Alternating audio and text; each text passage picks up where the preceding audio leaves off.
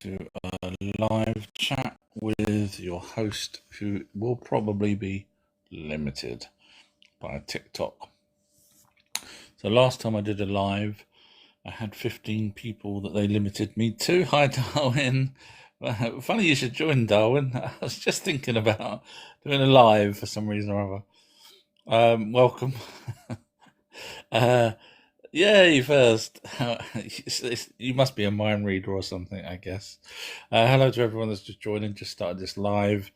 I haven't done one for a while. Last time I did one, TikTok did limit me for about an hour and a half, I think it was, to 15 people. And then eventually it went up to 30. Back in the day, it was hundreds. So you know that you're in good hands with someone like me, because TikTok limits me because I tell the truth. Darwin, do you remember that Christina Bruno woman that went mental me for debunking her? I'm just curious whether she still does it or not. Have you seen any videos of hers? Don't know. I just thought of her the other day, and I thought, oh, I wonder, because I know it sounds rude and bad, but I like the idea that people disappear that make up crap and they don't come back. I like that, because it just means there's one less numpty to listen to and believe for those people that have no idea, who's right and who's wrong. So, yeah, hello to everyone that's just joining. I am limited by TikTok, which basically means I'm the best at what I do. Avatar's right. Greetings, God sir. Missed you. I was shaking bacon. Thank you very much, Avatar. I've been away with the family. Even the ex-wife, who we had to resurrect just to make sure that she was there for the kids. So we went away. That we hired a house that had enough bedrooms and stuff. We went to a place called Cheddar Gorge, which is where cheddar cheese apparently comes from. We went in the caves, and it was a good, we did other things as well, but it was very interesting. We saw genuine cheese inside the caves, where they store it or make it go mouldy, because it's set temperature the caves are for some reason or other. So very, very fun. So it was good. So I've been busy doing that, unfortunately. But now I'm back home, and I had a feeling that I might do a live chat. I don't know why. But thank you for joining. TikTok will still limit me, I'm sure. Avatars wrote she's still going with her crapola. Is she really, that Christina Bruno? Obviously, she's blocked me on all of her many accounts, so I don't ever come across that numpty. But yeah, I mean, we totally destroyed her. She had a meltdown, didn't she? Instead of actually coming back and saying, yeah, that's not quite right, our true history, here's the evidence. She couldn't do that, so she had a meltdown. What a shame that there's people still out there doing that, making up stuff. It's annoying, but anyway. Avatars wrote, how did that go? Did you fall back in love with her? No. Hell no. No. Hell freezes over, the universe dies, and it'll still be a hard pass. Thank you very much. No, I wasn't. No, she's got a boyfriend, that she's been with, and when I look at her, I don't see anyone. Does that make sense? I just see a person. I don't see the person I was with or married to. I just say person now. There's a cat scratching something in the background, if anyone's wondering what that is. Avatar's right. Maybe she messed your account up too. Mine has never been the same after she had her tech team shadow. Maybe the witch. Not my ex-wife, the other one. Christina Bruno. Maybe she caused these problems with my account, because as you can see, we've got 3 people here. We used to have hundreds, so it's clearly. But what I was going to do, speaking of witches, my daughter does Twitch, and although Twitch is mainly aimed at gaming, it doesn't know me. It's not like Instagram, Facebook, TikTok, all those that will go, our true history, he's damn good at what he does, let's block him. He'll tell the truth. So I thought I'll try Twitch next time. I was going to try it when I did live next, but unfortunately I'm too knackered to go and sort out Twitch now. So yeah, we're, as you can see, 4 people. They don't send messages anymore to the people. So, but this was more of a impromptu.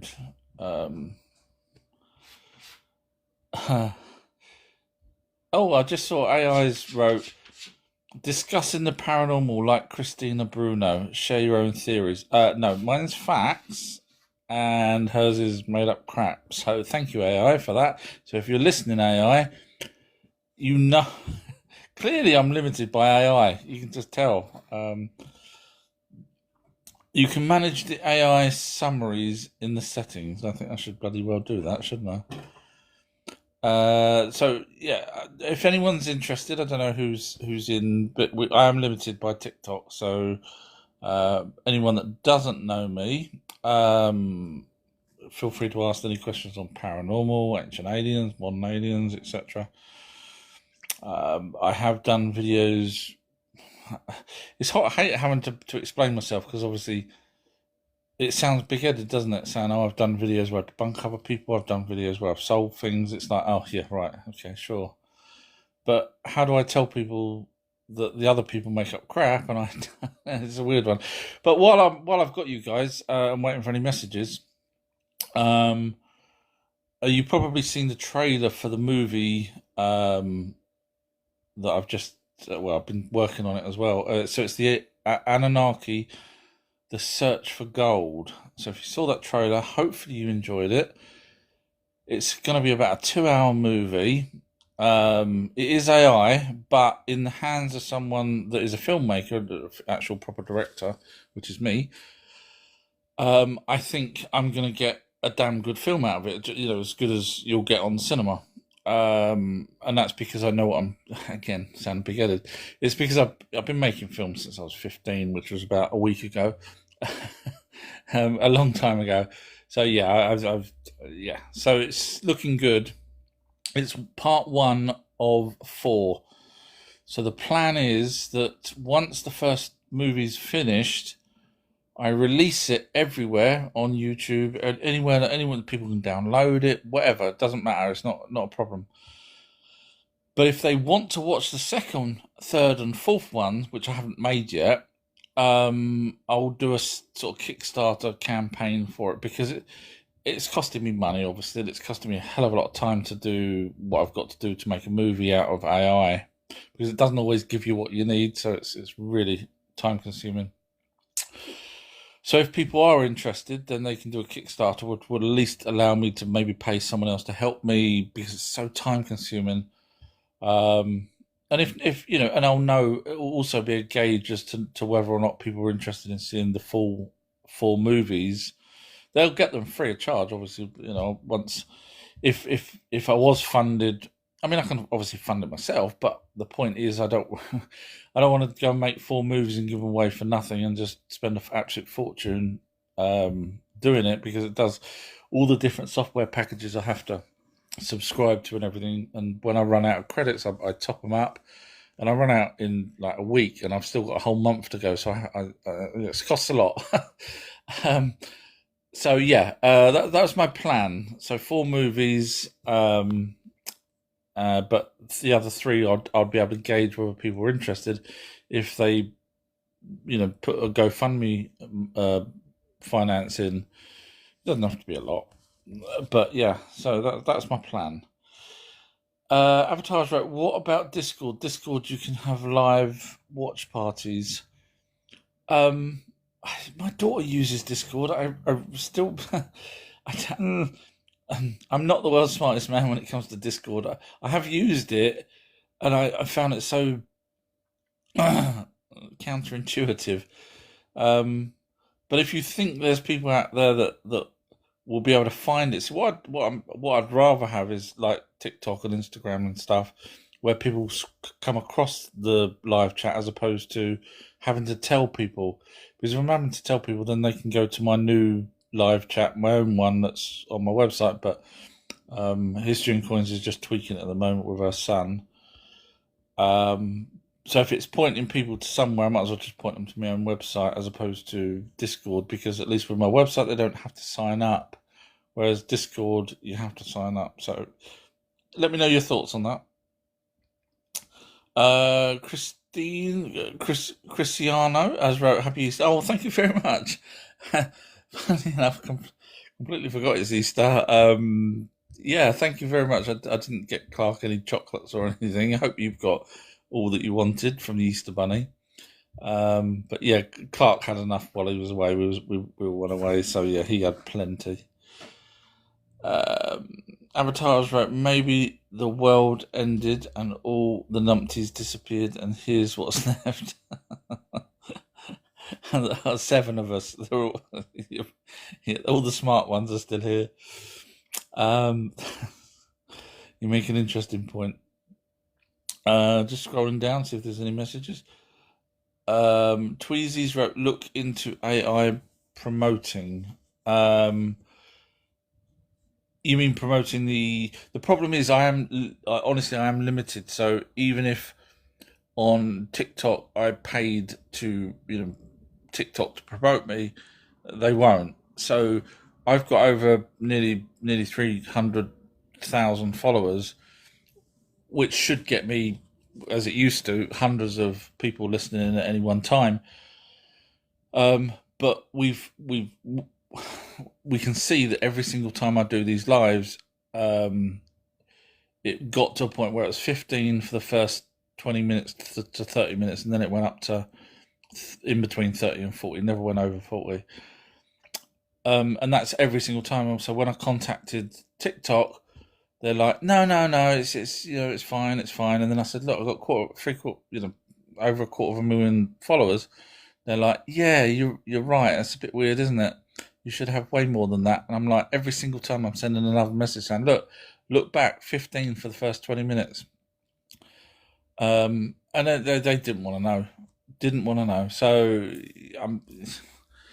TikTok's a crappy thing. And as you see, last time I was on doing a live, I had 15 people for, I think, about an hour and a half. They obviously changed the algorithm, and now we got 5 out of 750,000. And I know more than 5 people that will always listen to me. I got about 30 people that, if they're notified, they will always be here. So yeah, it's pretty sad, isn't it? Scrolling down, WD's joined.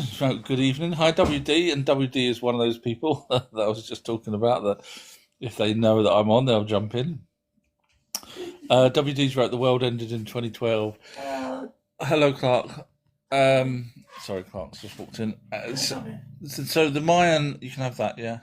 The Mayan calendar obviously is something that most people relate to at 2012. The problem with that, for me, is that if you have a calendar, you kind of need to put an end date, because otherwise the calendar, if you're going to do infinite, just one. No, sorry. We bought him a gift while we was out, and he's coming to get it. So the problem with the calendars is they have to end. No one can continuously do a calendar forever and ever and ever. There's no point. So there is an end date on calendars, and that's my. No, Clark, you've got that. Sorry, he's doing. He knows he heard me on the live chat. Clark, you're the one that's causing me probably to have less listeners. No, just take that. You've had enough. Stop calling me God. No, go. What? Sorry, everybody. I don't know what that is. I don't know what it is. No, I know. I still don't know what it is. I don't know what either. Right, go on. Maybe it's I can't remember what it is. Crumble or something. Yeah, that's right. Sorry, everybody. Turn the light on.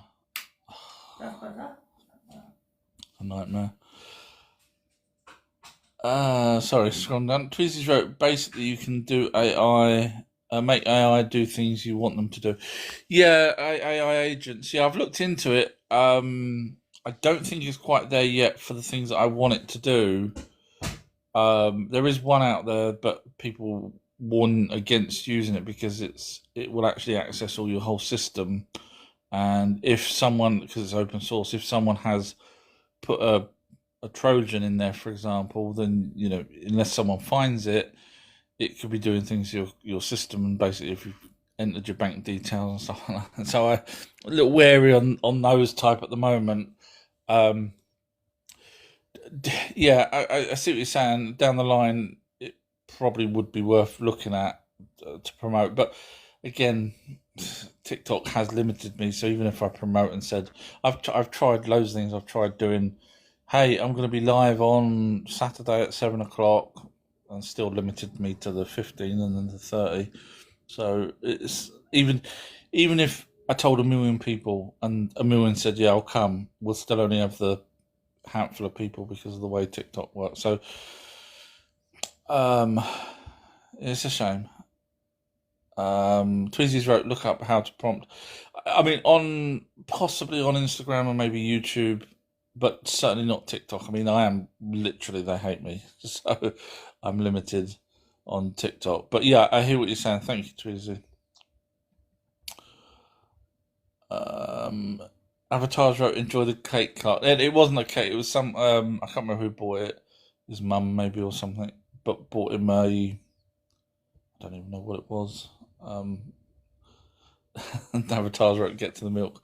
Yeah, no, I can't remember what it was. Some pastry thing. Anyway, Garden of the North has joined. Hi, Garden of the North. Hello. How are you? How's life in your country? Thank you, SH. I can't see the rest of that. So I don't know what to call you, but thank you. And Andy's joined. Good evening, Outer History, and hi there, guys. So I don't know if you guys saw my it's Shadow Goddess. Hi, thank you, Shadow Goddess. I don't know if you guys had seen it's Shadow, but you're good. Oh, thank you. Thank you. Yeah, so I don't know if you guys saw. I did. I was while I was at work the other day. I was working on the Solved Book 2. So I've got a book out that's called Solved, Book 1. Book two's got again things that's already on my Patreon page, documentaries that's already on my Patreon page, but I'm turning them into book for people that don't want to. Thank you, Shadow Goddess. Thank you again. For people that don't want to, go to the Patreon, they could just buy the book. But anyway, so when I do the books, I go and see if there's any more information that I've missed when I first did the videos. And one of the videos that I'm turning into a chapter in the book is about mermaids. And when I did the documentary on Patreon about mermaids, which is probably the best documentary you'll ever see on mermaids, I explained about this Japanese mermaid that they had, and it was at the time it was being put in to be scanned and DNA tested, blah blah blah, but they didn't have the results. So my video couldn't give the results, as there was no results. But now I'm doing the chapter on the book. I looked and they have now released the results, and my God, talk about ram thoughts down your throat without people thinking.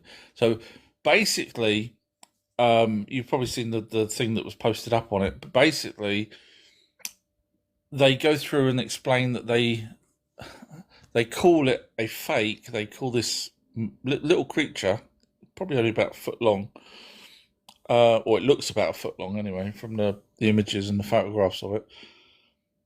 And they call it fake, and they say, oh, it's made up of many different, animals and fish parts, etc., to sort of taxidermied to create a mermaid. This is their argument.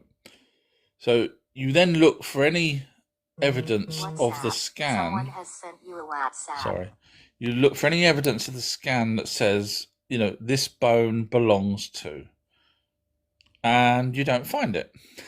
Funny that, isn't it? So they're telling us that it's made up of different fish parts, etc., but they don't actually have the evidence of the fish parts. WhatsApp. Someone. They've got, for example, they've got this little mermaid. They have a jaw on the mermaid, and it kind of resembles a barracuda jaw.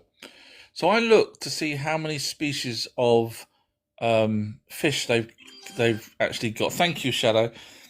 In the real world, how many? There's 230,000 catalogued DNA sequences for fish.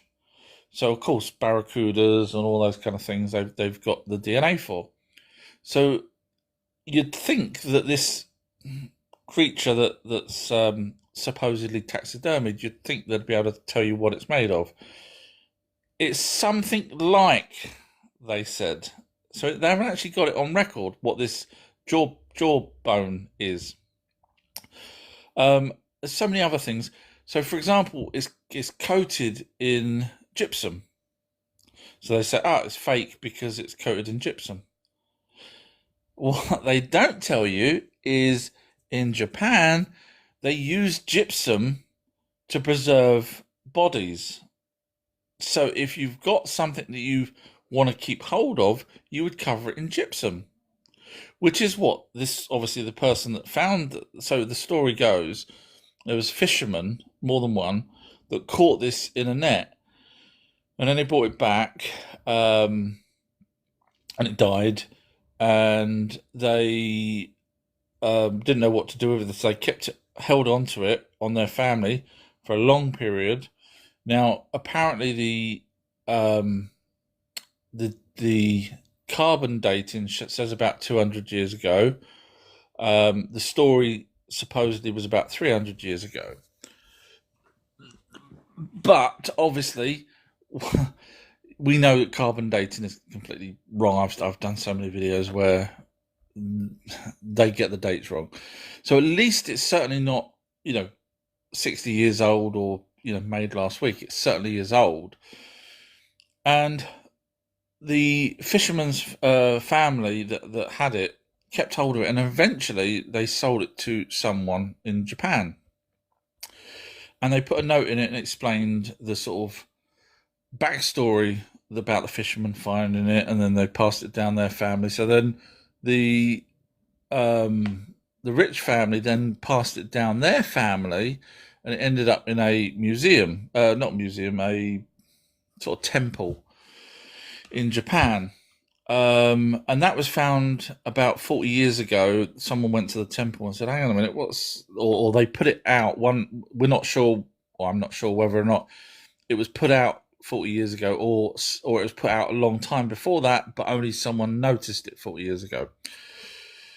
So basically, there's a hell of a lot of inconsistencies from the study. And by the way, the company that did the study, guess what? I looked into whether or not they make mistakes. Oh, freaking hell. They make some doozies of mistakes and claiming certain things. They claimed that there was a fish had gone extinct. And then lo and behold, the fish had been found. So in other words, you can't trust them because they make mistakes. So long story short, if you're interested, look into, you can find the URL online. Just type in scan of Japanese mermaid, and you'll see the pictures of it. And you've got to remember, this is over a couple of hundred years ago. Now, if you was that skilled in taxidermy, there is one other caveat to this. There's two needles, metal needles, inside this creature. They say, it's what's holding it up.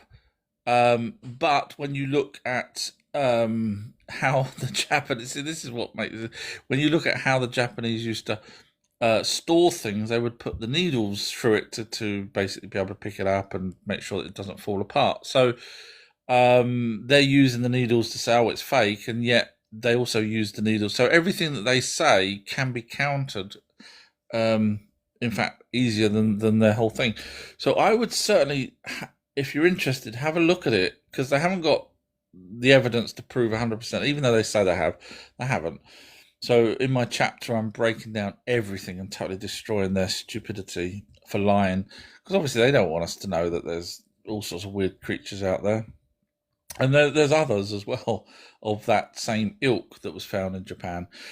No money changed hands on those other ones. They're in temples as well.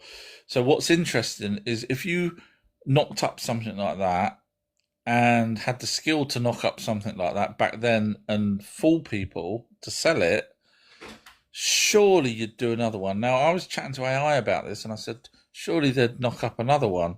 And AI goes, oh, no, the demand is better if there's only one.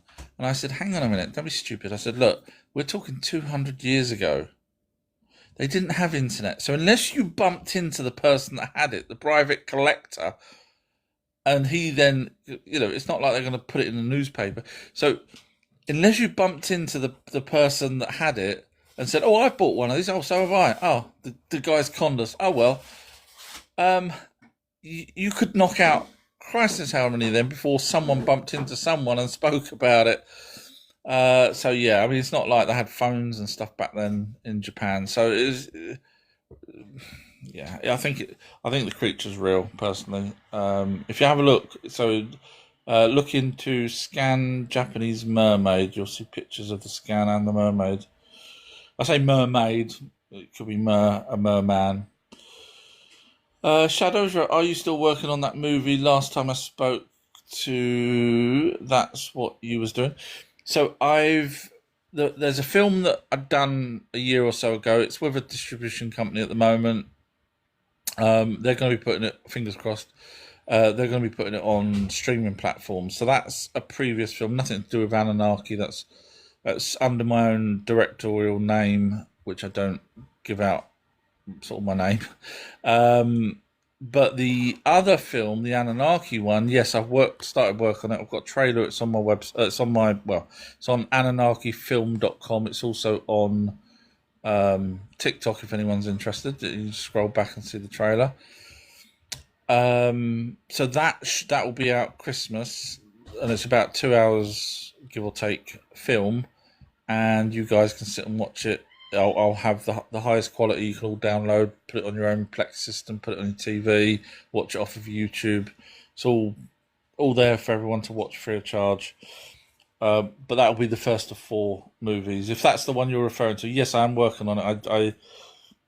I always work on literally anything I can, every spare second I get, except for when I'm doing these lives.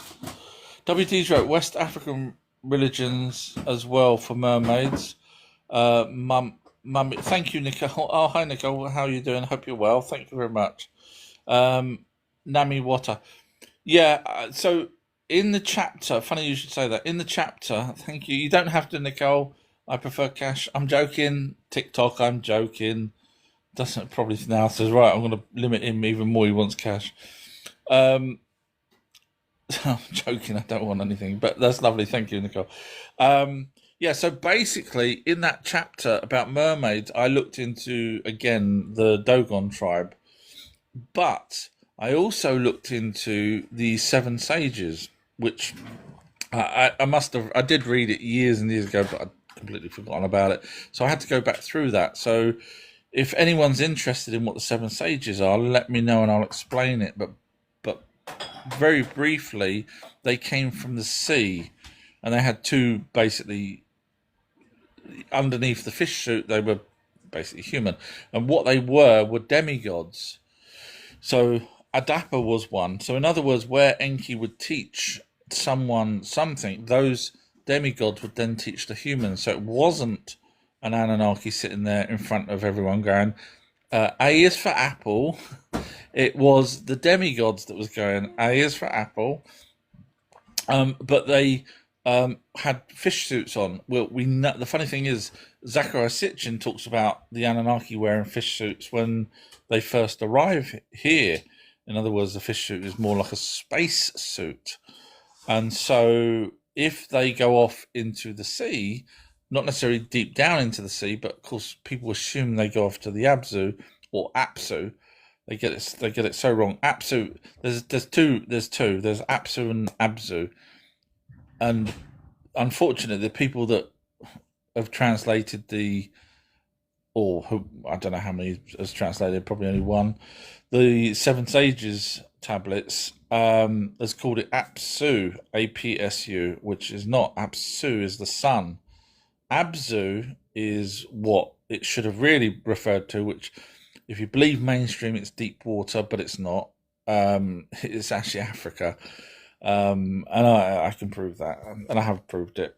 So, but yeah, so the Seven Sages really is what the Dogon tribe really were referring to about the demigods. But that's all going to be in the new chapter, so it's a lot more involved than the Patreon video, because obviously I've gone even further on it for the book. AI has wrote AI summary. This is what I get. AI summary has wrote discussing the science behind the Japanese mermaid hoax. Did you see that, guys? Discussing the science but no, it was not a hoax. I've destroyed their credibility. Well, they've done that themselves. If you go and look what they've cocked up on, but yeah. So this is what frustrates me about any kind of mainstream or anything at all like that. They'll call it hoax and they'll call it myth. As soon as you hear the word hoax and myth, everybody just switch it and say truth and real. That's the easiest thing to do.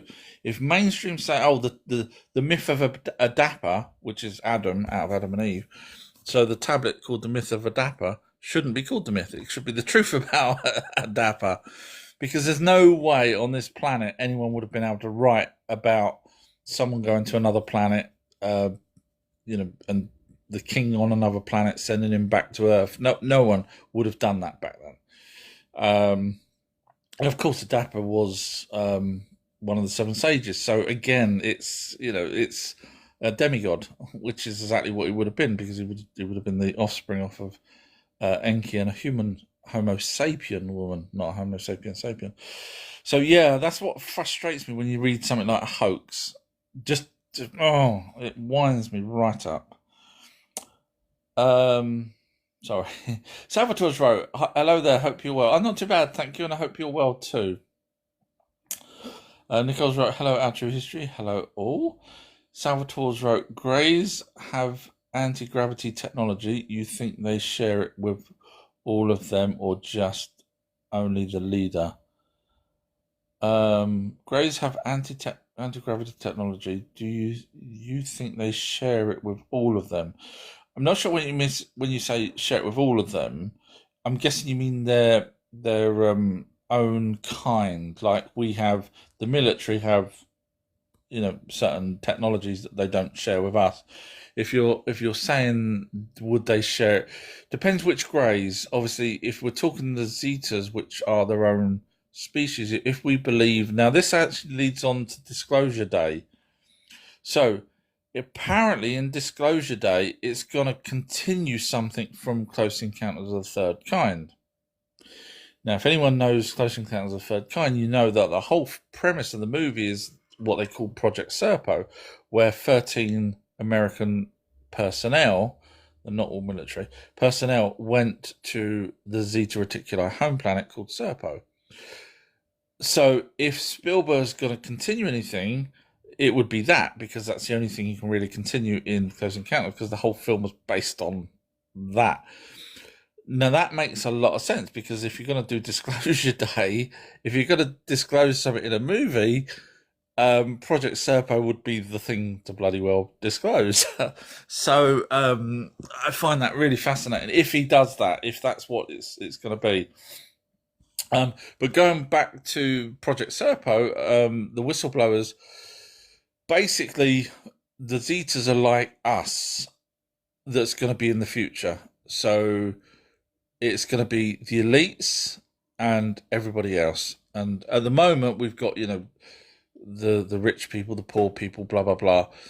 There's the Zetas. If you've ever listened into the whistleblowers' stories from other people that's got the whistleblower stories, they are beholden to, they get these certain meals a day. It's exactly what's coming, by the way. you'll own nothing. They own nothing. So the answer to your question with the Zetas is, I doubt they have it. That every single person or every single alien has it.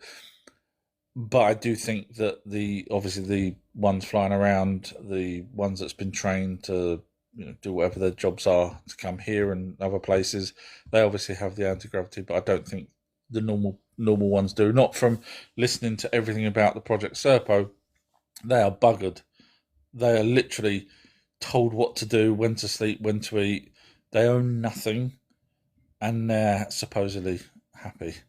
So they have rations. We're going to end up with bugs.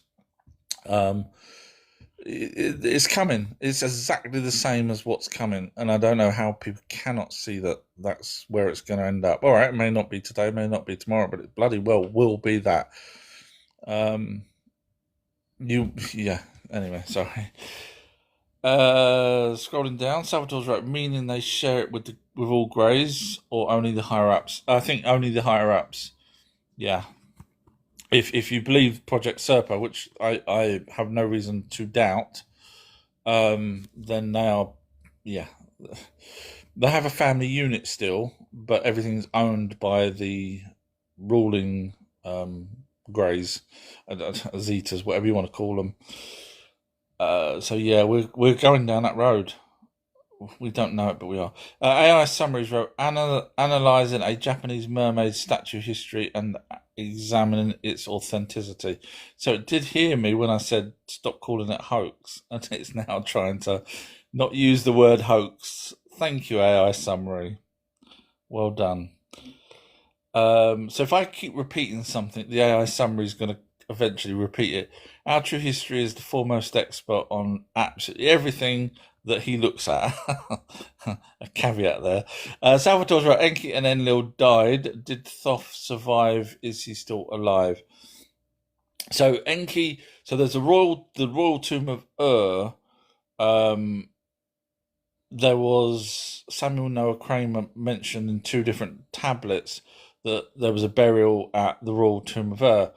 Now you wouldn't have a royal unless it was one of the royals, not someone further down. So technically Marduk wouldn't have been a royal, Inanna wouldn't have been a royal, Ningazida wouldn't have been a royal, which is Thoth. So it had to have been Ninurta, because obviously he's Enki's Enlil's direct descendant. Enlil or Enki. Enlil, the story of Enlil stops. We know that, bearing in mind Enki was the older one as well, we know that Enlil did carry on some time after as El, but Enki, basically around 2,000 to 3,000 years ago, BC, it stopped. So, it's kind of hard to know. See, although Jehovah is Enki, when you read the Bible, it's talking about all the stuff from the past, basically, not the modern stuff, not the Yahweh stuff. So, did Thoth survive? He was younger than Marduk, so unless he had bad health or someone bumped him off, he should still be alive. Kimias wrote, do you think Disclosure Day will be soon? No. I mean, even though Spielberg's doing a movie on it, when you look at the people involved, I mean, there's at least four notable people that went missing fairly recently, and that even the CIA are puzzled by it. So these are scientists, etc., that's worked on Area 51, S4 Groom Lake, back engineered products, etc., and these people are just disappearing or dying mysteriously. You can look it up. They've been on the news and stuff now, and there's a lot more that's lesser people but still disappearing or dying suddenly from mysterious things. So when you look at people going missing and stuff like that because they have knowledge, is that, are they really gonna give us disclosure? No. I mean, people's been abducted. Once you realise that, if aliens are real, which I totally believe they are, then we did a deal with them with President Eisenhower called the Grenada Treaty, and that allowed the tall whites to, using their little grey android ones, to abduct us, do experiments on us or whatever, and then put us back. So straight away there's lawsuits going to happen with America, because you'll say, well, hang on a minute, I have got these scoop marks on me, or I've got these radiation marks, or I've got missing time, or I had a child and now it's gone. You allowed this, America. I mean, you've got this, without sounding rude, but there's people out there now talking about slavery ancestors, and they want retribution for that. We're talking stuff that's happening in their own lifetime. They're going to want retribution, but not just that. We're going to then say, you've got the technology to clean our waters. You've got the technology to stop freaking putting the crap in the air, and poison us. And, you've got the technology to take us to another planet. You've got the technology to blah, blah, blah. And there's no, they're not going to say, yes, we actually do have the technology. We have a space fleet, and Russia didn't really know about it. Of course they know about it, but and the opposition, they're all going to say, well, if you've got that technology and you've allowed your American people to know that you've got free energy and then the bad people, I say bad people because obviously there's always two sides to every story, but the people that they would claim as bad, they wouldn't want them to know that they've got these kind of technologies, which is, so no, they're never going to do a disclosure. They might just turn around and say, we believe there's aliens. That's the same as the Pope did many years back. If there is aliens, I think his words were, that doesn't negate God. That's his word. I mean, technically, if he had a half a brain and did any research, he'd know that the God was the alien. But obviously, it's a need to know thing. So no, I don't think. Unfortunately, I don't think we're going to get it in the way we do. And even when we do, look at the last 10 years or so, we've had the Tic Tac incident, and we've had people going under lie detectors, people having their children taken from them, and from the womb, and we've got so many cases that anyone in a court of law would say, okay, there's definitely something happening. But so many people out there are just so blinded by what's on TV, by what they're told on TV. You got to remember, prior to 10 years ago, they would put a little green man on the news and make fun of aliens. But now that it's not so bad. But prior to that, it was conspiracy theory. In fact, Jesse Ventura did the series, didn't he? Conspiracy theories. And as soon as you're just called a nutter. So I don't think, even if someone slapped people around the face and said, look, here's an alien, I don't think people will believe it or care. So, but the ones that do believe it and care will go, right, I want that medicine that the aliens have got to cure, whatever it is, or your son or your daughters, whatever. We'll want everything. We will. If we thought we had it, we would want it. I mean, that's, and again, the people that's in power, the pharmaceutical companies, they will never let that happen. The energy companies will never let that happen, the disclosure. They're the ones pulling the string. They're the ones that own the banking system, the media, the food. When you do dig down, you'll find there's only really a handful of companies that have the power to do everything. And it's about 13 families, but when you actually break down the companies, they all go back to, most of them go back to the elites, and that's why they have these sort of secret societies, so that they can decide how to manipulate us.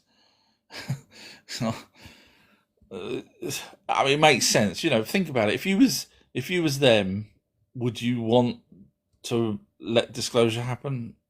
No, you'd do it. I mean, there's people that's created free energy devices, many people, and they all end up, you could Google it, they all end up mysteriously, their MO used to be the car would smash into a tree, in other words, break fouls. but they've got the ability to give cancer through walls now and stuff like that. So they could just park up outside a house and fire a little gun thing, and it will go through the walls, and within 6 weeks the person's got cancer and dying. So they've changed it. It used to be suicide as well. You remember they used to say, "Oh, this person committed suicide." For example, Nora Jean, Grace. What was her name? Not Grace Kelly. Marilyn Monroe, and even Phil Schneider, who sadly is no longer with us. He actually said, he was a whistleblower and said, "I will never commit suicide." Turns out he committed suicide. He didn't commit suicide. Yeah. So yeah. Oh well. Nicole's right. Why would Orb want to learn evil? It so evil's. I hear what you're saying. Evil is subjective.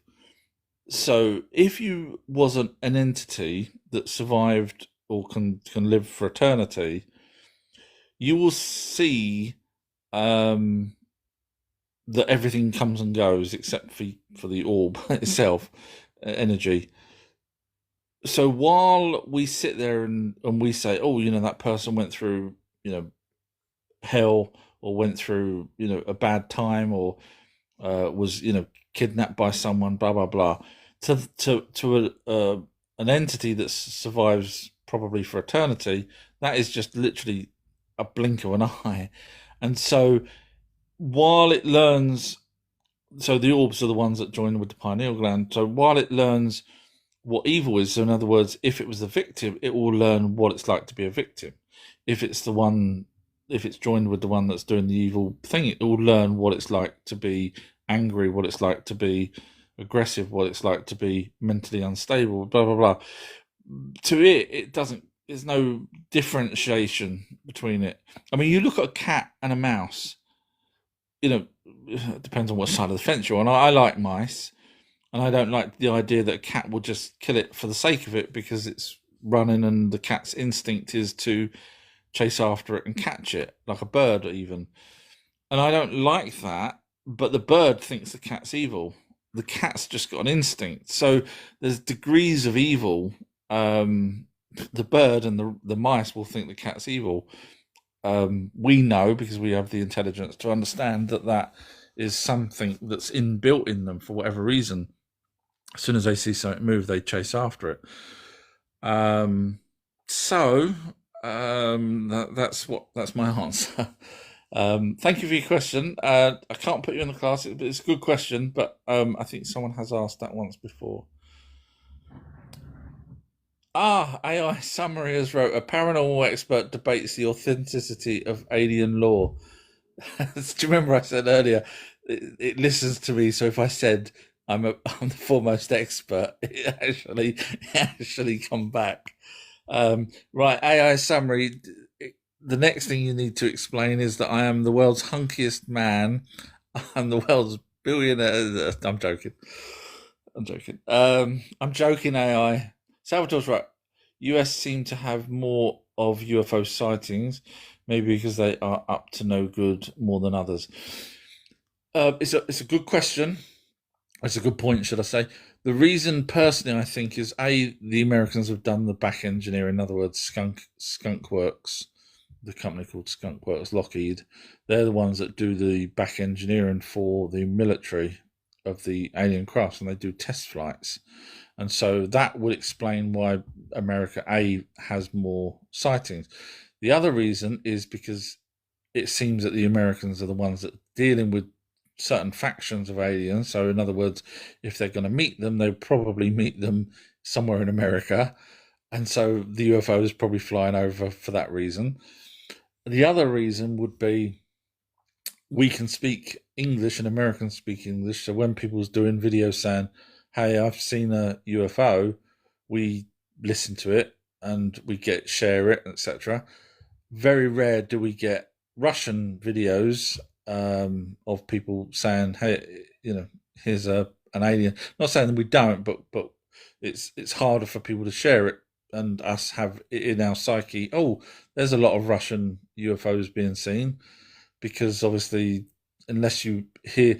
See, for me, and I'm sure that UFO Annie person would also probably agree. It's not just the seeing the lights; it's also how it was filmed, what the expressions were on people. If it's a fake one, you can sort of tell by the people going, "Oh, look, everybody, there's a UFO," compared to the genuine voices. And of course, if it's Russian, um, we wouldn't know what they say, or I wouldn't anyway. So yeah, good point. Scrolling down, Odd Job has put something. I'm not quite sure what that is. The icon, I'm not sure. Odd Job's put laughing faces. That's obviously because of something amazingly funny that I said earlier. Obviously, Odd Job wouldn't be putting funny faces to try and debunk me because they would have just wrote down "you're wrong because," but of course they haven't done that, so therefore they're just laughing because of something amazingly funny I said. Isn't that right, Odd Job? Now, Odd Job doesn't follow me, so we know that Odd Jobs just come in and try to put laughing faces because they don't agree with what I'm saying, as opposed to laughing because of something funny I said. But obviously, they can't debunk me, so they will just put laughing faces. But unfortunately, Odd Job, everyone's laughing back at you because they're not daft, and you seem to be the only one that is. Nicole's wrote, TikTok, delete my first part of my question. I'm sorry, I can't.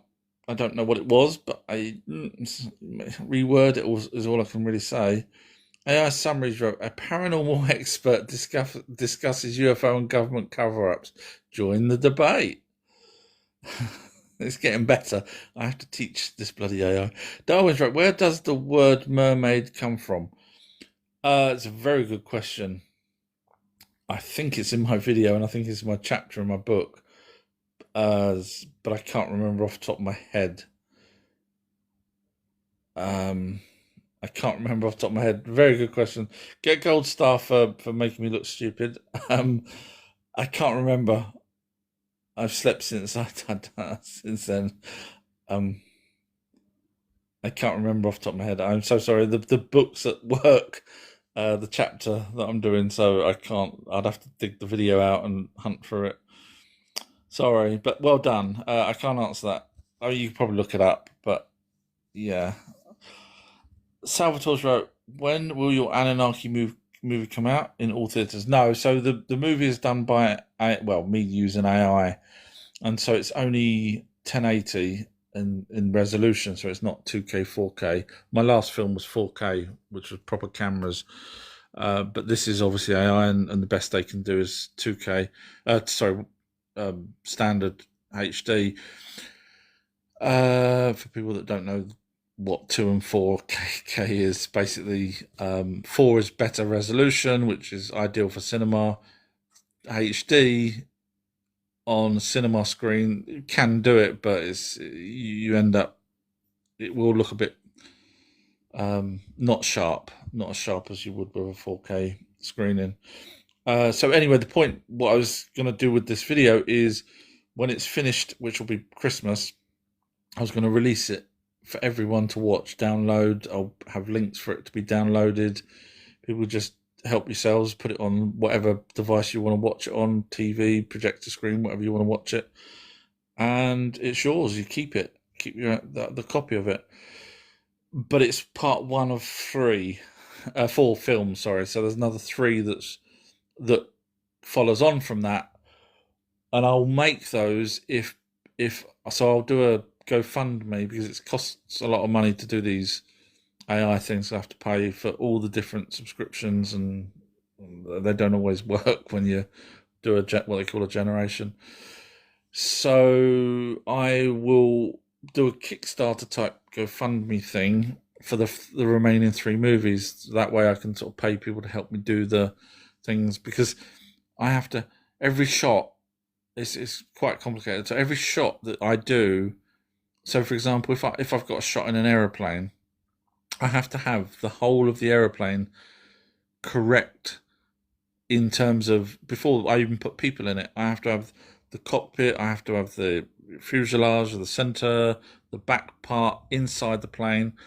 All the windows have to be the correct distance apart from, because otherwise when you're watching it and suddenly it's not right continuity, people will go bloody AI. So I have to go through everything before I even put a person in there.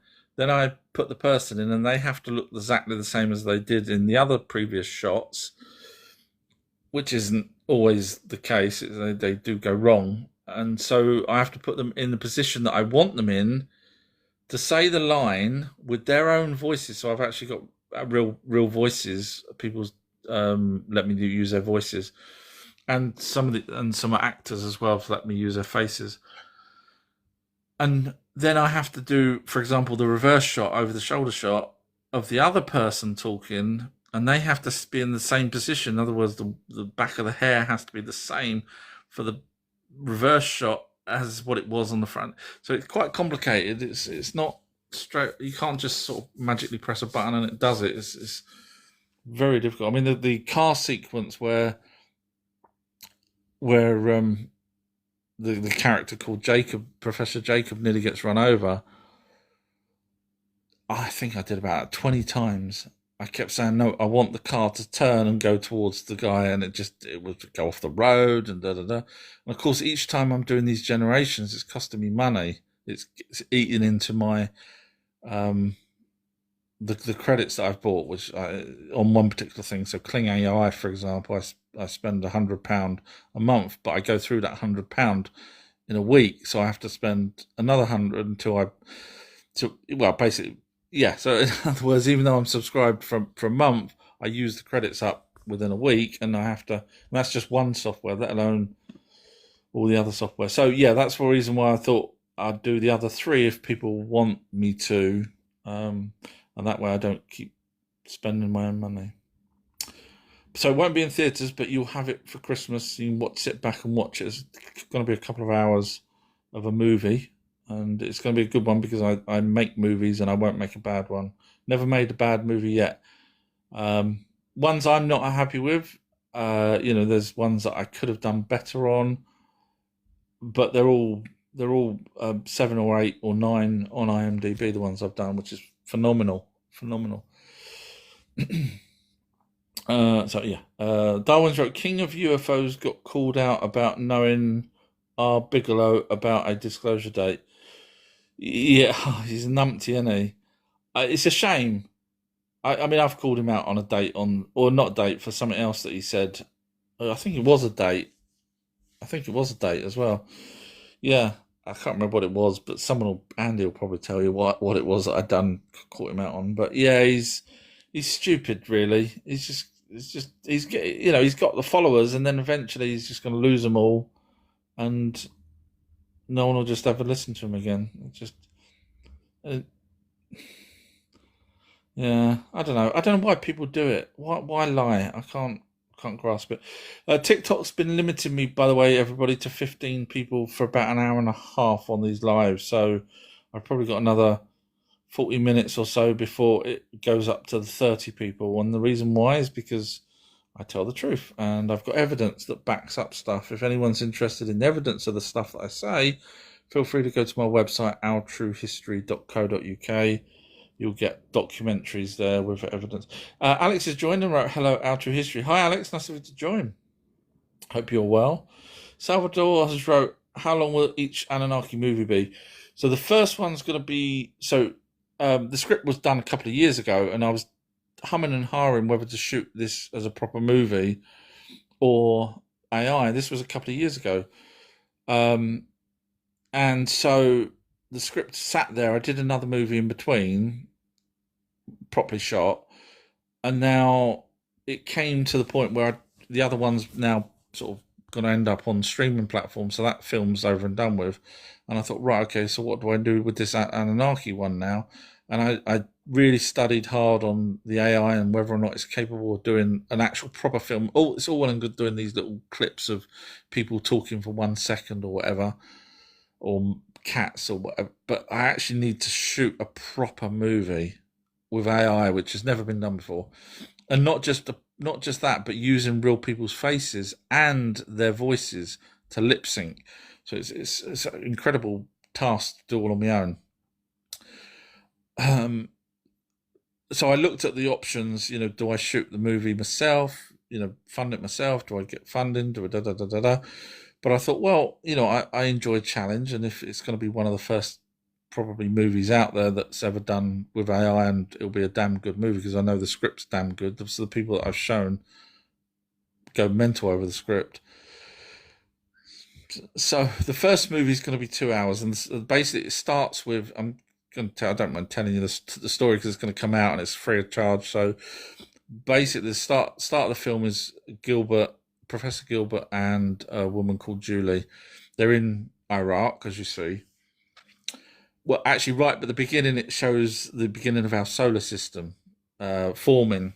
But anyway, so the actual action sort of starts with them in Iraq, and they're digging up these tablets, and they chat to each other, and then Gilbert says something about Alula coming here, 445,000 years ago, and then it cuts to Alula in the spacecraft coming here. He gets caught through the asteroid belt, etc. And so it cuts between modern time and back when the Anunnaki came here. So it's both running concurrent. Excuse me. Both running concurrent time lines. So Gilbert gets captured by a helicopter. You see that in the trailer. Men in black and interrogated, etc. But then it keeps cutting back to our past, where Alula finds gold, contacts King Anu. They then send. So it keeps running in parallel, and of course Gilbert then gets released, meets up with Julie again, blah blah blah, and so the film carries on all the way up to. Thank you, Gary Smith. All the way up to where the Ajiji were rebelling and saying, we can't do this anymore. It's hard work. And Enki says, I've got an idea. There'll be creatures. I can create creatures. I'm taking slight liberties. So, for example, where he says, Enlil will then say, what will these creatures look like? And Enki says, they're in our image, in our likeness. And that's it. That's where that film ends. And then obviously the sequel will carry literally straight on from that, where he's creating the first Homo sapiens, and then it goes all the way up to, I'm not going to spoil though the second, third, and fourth films, but you can guess. So I have a feeling the second, third, and fourth films, because there's going to be a lot more in it, because there's more characters, etc., will be probably longer than 2 hours.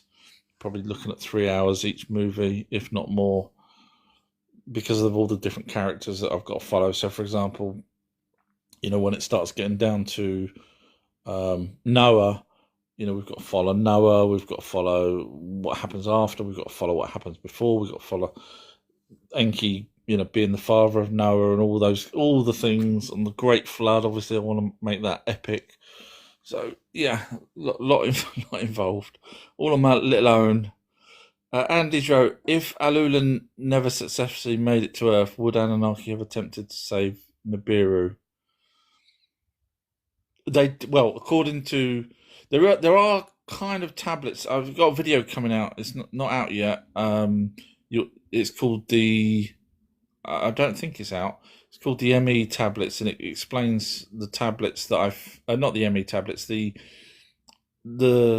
I think it's called the story of the Anunnaki. I can't remember what I called it, but it's basically got loads of tablets in there, which are, and I read out what they're referring to, which gives us an idea of.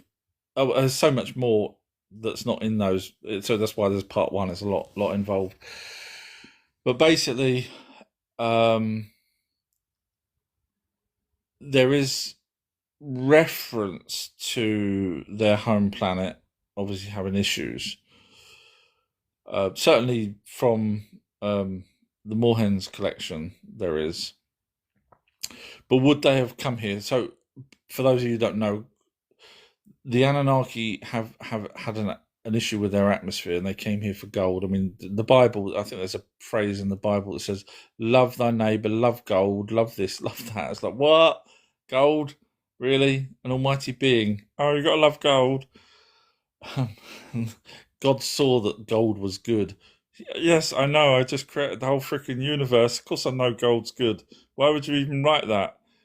Because you are aliens coming here for the gold. Yeah, the gold was good. Alula said the gold was good. That's why. That's what it's referring to in the Bible. Literally, that passage there where it says God saw gold was good was referring to Alula saying that the gold was. Well, technically, it could. I mean, I'll be honest. It could be referring to after the Great Flood when they found the different type of gold over at the Nazca Mountain Range. But either one of those, it's certainly referring to. Would they have carried on trying to save their planet? Um, if we believe the Morhen translations, obviously it's not. We can't do it verbatim because it's they paraphrased in the same as Sitchin does. They paraphrase, but if we believe the paraphrased version of it, it seems to be who was king. So Alula was the king, but wasn't bothered doing anything about the situation. That seems to be the crux of that. And of course, when Alula took over, was he going to do anything? We don't know because, sorry, when King Anu took over, all we kind of know is that Alula said to him, "Hey, we found gold." Whether they carried on their home planet trying other options, whether they tried alchemy, whether they tried to create their own gold, it doesn't say, or I've never read. The logic is that they should have carried on trying on their home planet to do everything they could possibly do. Which then, if they did set up something on their home planet, would explain why only 900 Anunnaki or Dingir gods came here. Because if their planet's dying, I can't understand why they would just send 900 here. That's ridiculous. It's like, yeah, we're not that bothered about our planet. And their planet's 4 to 10 times the size of us. So either they didn't have many people on their planet, or they were using their people to do other things to try and have a backup plan. That's the only things I can really think of. So the answer to your question, which is a great question, go number 2 in the class for that. Good question. The only thing I can think of is that they were. I mean, if they weren't doing a backup plan and relied here on the gold here on Earth, then that would be, they'd be more stupid than I think they are. And I do think sometimes they're stupid. That's just my opinion of them, the way I read the things. Amy sees you at Happy Easter in a non-religious way. Smiles. Thank you very much, Amy. You can do, yeah. Yeah. The bunny doesn't care what happened to Jesus. I'm sure. Thank you, Chantel. Salvatore's wrote, "Can the human hybrids breed? And if so, would the kids come out with their abilities? Any records of that? Can human hybrids?" When you say human hybrids, it kind of depends on what the hybrid is. It obviously, when you so if you read the story of Berossus, who was the priest of Marduk, he explains about in his tablets. He actually explains quite a few things. He explains about the start of the solar system, which is really weird. I don't know why that's in there, but he also talks about the creatures that were created by the Anunnaki, the half man, half fish, half man, half horse, half this, that, and the other. So if you're referring to that kind of thing, could they breed? Don't know. They never, were there more than one of each of these creatures? The mermaid carvings, there's a male, certainly a male and female carving of them. So at least we've got a carving of 2 of these creatures.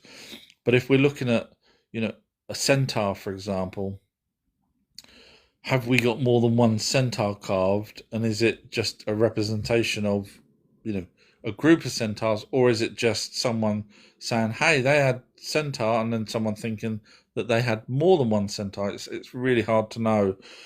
If we're referring to modern hybrids, in other words, the ones where the greys to whites, inject or do something to a woman, impregnate her, and then take the baby after the third trimester, and then that child then grows up as a hybrid and is put on Earth, could we breed with that? I would probably say yes. Whether or not it comes out with the abilities, which is what you're asking, so it's a fair question.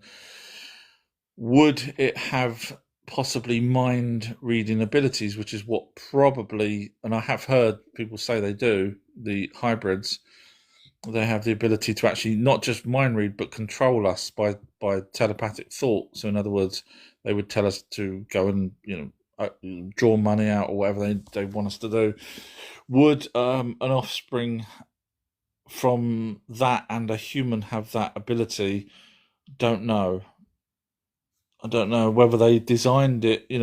Obviously the Greys, or when I say Greys, the Tall Whites have been doing this for a very, very long time. Possibly 10,000 years, taking people until they finally got a creature that they could put back on Earth, which worries me because I know Linda Moulton House says, "Oh, there's 30 million of the hybrids here on Earth to help us." No, I love Linda Moulton House to pieces, but they're not here to help us. They're so not here to help us. So yeah. But would they have known that those 30 million, if there is really 30 million hybrids been put back on Earth, surely they'd know that at some point or another someone would probably have ladies and gentlemen time. You remember the old ladies and gentlemen time before it's all changed now to any one time, the proper thing that they used to do. So yeah, someone will probably have a hybrid. Will probably have ladies and gentlemen time with a normal human. Would their offspring have that? So knowing that they would do that, did the Greys or Tall Whites do something to stop the child having the same abilities as the father? Because the child could then spill the beans and say to the mummy, "Hey, look, I can read your thoughts, mummy." And then the mum says, "Well, hang on a minute, how does that work?" So it's a very good question. Go number one in the class. I can't answer it because we would need to have all those parameters laid out. So logically, I would say that they designed the hybrid so that either he couldn't have kids, she couldn't, them, they, it, there, when, to, Christ knows what, would design. Could you imagine an alien grey picking up someone, going, "Right, okay, we've got a female, let's impregnate her." Oh my God, it's got a man's thing down there. What the hell's going on? That confused the fuck out of them. Oh, Jesus, poor aliens will be going, "Oh, what the hell's happened here?" Sorry, I just imagined seeing that actually happening. Like, oh, they beam up a woman. What's happened to its womb? It's not. Oh, jeez. Nicole's right. Could it be that the Anunnaki were described as shining ones because of their color of their aura? It's a very interesting question. Very interesting question. Go number 2 in the class for that. I can see why you're suggesting that, because obviously there is, as you may know, there seems to be something that does protrude from us. Obviously, we have energy that does leave our body. We know that because we have the ECGs, which come, we attach stuff to our skull, which is brainwaves leaving our skull. Otherwise, it wouldn't get through the skull. So we do have something that leaves our body. And obviously, we've got static electricity. We've got all sorts of, biological energy leaving our body, just kinetic energy, all sorts of stuff. So is there an aura around us? There's certainly something around us. Just because we can't always see it doesn't necessarily mean it's not there. But did the Anunnaki have one that actually could be seen and thus spoken about? I can't say no. Look at fireflies, for example. I know that's not an aura, but we can see certain creatures do have the ability to produce a light, if not a shine. My gut feeling on the Anunnaki, seeing as they are, their planet isn't as close as the sun as ours is, my gut feeling is that they shine because of the darkness of their planet. But it's a double-edged sword there, because when they first come here, they set up a luminary, which is what it says about in the Bible, let there be light, and they did. They put up a luminary up in the sky. So they have the ability to have lights, obviously, clearly. Which means, are they shiny because they evolved to be shiny from wherever it was they came? The reason why I say that is because it's only been about 1 million years for their planet of their time in our solar system. Our time 4.6 billion years, but their time about 1 million odd years. So clearly, wherever their planet came from, if they've got the pale skin, light coloured eyes, possibly red eyes, possibly albino looking, or something similar to that. I mean, as you know, I've done a video on every possible mention of their skin colour, and it does come out as pale skin, but glowing or shining. So my gut feeling is it's not the aura, it's an evolutional thing. Were they underground for a long period of time? Because we have got creatures that are underground that do bioluminescence. So is that the same thing that they're doing? I don't know. Unfortunately, we don't have an Anunnaki in front of us, and any whistleblowers have never mentioned. Oh, there's only one whistleblower I've ever heard that said he was in the same room as an Anunnaki, but he didn't mention that. He mentioned the height. So it's a really good question, but I can't answer that because I would need to know whether or not it is an aura. So the Anunnaki talked about them as shining ones themselves, so they could certainly called each other shining ones. So I don't, and obviously we called them shining ones. So so it's not something that we couldn't see. It was definitely a thing. There was a passage talking about Inanna being as radiant and as shining as the moon, and I can't help but think it is it could be an aura. I can't say no, but I can't help but think it's more of a biological thing as opposed to the energy coming off of a person. But yeah, it's a really, really good question. Unfortunately, I can't answer it. Darwin's wrote, it was possibly me who tagged you in his crappy vids. Not sure he's well. I'm guessing that was the King of UFOs. I don't even know why he should be called King of UFOs. We just call him Numpty of UFOs and be done with it. When someone makes up stuff and gets called out, time's up, in my opinion. But thank you, Darwin. Salvatore's right. How many languages do you think the Anunnaki have, since Enlil was able to change for it at the time? I have thought about this myself, Salvatore, a lot. A hell of a lot. Because when you look at the Tower of Babel, there's a period, obviously for them it's not very long, but for us, they taught us a different languages to confuse us, or to stop us from working together anyway.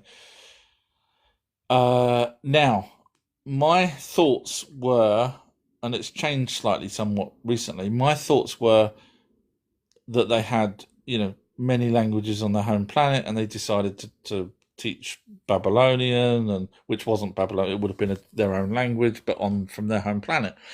But the more I look into it, the more I think about it, the fact that Sumerian, we know that would have been a language they certainly used themselves, because we've got the tablets where they wrote in the Sumerian language themselves.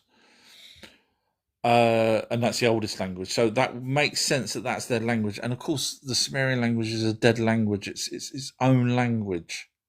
There's no derivative off of the Sumerian language, which then makes you think, well, hang on a minute, if they had their own languages on their planet, surely their language and other languages would have derivatives off. But Sumerian don't. So and after reading, about the Descent of Inanna, I keep reading that one. I'm still trying to work out what the hell. There's a couple of versions of it. What the hell Enki done? What the hell he created to go and save Inanna from the. So basically, they had gates. You know the gates of heaven, the pearly gates. That was a gate to get into the place where Utu was. They had gates to get into heaven. That's literally what it was, a gate. And you had the 7 gates to get into hell, which was the gates that Erishkigal had, and Nurgle had, which obviously we call it hell now, but it was called the lower world, the underworld, etc. Feel free to watch my amazing documentary on Hell Solved. So I personally now think, and I hate the thought of this, I don't think they had other languages. I mean, obviously they lived a long time, so they could quite easily learn other languages. I'm frightened that they had the ability, especially because of the Descent of Inanna tablet, where Enki creates something that could speak, had no blood, could go over to Inanna, to where Inanna was being held, which is the place over in the Abzu, lower world, underworld, hell, whatever you want to call it, Shades, as it was originally known. Hades, same thing. I'm frightened that they had the ability to use AI or computer to create these knocked up languages, brand new languages. That's where I'm going with it now, because the logic is that if they had their own other languages, then there would have been derivative off of the Sumerians, surely, if that's their actual standalone language, which it seems, certainly to me it does. So, for example, if I asked AI to knock up its own language, it would probably do it. They've already got its own language now, which is I can't remember what it's called. Not gibberish, but something jibber jabber or gibber talk or something, which basically 2 AIs can talk to each other in basic dots, a bit like the old Spectrum games and computer games that you had, and they can chat to each other a lot quicker than our vocabularies. So is it possible the Anunnaki had that? I mean, they obviously got the technology to come all the way to Earth and in space rockets and create, Homo sapiens, etc. So could they have had the technology for AI, but only used it in certain circumstances instead of doing what we're doing, which is giving our jobs away and we'll own nothing and be unhappy?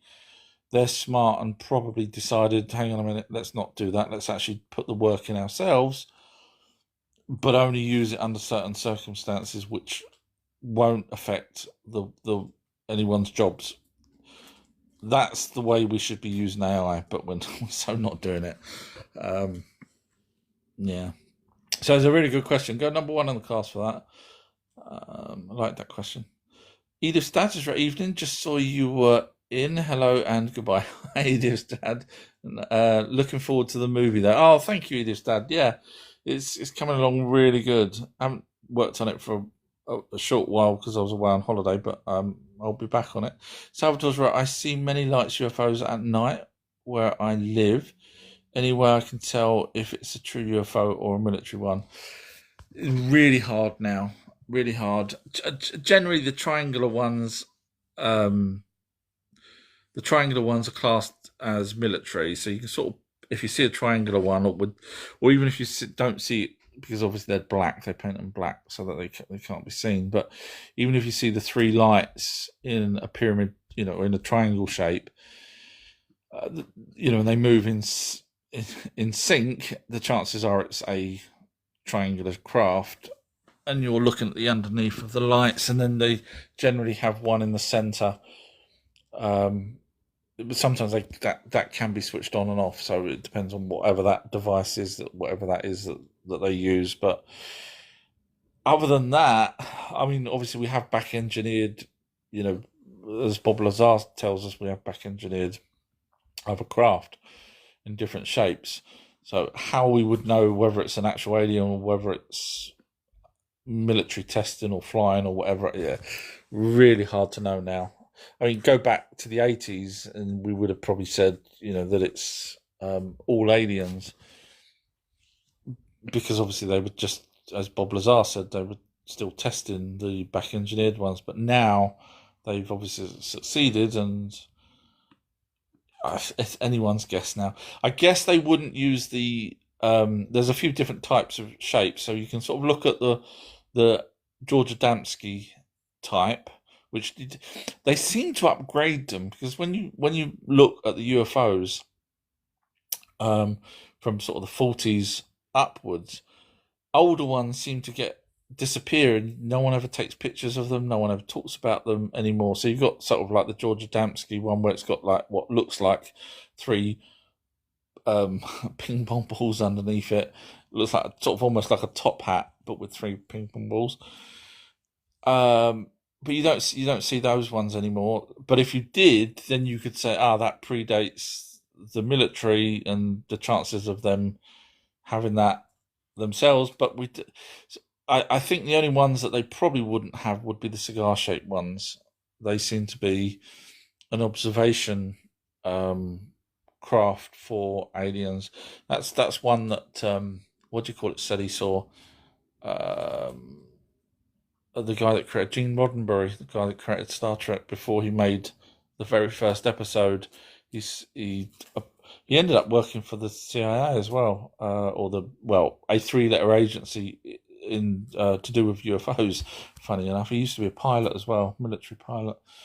But he saw that alien craft with these big bulbous head creatures that were studying him, while he was flying.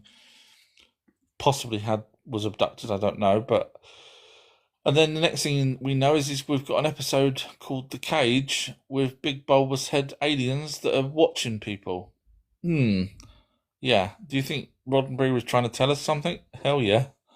Absolutely. Scrolling down. Chantel's wrote, hello. Hi, Chantel. Nice of you to join. I hope you're having a great Easter. Nicole's wrote, do you think it is an Anunnaki that's imprinted in the Shroud of Turin? That's a very interesting question. Hadn't even thought of that. I'll say no right off the bat. It's really, really interesting. The reason why I say no straight off the bat is that the measurements of the Shroud of Turin isn't 20 foot long. So you're looking at someone that's I think it's about 5.5 foot tall. So now you could say, well, it's a younger Anunnaki, but obviously if you look at the features on it, it does seem to be someone of adult age. So if the Anunnaki grew in a similar fashion to us, then for someone that age in the image on the Shroud of Turin, then they would have probably been 20 foot tall by then, if not 12 foot or 8 foot, but certainly not 5.5 foot. The sheet is a bit longer than that, but I think that was about the size of the character on there. So it's a really good question, because obviously they had a beard and everything, but of course back then, big razors and things like that weren't that easy to come by. And of course the Anunnaki had beards as status symbols, so you had humans literally not mimicking as in a bad thing, but literally having braided beards as well. So it wasn't a bad thing at all to have a beard. It was a status symbol. So you could see why Nicole's suggesting that, because obviously in the image there the character does seem to have a beard of some description. But the Anunnaki, the longer the beard, it seemed the better it was for them. Whereas that beard there is quite short on that character. I'm not going to call it Jesus, because I did my own research onto it, and I it could be anyone. I mean, the truth of the matter is, yes, they did bury people with 2-ply cloth, so that's what that is as well. And so did the Anunnaki, which is why it was a really good question. I can't remember if I put you anywhere in the class. Go number 1 in the class. That was a good question. With the Shroud of Turin, it doesn't wrap around. So in other words, if you have a cloth that wrapped around your face, when you held it straight, so your imprint of your face, when you held it straight, your face then is sort of elongated, it wouldn't be as you see it. You know, if that sheet was wrapped around someone, you don't get, you'd have your ears and everything. It would be just a flat. It's like folding out the planet. You'd have all the pieces on one flat 2-dimensional sheet, and of course the Shroud of Turin isn't that. So clearly it wasn't wrapped around someone. Feel free to read my watch my documentary on the Shroud of Turin, or read my book on the whole thing, on one of my chapters. Fifth Hookage has wrote, "You are a ghost hunter, dear." I bet this person doesn't follow me. Yeah, I'm spot on.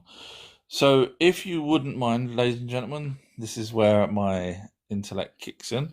If you wouldn't mind explaining that, dear Fifth Hookage, I would love to talk with you regarding this. You won't, because you realise that actually I've listened long enough. This guy knows what he's talking about, and my little comment about trying to knock him down being a ghost hunter, in other words, no such thing as Anunnaki, so therefore it's a ghost. When really ghosts are their own separate thing. But hey, I don't want to knock you down and make you look stupid, so I'll just say to you, I'm happy to chat to you if you would like. One of us will win any debate, and we're not going to name who, but it will probably be, I'll let the viewers guess. Scrolling down. Fifth Hockage has wrote, "Doing the devil's work." So unfortunately, thank you, Gary.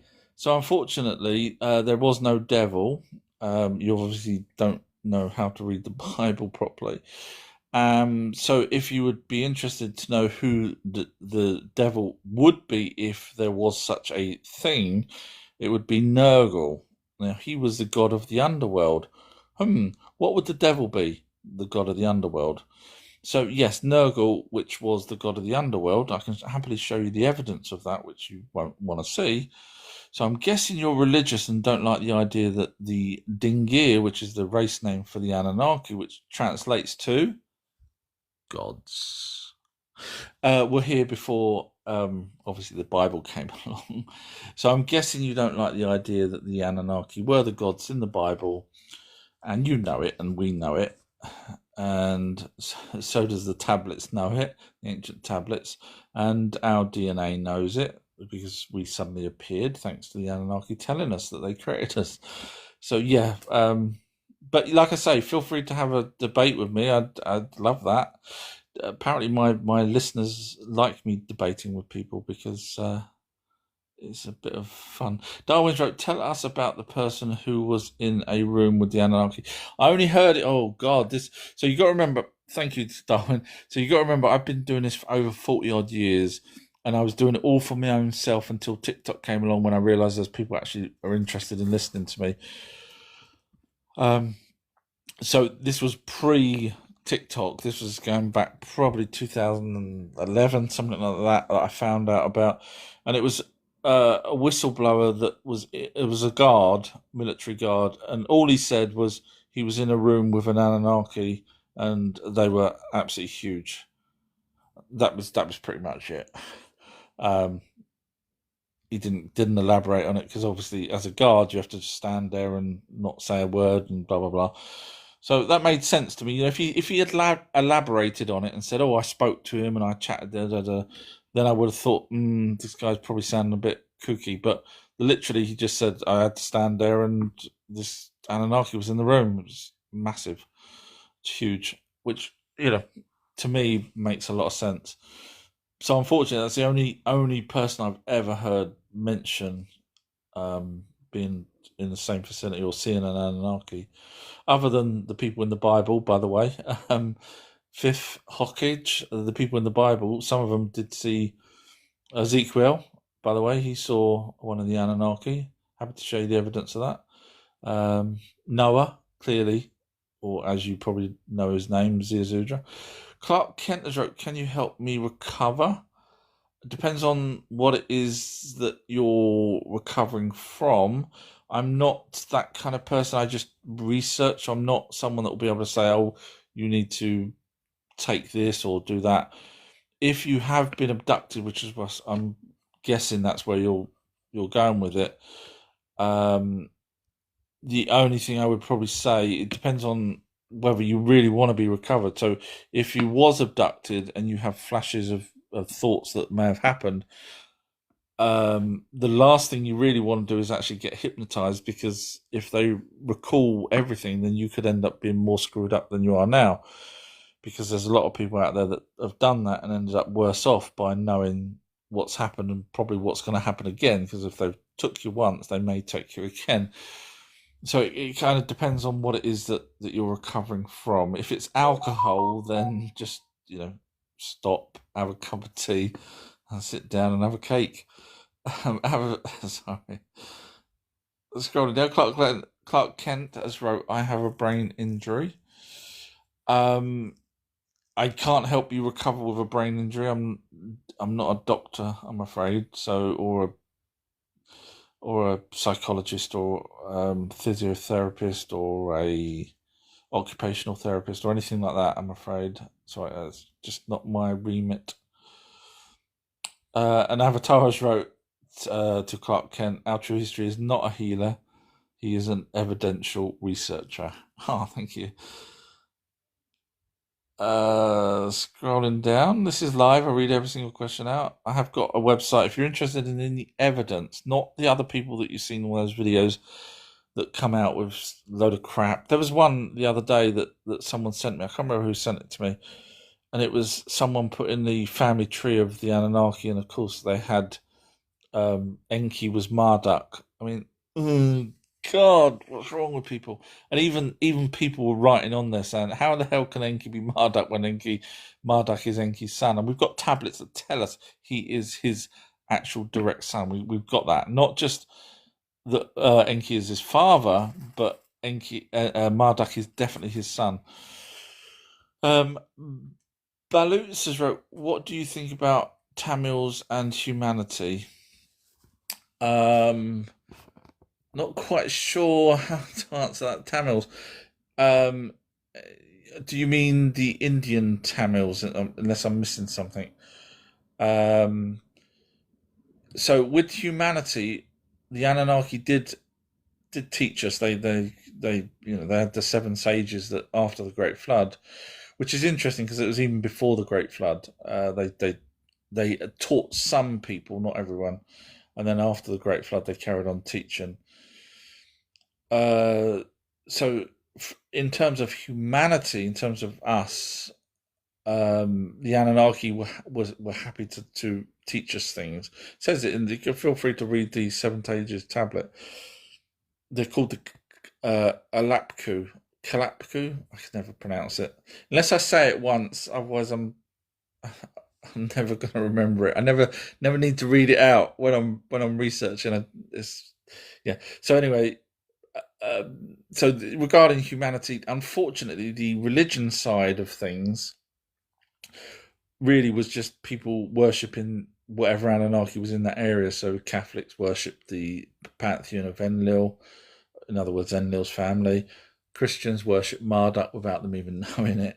And then other religions were sort of amalgamated and mixed up and made up and all sorts of stuff. So it kind of depends on where they were. Obviously in India you had Kali, which was Inanna, and you had some of the other Anunnakis. Obviously you've got Shiva and Vishnu, etc., which from my research, I have done research, but I'm not going to commit myself, but from my research, the three, Brahma, Vishnu and Shiva, were Anu, Enki, and Enlil. That's from my research. When you look at Shiva, for example, with the trident, and then you look at Enki with the trident, you look at Poseidon with the trident, you look at Neptune with the trident, you kind of go, there seems to be a pattern there.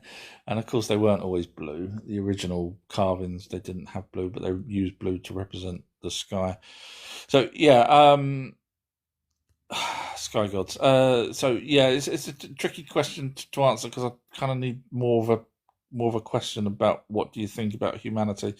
I personally, I think the Anunnaki done a huge injustice, and was really they should have wiped us out. Really, but this is just my opinion. I know it sounds really rude and bad because obviously we're here now, but the logic, because we're destroying the planet one way or another. We're destroying, but not necessarily climate change, but when we didn't evolve to learn how to live off the land like other animals do. We just butcher the land, literally forests down, job done, for whatever our needs are. And so we didn't learn the process because the Anunnaki suddenly created us and then suddenly taught us to skip that section. That was the biggest mistake, I think, personally, that they done. Anyway, Bara has wrote film Battlefield Earth with John Travolta. What a film. Shows Anunnaki. It does indeed, yeah. I mean, obviously it doesn't say that they're Anunnaki, but yeah, you were spot on, yeah. So the Battlefield Earth was done by L. Ron Hubbard, or Ron L. Hubbard, however you say it. I can never remember which way around it is. But that wasn't actually part of his whole Scientology thing. Scientology is about a different god. Not even going to go into it. I've done a video on it if anyone's interested, but the Battlefield Earth was a separate story, which personally, now I know Ron L. Hubbard did research a lot, and I think over time he come across the Anunnaki. Bearing in mind this is going back many years before internet, so I think he probably came across certain stories of the Anunnaki and decided to write a story, because he used to write books. In fact, that was what he did before he even knocked up the idea of Scientology. He was a writer. But yeah, so he, at some point, personally, I think he came up with the connection, or whether he read Sitchin's 12th Planet, whatever it was, he came up with or learnt about the Anunnaki, and thus ended up making a movie on the Anunnaki, but without calling them the Anunnaki. And it was the movie called Battlefield Earth. So it's not actually Scientology. A lot of people say, "Oh, that's what Scientology is about." It's not actually. That's a totally separate thing. So he wrote a book called Battlefield Earth, and then he got it made into a movie. Probably because his Scientology people had some spare cash, and obviously he was drawing in cash from people that was believing that that Scientology was a real thing. He would have been better off, instead of this whole other god. I won't bore you with the other god baloney that he had, or alien baloney that he had, but he would have been better off scrapping, once he realised the Anunnaki were real, scrapping the whole, what was it called, Xenon, or whatever it was, that came to Earth, put people in volcanoes and set fire into them, all that kind of stuff.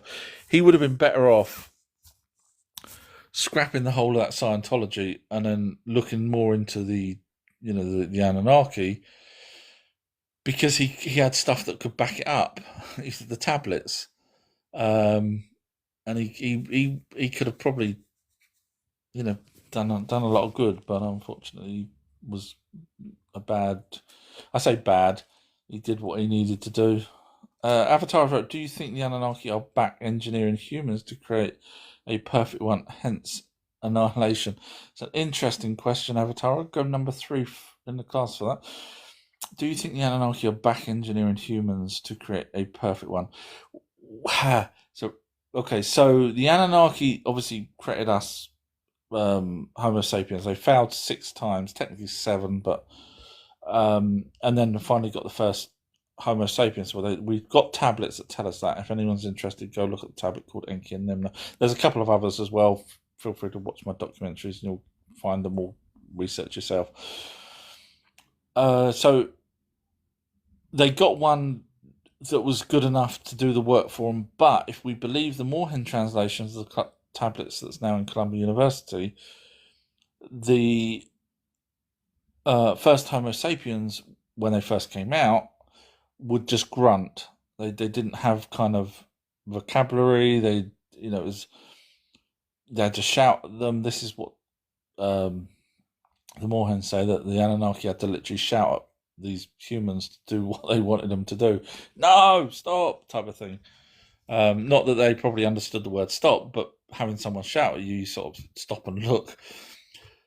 So you could say, well, hang on a minute. If they did that and managed to get these Homo sapiens, but was a struggle, why not at that point create a second version and say, hang on a minute, could we upgrade this again just to make it a little bit smarter? Or were they happy that it was smarter than Neanderthal, but not as smart as them, because that's where the rub lies, because obviously once you're as smart as them, then they allow the flood to happen, type thing. So so certainly not back then. They wouldn't have done when they first created us 300,000 years ago. Obviously, when they bred with the Homo sapiens 200,000 years later, which gave us the Homo sapiens sapiens, Adam and Eve, they were smarter, and so they liked that, because they then put the demigods in charge. That's where we get all the kings and the queens and all that kind of stuff from the pharaohs. So they liked that because they had someone that was an intermediate, that they didn't have to deal with us themselves. And of course, then they ended up with messengers, which was angels, as you know. But would they have tried after? Well, they did recreate us a second time after the Great Flood, when they realised they needed more of us again. Could they have done a better version? I mean, the argument there would be, are there races on Earth that are not as, dare I use the word, intelligent as other races? I mean, is there a particular group that was created that may not have the cognitive abilities as other ones? Some people could say, well, certain tribes, well, you could argue that they're still Homo sapiens, because if they never bred with the Anunnaki or never bred with Homo sapiens sapiens, then they technically would still be Homo sapiens, even though time's now moved on, from over 310,000 years, give or take, that they can now, thank you, Samantha, that they could now talk a little bit better than what they could 310,000 years ago. So you could say, well, it's them, but they're not the same ones that's been recreated. What we have is the black-headed people, which, in my opinion, would have been more like the Indians, which would have came along. So you had the African type people, which were the Homo sapiens. Then you had the white type people, which were the offspring off of the Anunnaki and the African type people, and the white ones were then the Homo sapiens. But then they would have bred with some of the Homo sapiens. The Homo sapiens also bred with Neanderthal, also bred with Juliensis, Florensis, and so on and so on. But then you've also got the black-headed people, which weren't the white-headed, weren't the demigod type people, the Homo sapiens sapiens, but also weren't the African people. So this was a different group that they had, which kind of makes me think that they would have been the sort of Indian type people, and those Indian ones would have been taken around to Mesoamerica, which is why we end up with those sort of people that kind of look like Indians, but are not. So would they have tried to get perfection? The problem with that, thank you, Samantha, is if you had the ability to create a creature that had probably the same intelligence as you, would you really do it? And that you're actually using that creature to do your bidding, you probably would want to hold back a little bit, in my opinion. So I don't think they would have liked us to have been as intelligent or as smart as them. And of course, they did say that they avoided certain things like celestial information about heaven, which is space, rockets, and their craft and stuff like that. So they kept that certainly hidden from us, which is why there's probably only one ever carving of one of each of different craft, and that's what's above Abydos, the door in Abydos. So yeah, there's a really good question, Avatara. So I don't think they would want a perfect one, because I think that would then jeopardize, themselves. Just my gut feeling. So go number 2 in the class. That was a really, really good question. Shanester wrote, my favourite. Hi, Shanester. Nice of you to join. Scrolling down. This is live. I read every single question out. Run from the living room. How far behind are we on the comments? I haven't got a time check, so I don't know, but I can see it says 22 messages, but that might be only 2 comments and the rest people chatting and stuff like that. So I don't think I'm that far. Salvatore's wrote, Marduk would know US has anti-gravity tech. Would he share it with King Anunnaki? Yeah. I mean, if we go along with my conclusion that certainly one lot of aliens were here with elongated skulls for around 10,000 years ago, give or take. So that's what's that about 8,000 years ago, 8,000 BC. I think because that's based off of the Nazca mummies and the Mexican mummies, and possibly some carvings of what look like little tridactyl aliens, stone reliefs, etc. So I do think there were little greys of some type. I say greys, the elongated skulled, big-eyed type creatures. Even if they were only 1 foot tall, they still had an elongated skull. So I do think they were here, and obviously to get here in a rocket, it's not a good idea because if you go somewhere and you're having that sort of technology to go to another solar system and you end up with a problem, you're going to take generations to go back. You're pretty much just one-way mission. However, with anti-gravity, it cuts that time down. Obviously, if they've got wormholes, portals, whatever else they use. So I do think that the Anunnaki probably got that technology after the Great Flood. So when I genuinely believe the Anunnaki used the DNA of the elongated skulled aliens, not the Anunnaki, the elongated skulled aliens, to create what we call the natural elongated skull. What are you doing, Clark? Okay. No. Don't touch anything. You can have that last one of that thing that we got, yeah. Oh, yes. Sorry, he's still up to no good. So, yes, the answer to your question, Salvador, a really good question, got number 3 in the class, is yes, I do think the Anunnaki already had the anti-gravity technology before the US did. I think they would have done a deal or done something with these smaller aliens. I mean, there was, you got what they call the Dropa stones, which I think was found in China, if I'm not mistaken, and literally supposedly the translations on them, they've lost them now, and they've lost the ones that had the translation that was translated. But funny that, but the translation said something about an alien race coming here and crashing their craft here on Earth, and that's why they were stuck here. So but we do have 2 different types of aliens. We've got the 6 foot one that was found in Nazca with the 3 fingers, 3 toes, and then we've got the other smaller ones, which were the 1 foot ones that was shown a couple of years ago, called the Mexican mummies. So, but yeah, I think one way or another, I think the Anunnaki would now have anti-gravity technology. Run from the Living Rope. What's your opinion on Candace Owens, or do you even have one on her?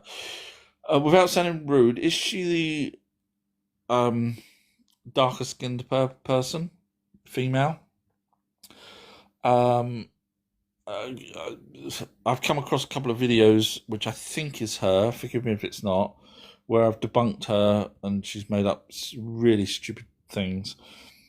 So the answer to that, if it is her, the videos that I have seen her, and I could probably go through every video of hers if someone points me to wherever her videos are. If the few that I've already seen and I've already debunked straight away easily, whoever she is, whatever she's talking about, seems like a lot of crap. Just my opinion. I have no idea who she is. just someone. Somehow I think that's the name that was with the woman that was waffling on. But yeah, whoever she is doesn't know what she's talking about. You can scroll back on my videos and find her if it's the same person. But I don't even know who she is or where she comes from. As far as I'm concerned, she's another person on TikTok that needs a good slap down for being stupid. Don't hate me if you like whoever that person is. If they make mistakes or lie, which clearly she done, I have no time for people like that. Sorry. Don't hate me. Just me. You might like people that make up stuff. I don't. Kaz has wrote, hi Kaz. Nice of you to join. Welcome. Happy Easter. Samantha's wrote, good evening, After History. No notifications to know you were here live. Hope you're well. Thank you, Samantha. Yeah, thank you. We are limited, and they did keep me at 15 for about an hour and something like they did last time. So even more limited than I have been before. So yeah, but thank you for finding me, Samantha. Scrolling down. Tucker's wrote, do you think animals were intended to be here here for human food? So when the Anunnaki come, it's an interesting question. When the Anunnaki come here, there were already animals here, and they catalogued them in the first in the first 7 days or first 6 days, and seventh was a day of rest for them. So we know that they catalogued them and talked about this is what they call the Eridogenesis. Funny enough, some of those tablets have also gone missing. The most important part, the 7 days. But luckily, there's people that had actually wrote down them in peer-reviewed papers about what happened. So, for example, on the 7th day, we've got in the Eridogenesis on the 7th day, you can look it up. It's called Cog 5. I've got links to it on my website, I think, somewhere. But basically, on the 7th day, it says that the god, which would have been Jehovah, which would have been Enki. They're all gods, by the way. That's a race name, Dingir. He had finished his teachings, and so when you look at the other parts of the Eridogenesis, which we no longer seem to have, that particular part was referring to what they did on the first 6 days, which the Bible was literally talking about, where they catalogued what animals crawled, what animals walked, what animals slithered on one day. Then they separated the waters from the water, so good water from bad water on the next day, and so on. And they put luminary on another day. So literally, there were animals already here. There were carp. They separated the carp. They loved carp. That's a translation of the word. I was like, wow, that actually translated it to carp. So there were animals here. They did bring down sheep and goats. They tell us they brought down sheep and goats, which is really interesting because sheep and goats have got those funny slit eyes, not like lizards or cats, but actual sort of letterbox eyes, which is interesting because so is octopus. Dun dun dun. So I find that connection, and the fact that the octopus has copper blood as opposed to iron, I find that even more interesting because I think that when you look into it, the Rh negative blood does seem to be more. When you look deep, it kind of lends itself to being a copper-based blood system. When you dig deep, and so you then start thinking, well, hang on a minute, were the Anunnaki blue blood? And then you realise, hang on a minute, where have I heard kings and queens blue blood? And then it all fits into place. But no, the animals are already here. They did create the domesticated pig for us after the Great Flood. There was no, obviously after the Great Flood, which was about 12,000 years ago, around about 11,000 BC-ish. After the Great Flood, they obviously wanted humans again, and then they ran out of food because there was hardly any animals left because of the Great Flood. So they created a pig based off of a wild-born human, and that's what we got, the domesticated pig, which is why it's dirty meat that you shouldn't eat because it's cannibalism from some cultures. and they've got the same eyes, same teeth. And guess where this domesticated pig suddenly turned up? Yeah, Middle East. Where was the Anunnaki at that moment in time? Middle East. Where did dogs suddenly appear from? Middle East. Everything's Middle East. It's so obvious. Why can't people see it? Thank you, whoever's did the hearts. And Nicole's wrote, Easter is about resurrection of Jesus 3 days after his crucifixion. Is there a similar story in the tablets? So when it comes to Jesus, there is no earlier stories that I'm aware of. So in other words, what you're reading about Jesus is sort of a one and done deal, so to speak. Whereas the flood, you've got the flood in in all sorts of cultures, but with Jesus, you've got really just the Bible and some scraps of other books that may mention him. So in other words, there was no older stories of Jesus that were in Sumerian tablets or Babylonian or Akkadian or any other language that I'm aware of. And so the answer to your question is there is no similar story to Jesus, but you may be asking, is there a similar story to another character that also was resurrected? Now, the only one that will spring to mind is the resurrection of Inanna. So Inanna, when long story short, she went to go and see her sister, who was the queen, goddess of hell, goddess of the lower world, the underworld, the netherworld, Ereshkigal. So she went to see her, and Ereshkigal was really upset and basically killed Inanna, her sister, and hung her on a meat hook.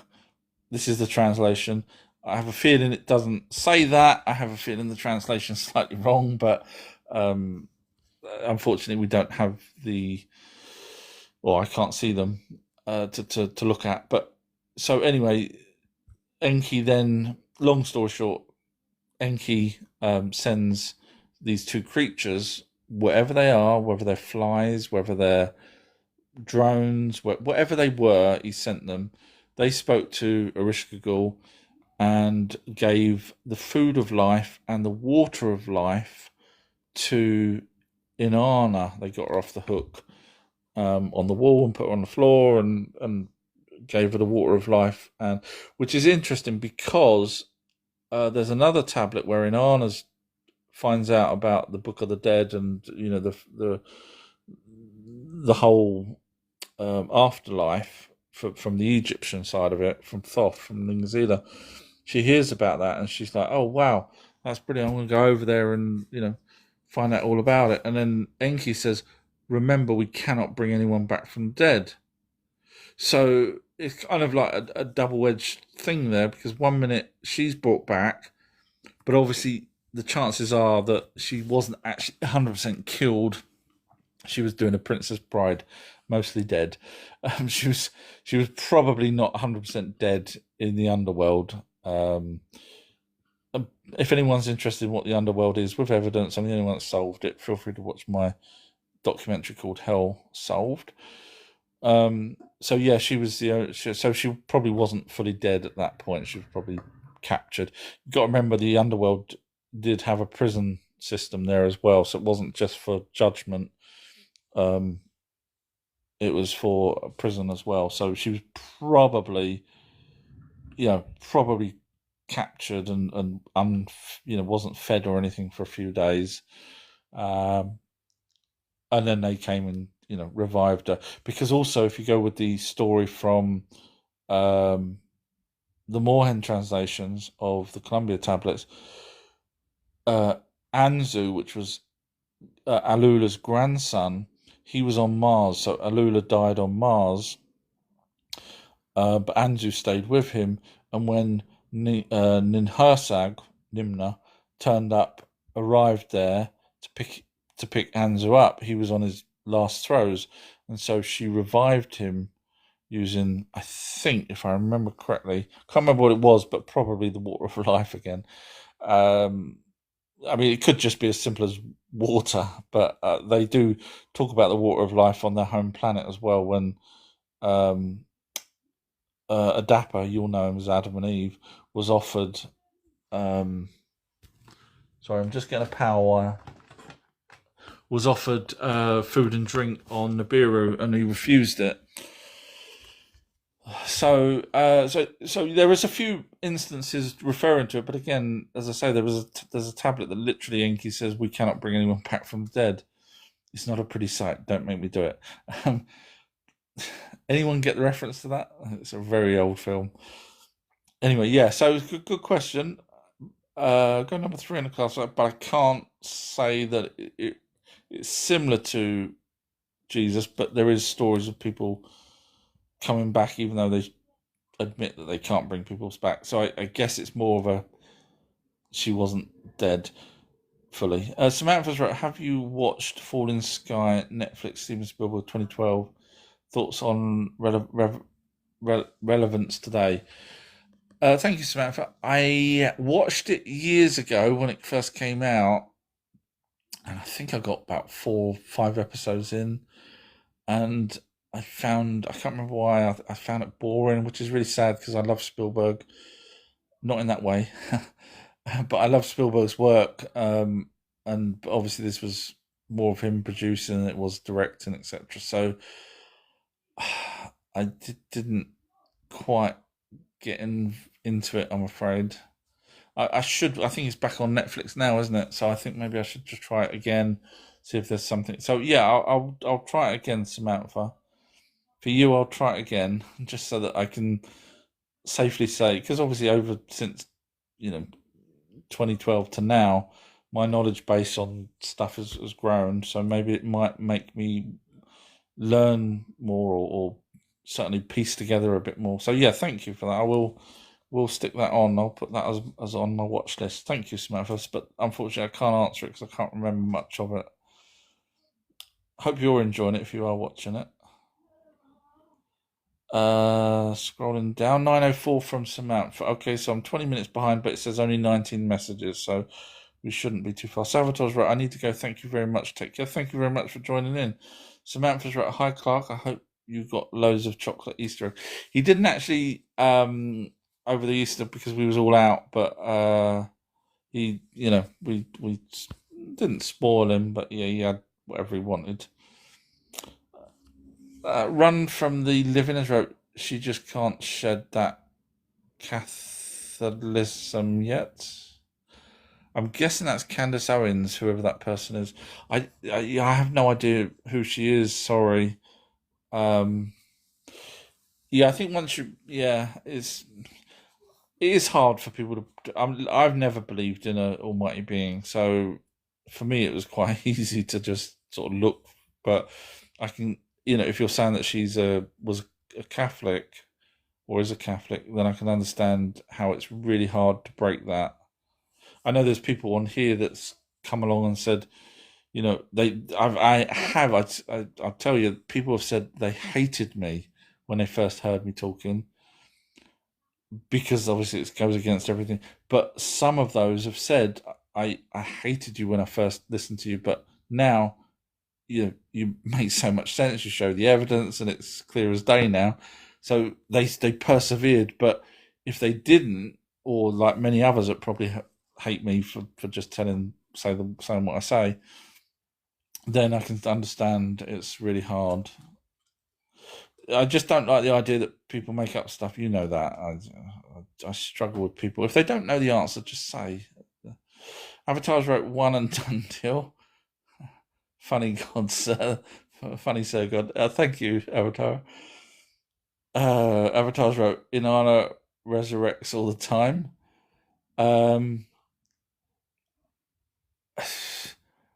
That's the only story I'm aware of that she was resurrected, so to speak. Obviously, she's known in different cultures around the world as different people, but Aphrodite, for example, and Kali and Ishtar. But I don't know of any other one. Avatar's wrote, is Inanna Persephone? I don't know. I've looked at the main Greek gods, and then you end up with There's so many bloody Greek gods, or demigods, should I say, as well. It's really hard to know who some of them are. But Inanna for me worked out to be Aphrodite. It was a toss up. It was so close. The the parallels between her and Athena is very very similar. But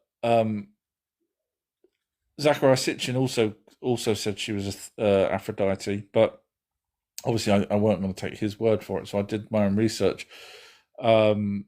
Everything ticked with Aphrodite, whereas there's a couple of things that didn't quite tick with Athena. So I don't think so. That's who I think Inanna is Aphrodite. Everything just matches perfect to her personality, what she's done, what she did do, and so on. Thank you, Nicole. Scrolling down, Run from the Living has wrote, referencing Aladdin, can't bring anyone back from the dead. It's not a pretty sight. Gold star to you. Absolutely spot on. Well done. Absolutely. I love that. It was Robin Williams saying it as Genie.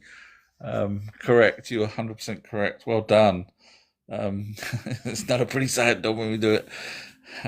Brilliant. Well done. I'm proud that someone got that. Well done. We should do, maybe TikTok might unlimit me to 30 people. And if you're wondering why there's only 30, it's because I tell the truth. TikTok limits me. It's official. We never get more than 40.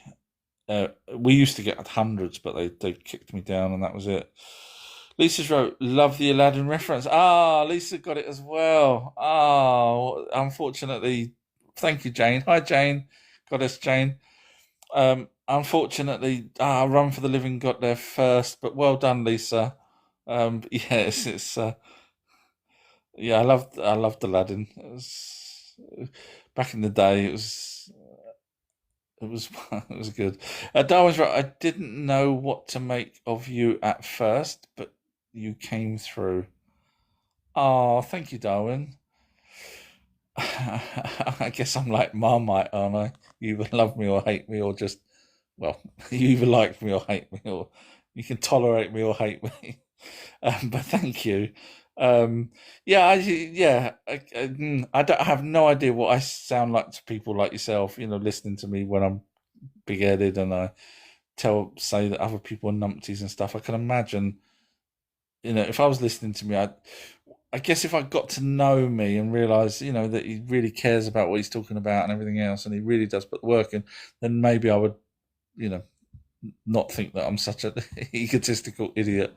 But yeah, thank you, Darwin. I'll take that as a compliment. Avatar's wrote, Sir, don't the demigods all win on The Price is Right? Joking, of course. I'm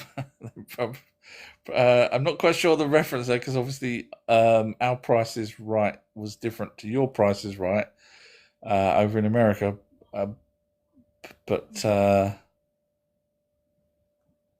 So I'm not quite sure the reference there. I'm not sure if I'm missing something. It's been a long time since I've seen The Price is Right.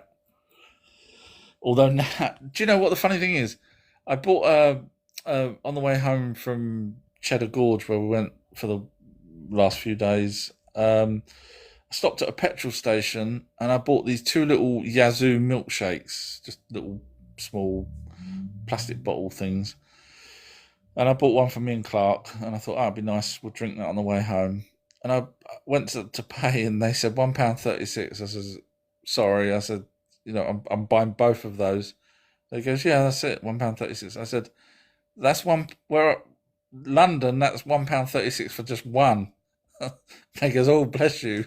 I was like, wow. I didn't realise I sneezed, but thank you very much.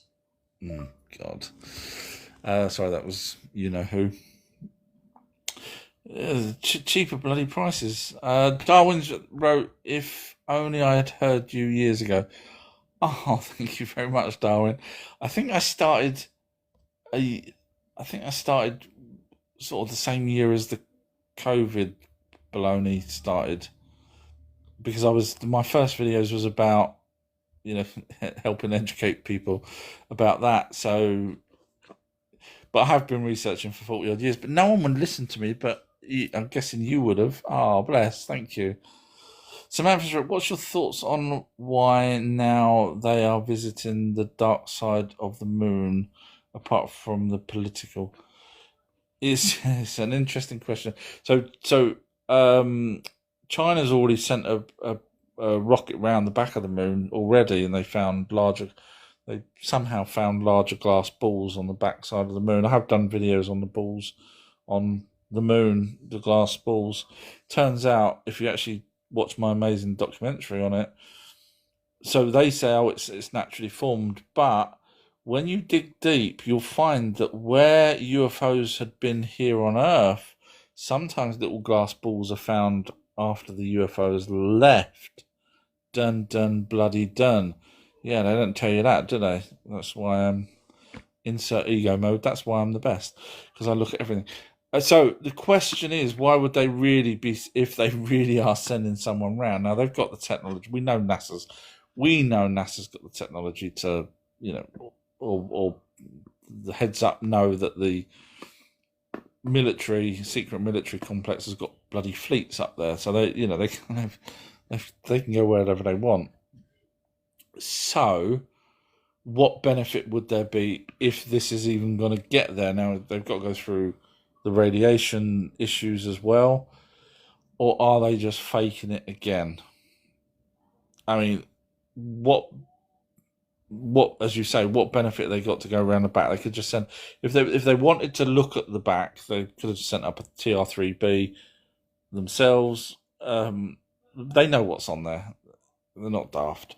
So there's no way they're going to send up, I mean, just look at it from logic, there's no way they're going to send up people that are oblivious to aliens. They're not going to do that. I mean, many of the Apollo missions, they spoke about Santa Claus, which was a key word for UFOs following them and stuff like that.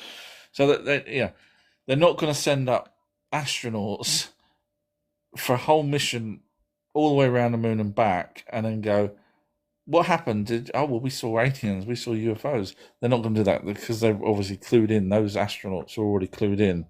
So the question then is, what benefit is there to do this? Is it superiority over another country, like they did with the first Apollo mission that landed on the moon?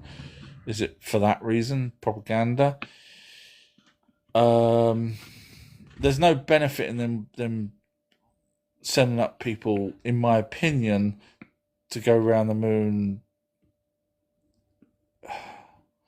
unless it really is just, hey, it's time, we've got to pretend that we can do this again, even though they may not have done it the first time.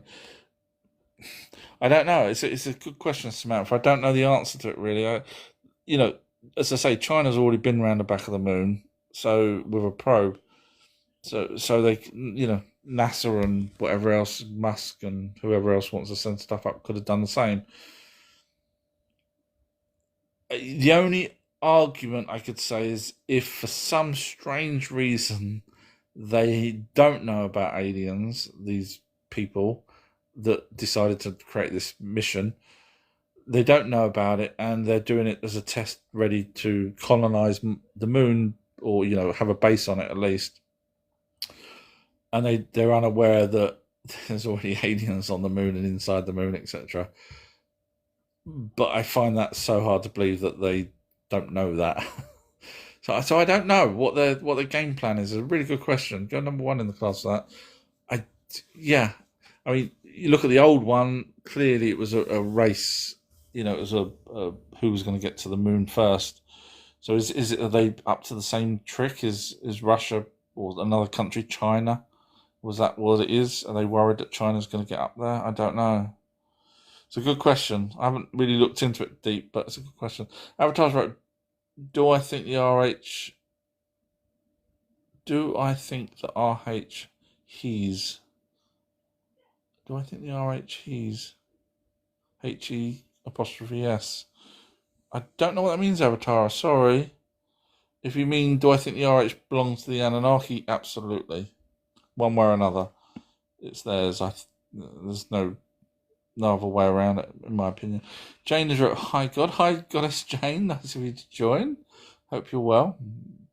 Avatar's wrote, "Do you think the RH negatives are like girl from Fifth Element DNA perfection reincarnated by Anunnaki?"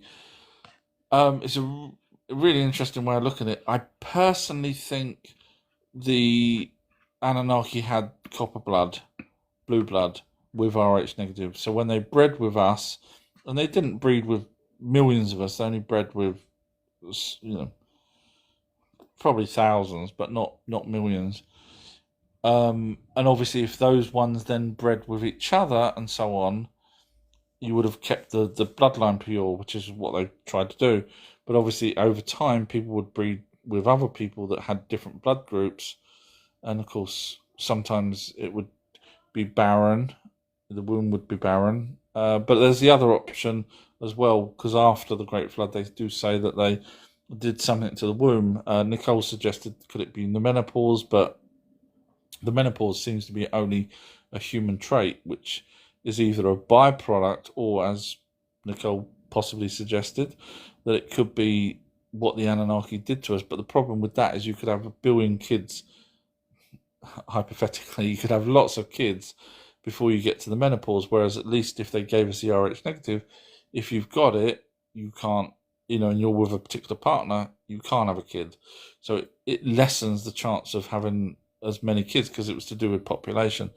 So personally, I think it's their own blood group that has been passed down through our genes, and obviously we know the RH negative skips genes, and it only is affected by someone with a particular blood group that if you're having a baby with. So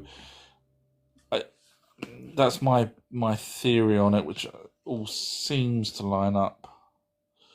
Avatars wrote, "Happy Easter Star Jane." Run from the Living is wrote, "Being as careful as we can. Opinion that star-flagged country founded in 1948." I like the way you word that. So if you look at the flags over there, you've got flags with, as you say, stars, and you've also got the crescent moon, which is one of the Anunnaki symbols. So it's a tricky one to say what's going on. I do think there is a change in I can't help it. I think there's a change in ownership now. I don't know. I mean, when you look at who's allowing a certain group to come as well, it goes to the word black, and it goes to the word stone, but the opposite of stone, or not opposite, but another word for stone.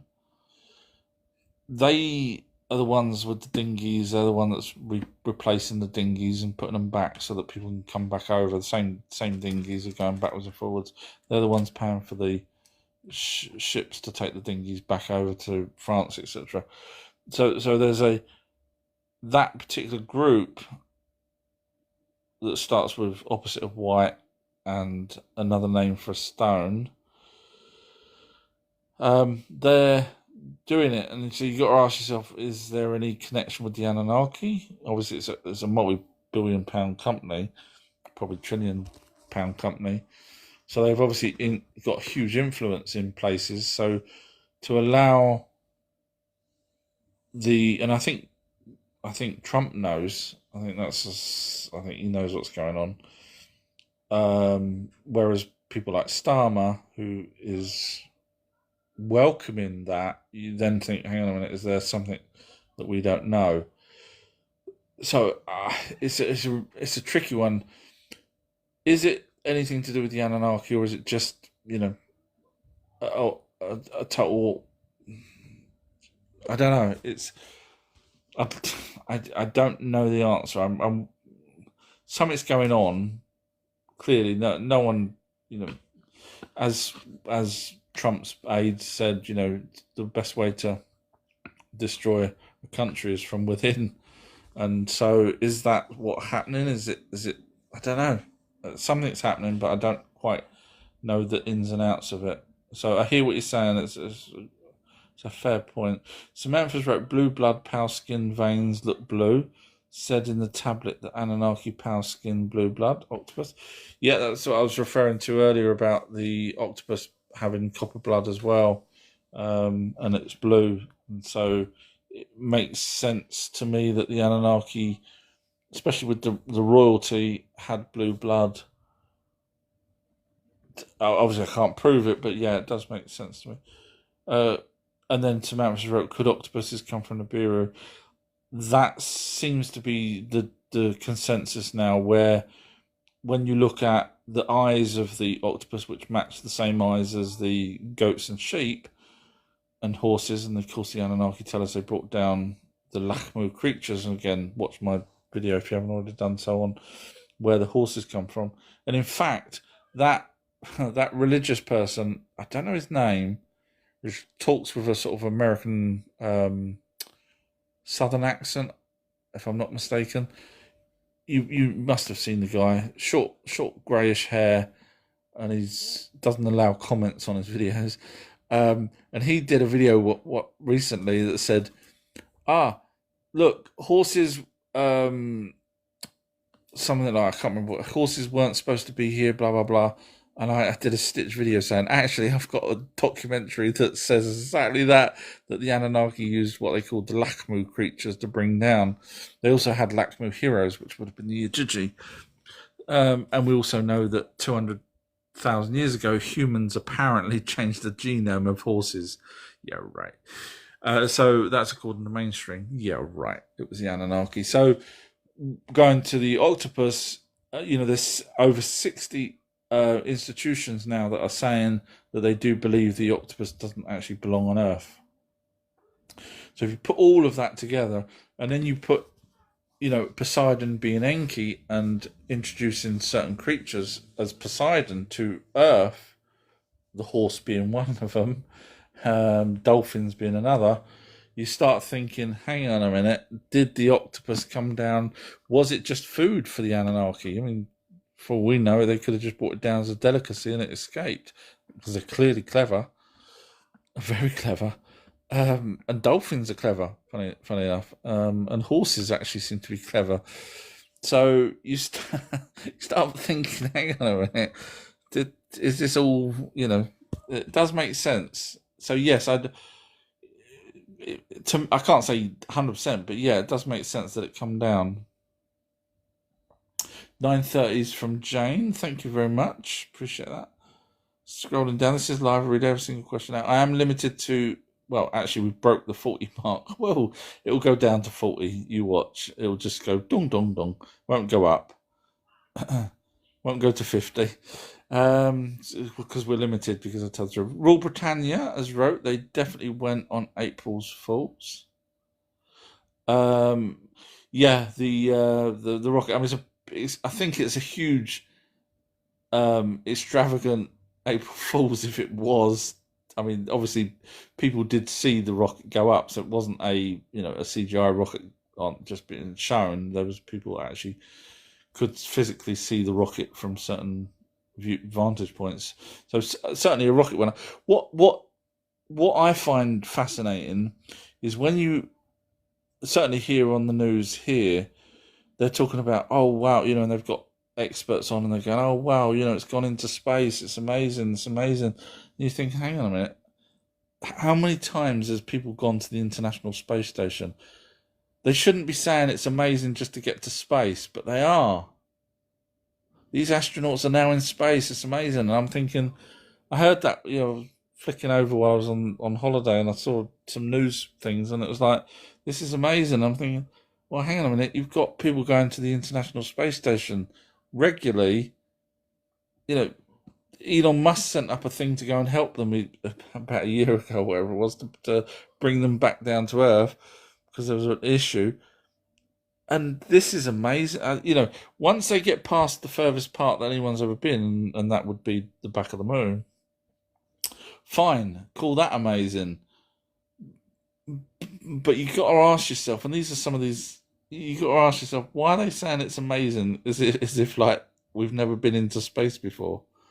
So it does make you think that maybe there is people on that craft going up, but it may not be, one of many. It may be one of one that they've ever done. Just throwing that out there. So yeah, I see where you say the April Fools there. Royal Britannia's wrote 2 of the 4 were central casting, all Freemasons. One had a behemoth tattoo. I don't know. I didn't know that. I've not looked at. To be honest, I've not looked into the whole Artemis thing. I know they was going to send it up before, and it got postponed because I remember doing a video saying when it passes the invisible dome, come back and see me to all the people that think there's an invisible dome. But unfortunately, it got cancelled, that original flight. So for anyone that thinks there's an invisible dome, it's the asteroid belt. Feel free to watch my documentary, thousands of them, but that one's called The Firmament Solved, if anyone's interested. And we're back down to 40. Like I say, we won't get any more than that. It goes back to 40. That's the max that we get, really. Rule Britannia's wrote, is RH negative the real chosen people? So hopefully you heard me a short while ago. I have done documentaries on the RH negative blood. Obviously, people breed, with other King Charles. There was an old joke. Anyone remember it? It's going to be crude. Don't hate me. Don't shoot the messenger.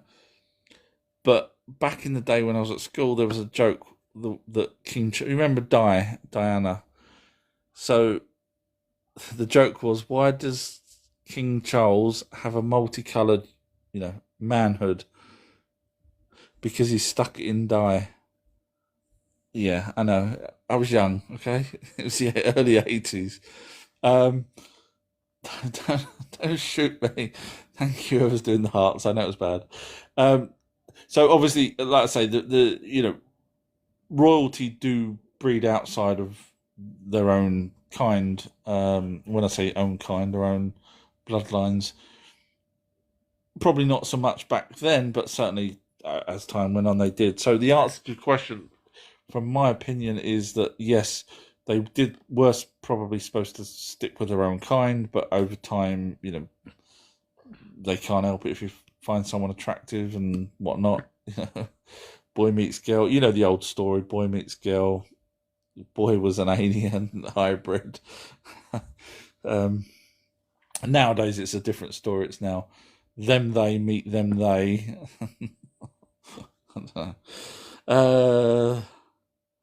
Scrolling down. Samantha wrote, do you think USA want to see if China put weapons or satellite there to spy it? That's a very clever idea. Very clever. I mean, technically, they've got the ability to do that now. I mean, they have got a space fleet, for sure. They've also got the triangular craft which can get to the moon. That they call that the workhorse. That's the one that does take people to the moon. So they have the ability to look. If we forget the ability, the space fleet and everything else, what you just said makes 100% genius idea, very clever. But obviously, I believe that they, have these other craft. But I mean, they could have just sent a probe as well themselves. But yeah, it's a really clever idea. Yeah, I mean, you don't know what the Chinese have stuck up there. So yeah, get a gold star for that. It's a very clever idea. Personally, I don't think so. I think they would have used a probe or sent people up there on the TR3B or D now. I think there's a D now. But yeah, but it's a very clever idea, Samantha. Very clever. Makes a lot of sense because you don't know what people do up there if they didn't have those other craft. Yeah, Royal Britannia's wrote. I can't say the word because that was the whole reason why I was trying to avoid the thing. So it was a opposite of white and another name for a stone. Yeah. A run from the Livings wrote Mason, another word for stone. Well, Masons were builders, so yeah, a mason is masonry is building work uh, out of stone. So technically, yes, but the masons come from the original. So basically, the Anunnaki. We've got tablets. If you're interested, just go to Oxford University website in the Sumerian section. Type in builder, and you'll see the Anunnaki talking to the master builders about what they want done and stuff. Quite fascinating. I should do a whole video on that one day. But those master builders, after the Anunnaki sort of, shall we say, moved away, they still had the knowledge and probably technologies to build these amazing buildings, and so they ended up becoming all separate from each other, and then they ended up as guilds of builders, and then those guilds eventually realized that, hang on a minute, hey, I've got this technology, you've got this technology, you was a master builder, or your grandfather was a master builder, blah blah blah. And then they were like, yeah, and then they created their own society as the Masons, and so they kept the information from us. Avatars wrote, deconstructing CT and a invert the blue bloods from within their own DNA lineage, hence mind convert.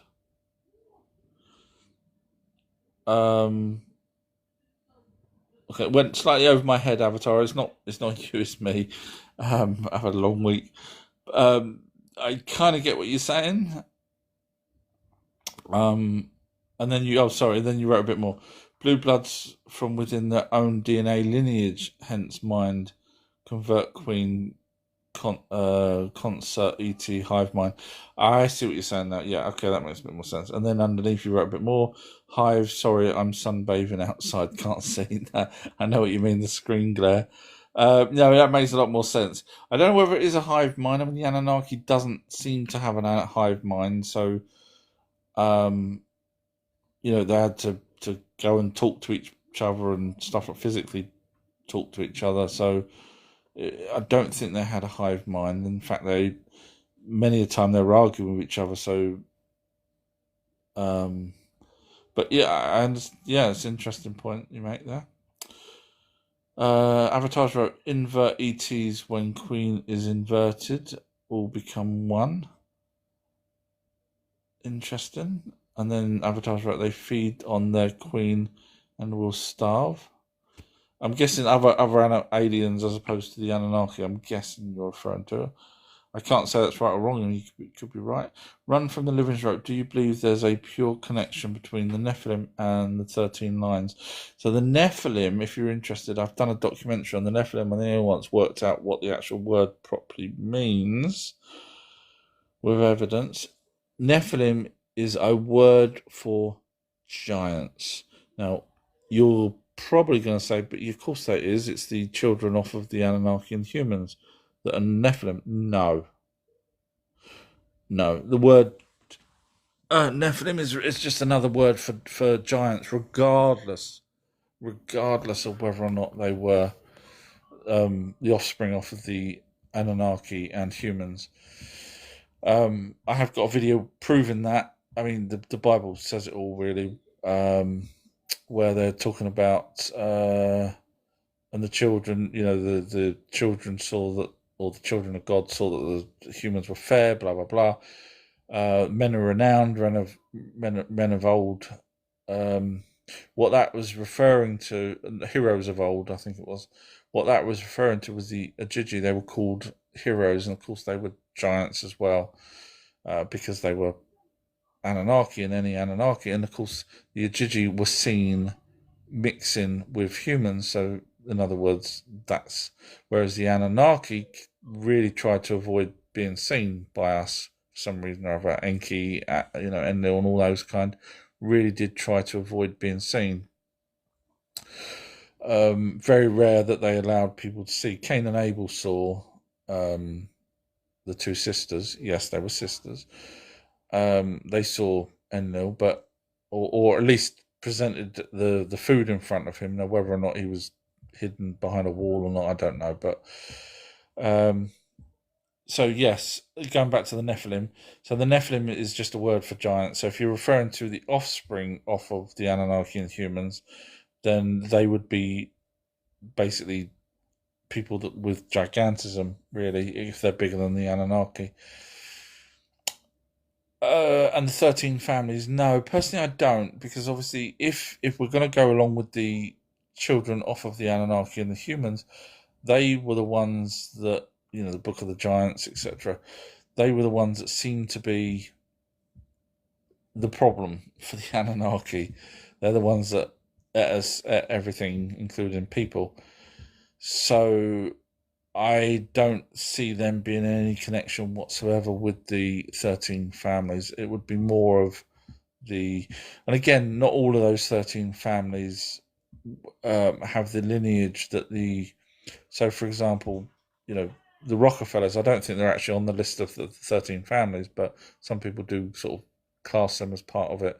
The Rockefellers, what John D. Rockefeller, if it wasn't for oil, his family was not really anything spectacular prior to that. So some of these families don't seem to have that long a lineage, or certainly not that we're aware of. Now, of course, sometimes they hide these things, and sometimes the names change. There's a lot of instances where kings and queens, etc., have changed their names or changed mainly Europe kings and queens, which is where we end up getting our king and queen from eventually. But their names changed for some reason or other. But again, the Anunnaki changed their names a hell of a lot, so it doesn't surprise me.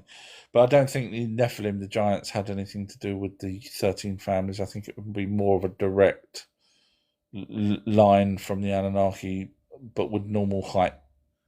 When I say normal, not giants. But it's an interesting question. Rule Britannians wrote, when the rocket went up, the astronauts jumped out and an emergency escape door.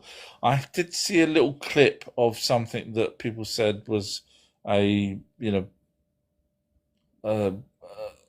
guide rope with them all sitting in this bucket thing or whatever it was, and they slid out just as the heat were. Someone wrote on a comment, wouldn't the heat have burnt them? And then someone said, "Oh, but they're in spacesuits." The chances of, if I was going to do an elaborate thing like that, where I put someone in a spaceship and send it off up in the sky. First of all, the rocket did go up, so I would just have it come down somewhere in the ocean. Use one of Tesla's, abilities to, or Elon Musk's abilities to land on a pad in the island, in the ocean, like he did a couple of times. I would have just done that and then, be done with it and pretended that they've gone round the moon. I wouldn't have had the chance that someone would catch the crew leaving on a zip wire as all sorts of cameras are filming this rocket taking off. I think the logic there is, I know I know we don't trust NASA, but that to me is a bit too far gone. I would like to study, other angles of that, if there is other angles of that anomaly. I'll call it anomaly for now. To see whether or not it was a drone that was maybe being used by NASA to help, make sure that the docking station and whatever else goes to plan. That's where I would probably go. I'd probably say it's more of a terrestrial thing than the people. Literally, I think the rockets were actually going at that point when this thing was, oh, that was close. No, I can't see it myself. I hear what you're saying, but they'd be so stupid to do that in view of everyone, and hope that the smoke of the rocket covers it, which clearly it didn't. So that would be the most, yeah. That's my gut feeling. People were asking Rule Britannia about that. Yeah, I saw the same video that Rule Britannia is referring to. There is something that's going on over to the side of the rocket, but for all we know, it could have been the angle, the perception of it It could have been, a mile away, but a very large object, or it could have been, as Royal Britannia says, could have been very close to the rocket. So it's a hard one to call. I'd like to see more angles of it. Light Workers wrote, check the footage.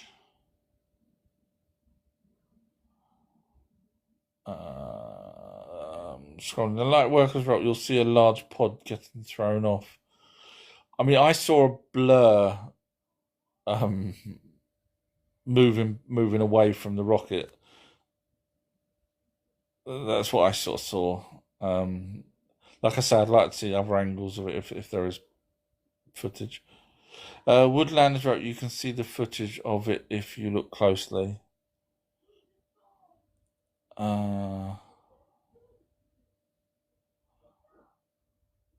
Nicole's wrote, do you think the reason why the Anunnaki that was lost his head is due to the pineal gland needed to be replicated when created us?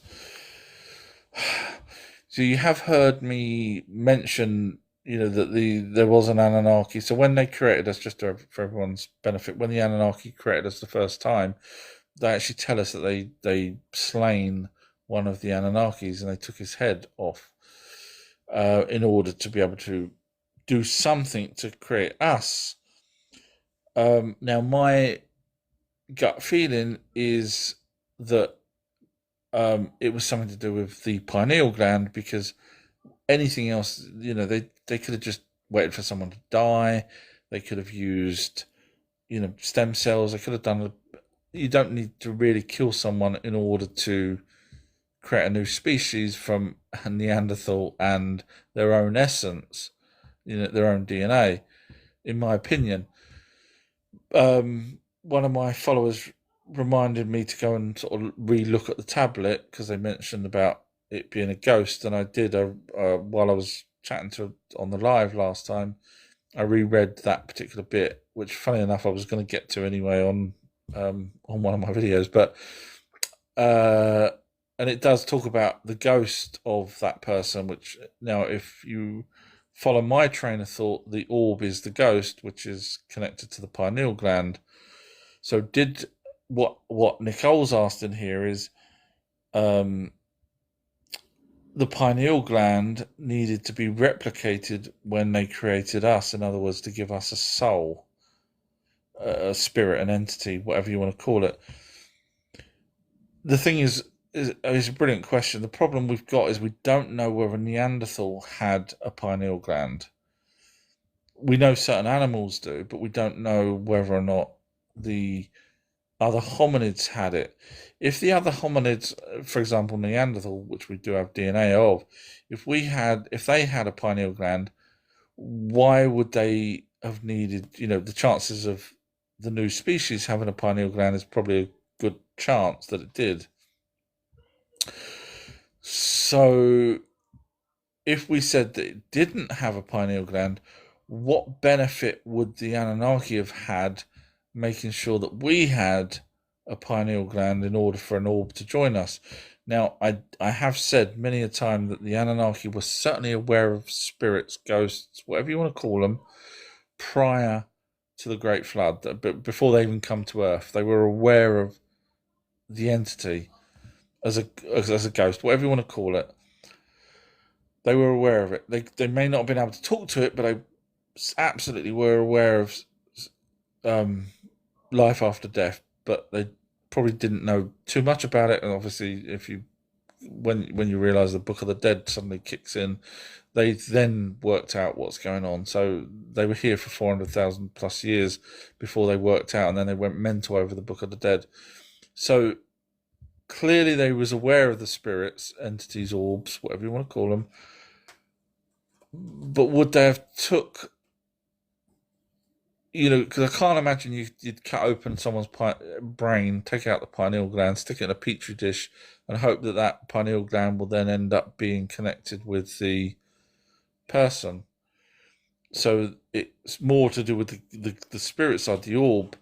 So why would they want the orb to join with us? if Neanderthal didn't have it already, does the orb make us smarter? Probably not. So it's an interesting question. I can't answer that because it's just don't have enough data on it. But it's an interesting question. It has to do. I mean, they tell us that it's to do with the chopping the head off is to do with the ghost. So it has to be the orb. But I can't. I'm not a medical person, so I can't understand what by killing someone does did the orb leave, and could they have said to the orb, look, we're creating a new species here, do you want to join it? I don't know. And again, I don't know what benefit for us to have a spirit. There's probably people out there without an orb. I mean, we know the orbs leave bodies and all sorts of things, and they have what they call walk-ins. So you can survive without an orb. So I don't know the answer, Nicole. It's a good question. I don't know the answer. I can't remember if I've put you in the class for this question, but go number 3 in the class, because I have kind of covered that slightly before. Light Workers wrote laugh out loud. Light Workers wrote, I heard it was to do with camouflage. This is referring probably to do with the rocket or something. Matt Gears wrote, do you have an opinion on Nostradamus? I do indeed. In fact, I've got a video. So I've got thousands of documentaries if you're interested. Covered all sorts of subjects. So I looked at Nostradamus in great detail. I looked at also Edgar Casey and things like that. And what I did was I look at it from a very logical standpoint to start with. So the first thing I did was find out what his background was. And then I looked into whether or not there was other people that had wrote codes in books. And there was. So it's not him being the first person to sit there and put code words in books. He did carry on.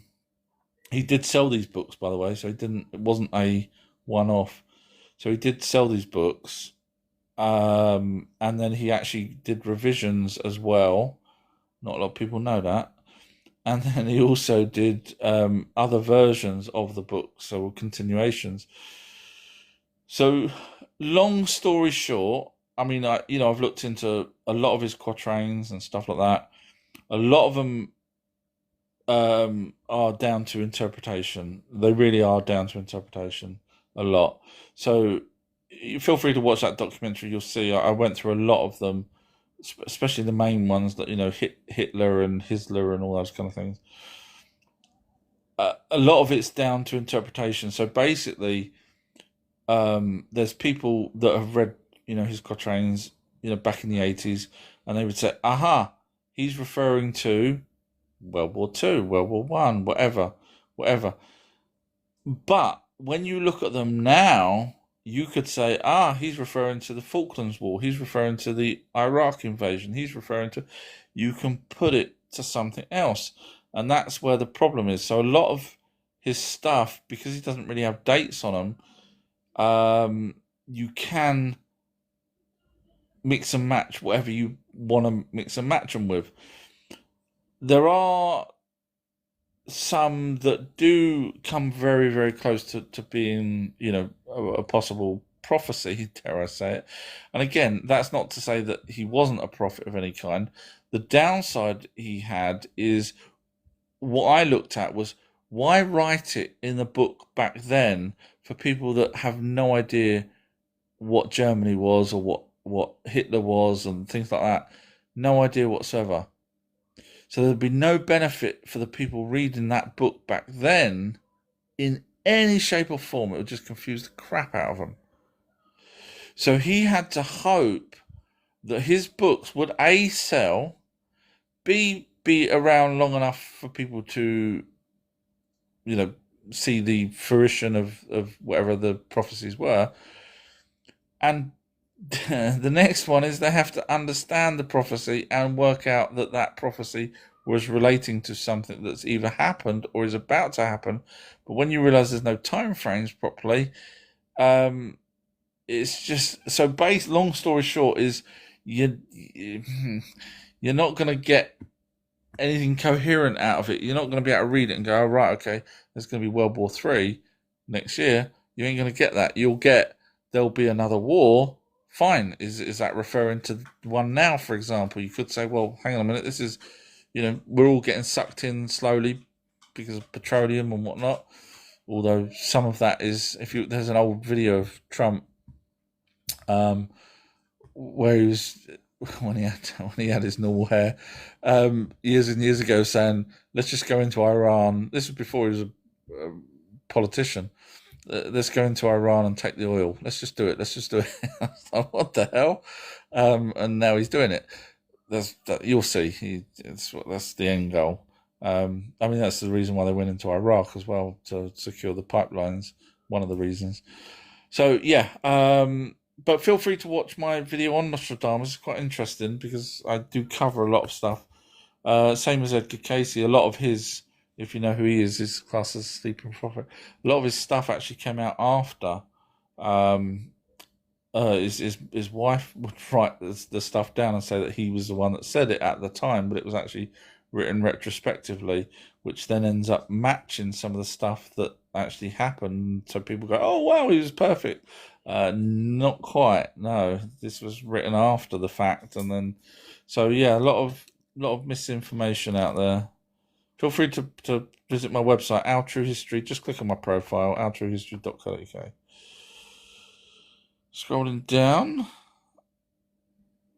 Mike has wrote, "What do you know about the Tatarians at a Russia side of the planet?" So, I don't know if you know, but I researched. When I research as thorough as anyone can possibly research. And so I decided at one point to look into and do a documentary on the Tatarians, because I said to my Patreon users, which is only a couple of pounds, I said, I'm going to do a Tatarian video. Weeks passed, months passed, people started saying to me, "Where's this Tatarian video?" And I'm like, "Yeah, having a problem with it." And they're like, "You having a problem? And you've solved so many things. You've solved what heaven, hell was, who Yahweh was, who Lucifer was with his real name, blah, blah, blah. How the hell can you have a problem with the Tatarians?" Well, it turns out that the Tatarian Empire was a Mongolian empire 500 years ago. They had land, which is why it's on maps. That's it. That's as far as it goes. Now, I tried to find, all these people that have these Tatarian videos saying, "Look at this building, it's done by Tatarian." I say to them, "Brilliant, could you show me where the evidence is for that, please?" Because I go by evidence. They block me.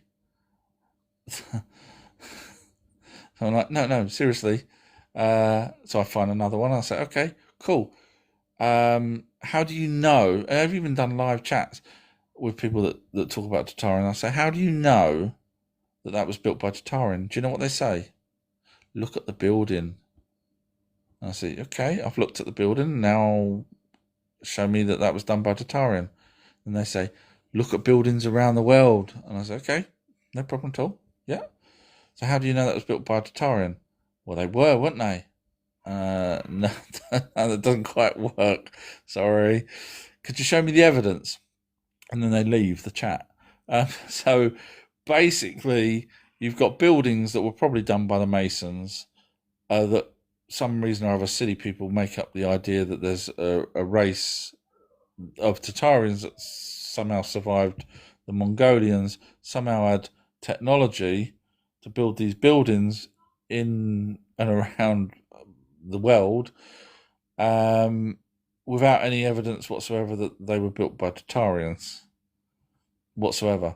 So in the end, the documentary that I was going to do, and I spent a hell of a lot of time on the Tatarians trying to find out. I sent so many messages to people, all these mudfussle people, you name it. I sent messages to everyone saying, "Look, could you just give me, I'm doing a video. Could you help me out here?" Not one person had evidence. Not one. So there was no video in the end because, other than the Mongolian Empire that did have land, which is why they got a map, there was nothing else at all.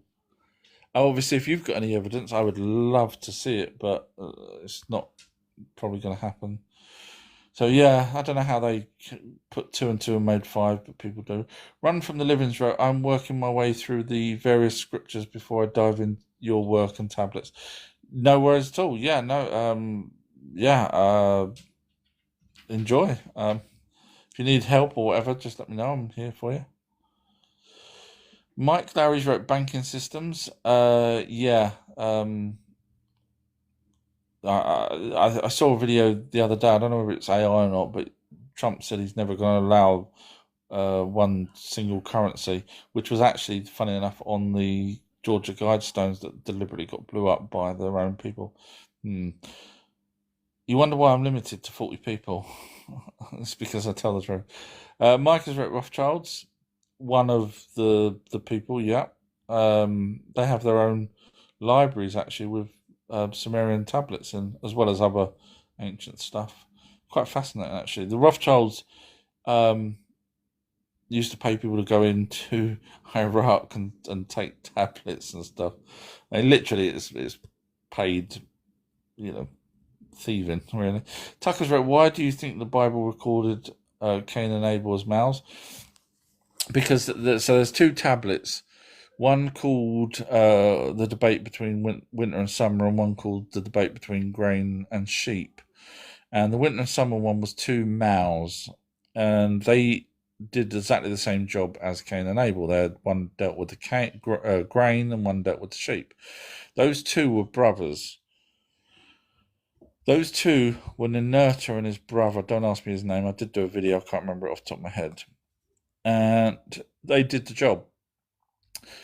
Then when the Cain and Abel, the sisters, were born, they were intelligent because these were the first offspring off of Adam and Eve, who were Homo sapiens sapiens. These were the first Homo sapiens sapiens. So Cain and Abel, the sisters, in the tablet called The Debate Between Sheep and Grain, she was called Grain. Over time, she became known as Cain. And the other woman was called Sheep.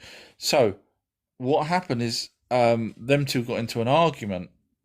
So they did exactly the same as what... So in fact, Ninurta even taught one of them how to do his job. So we've got all the tablets, we've got the Bible, it says it all. Thank you, JT Jams. And so they got into an argument. It says it. They have a right old debate. I mean, compared to the debate in the summer and winter, there was nothing, which was the same thing. It was who did the best in front of Enlil, the god, who gave the best yield for that season.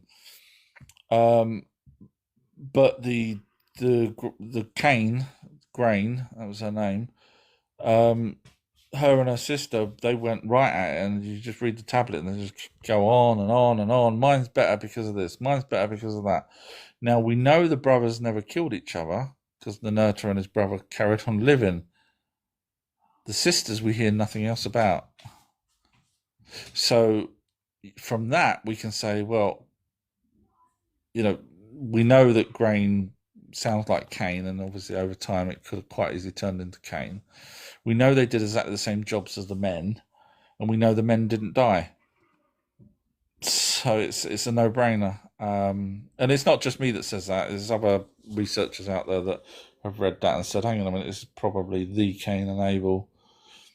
So, but as you know, not only did the Bible get it probably mixed up with the two previous males that were brothers that did the same job, but also the Bible is very male-centric, and would have probably changed it to males, even if it wasn't, even if there wasn't the males prior, they probably would have had them down as men. So, because giving women those kind of jobs wasn't done back then, even though we've got tablets telling us that that was exactly what happened. But people didn't want women doing those kind of jobs. been that intelligent back then. You got to remember they were the second generation of Homo sapiens. Homo sapiens sapiens. Michael wrote the 13th tribe was lost. Rastafaria. I don't know anything about the 13th tribe. Sorry, it's not something I've looked into. If you can remind me in the background, I will absolutely do. I'll put it on my list to look into. Sorry, so I can't answer that. I hate not knowing stuff, but it sounds interesting. Run from the Livings wrote, good to catch you as always. See you next time. Thank you very much, Run for the Living, for joining in. Great questions. 10 p.m. Thank you, Jane. Goddess Jane. It's now 20 past, so I'm going to be quicker. Nicole's right. Maybe they also needed to dissect his brain in order to find out how to give us more intelligence. I mean, I hear what you're saying. It's a fair, obviously we've got to the point where we know what certain parts of the brain do, and even if they did know, cut his brain open to learn a bit more. I would have thought they would have done that prior to, having the ability to create hybrids, but B, even if they did and said, okay, right, his frontal cortex or his, frontal lobe or whatever is what's giving him the reasoning that we need to upgrade, would they then be able to find that in the DNA strands to, fuse together to make them a little bit smarter? I don't know. Obviously, we know that we were upgraded, unlike some numpties out there that say we were downgraded. Crazy. Can't believe people out there pretend researchers. But yeah, so the logic to me says that they probably wouldn't have. But I can see why you say that. But I would have thought Nimna was the chief medical officer. You'd think that they would have had the knowledge, if they can do sort of CRISPR work where they can genetically create a new species. I would have thought they would have had brain scans and stuff like that. But who I'm not. I don't know. I wasn't there, but I can see why you're saying it. It's a fair point. Go number 3 in the class for that, but I can't say yes or no. But it's a fair point. Mirage Collection has wrote the Anunnaki. It's actually pronounced Anunnaki, properly, if anyone's interested. The Anunnaki.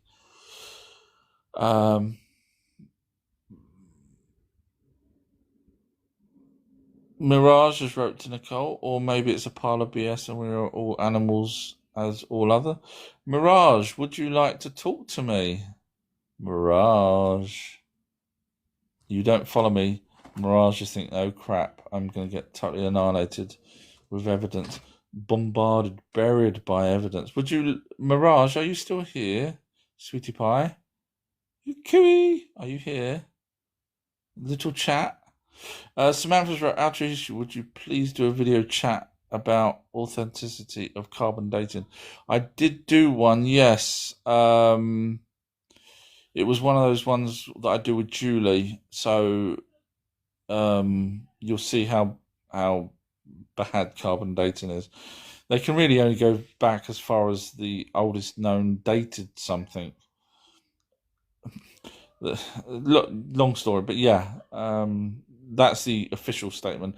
Obviously, then you've got there's an isotope that supposedly doesn't change, but Mirage has wrote, humans aren't even that smart. I didn't say they were. So unfortunately, Mirage now feels like they can take on the mighty Outer History, and they wrote, let me read this to you. Humans aren't even, and then in capitals, that smart. So if you would show me where I said that humans were that smart. Mirage wrote, we only existed from 300,000 years ago, not even a stable race until we get to 5 million. We have only been here for 300,000 years, give or take. That's correct. That's what I've said earlier. Well done.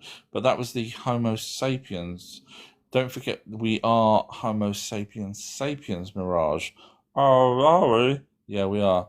Oh, all of us. Well, not necessarily all of us. There's probably some tribes out there that still are Homo sapiens. Oh, you're being racist. No, it's just because obviously when the Anunnaki bred with us, and they tell us they bred with us, that we got the Homo sapiens sapien. Oh, so you mean the Anunnaki didn't go around and breed with every single human, every single Homo sapien? No, they didn't. Oh, so you mean there's still Homo sapiens out there? Correct. Oh, you're good. Oh, thank you very much, Mirage. And then when you wrote, not even a stable race until we get to 5 million years, could you define what stable is? See, that's a let's be honest, that's a stupid comment. Let's read it again because it's stupid. I like stupid comments.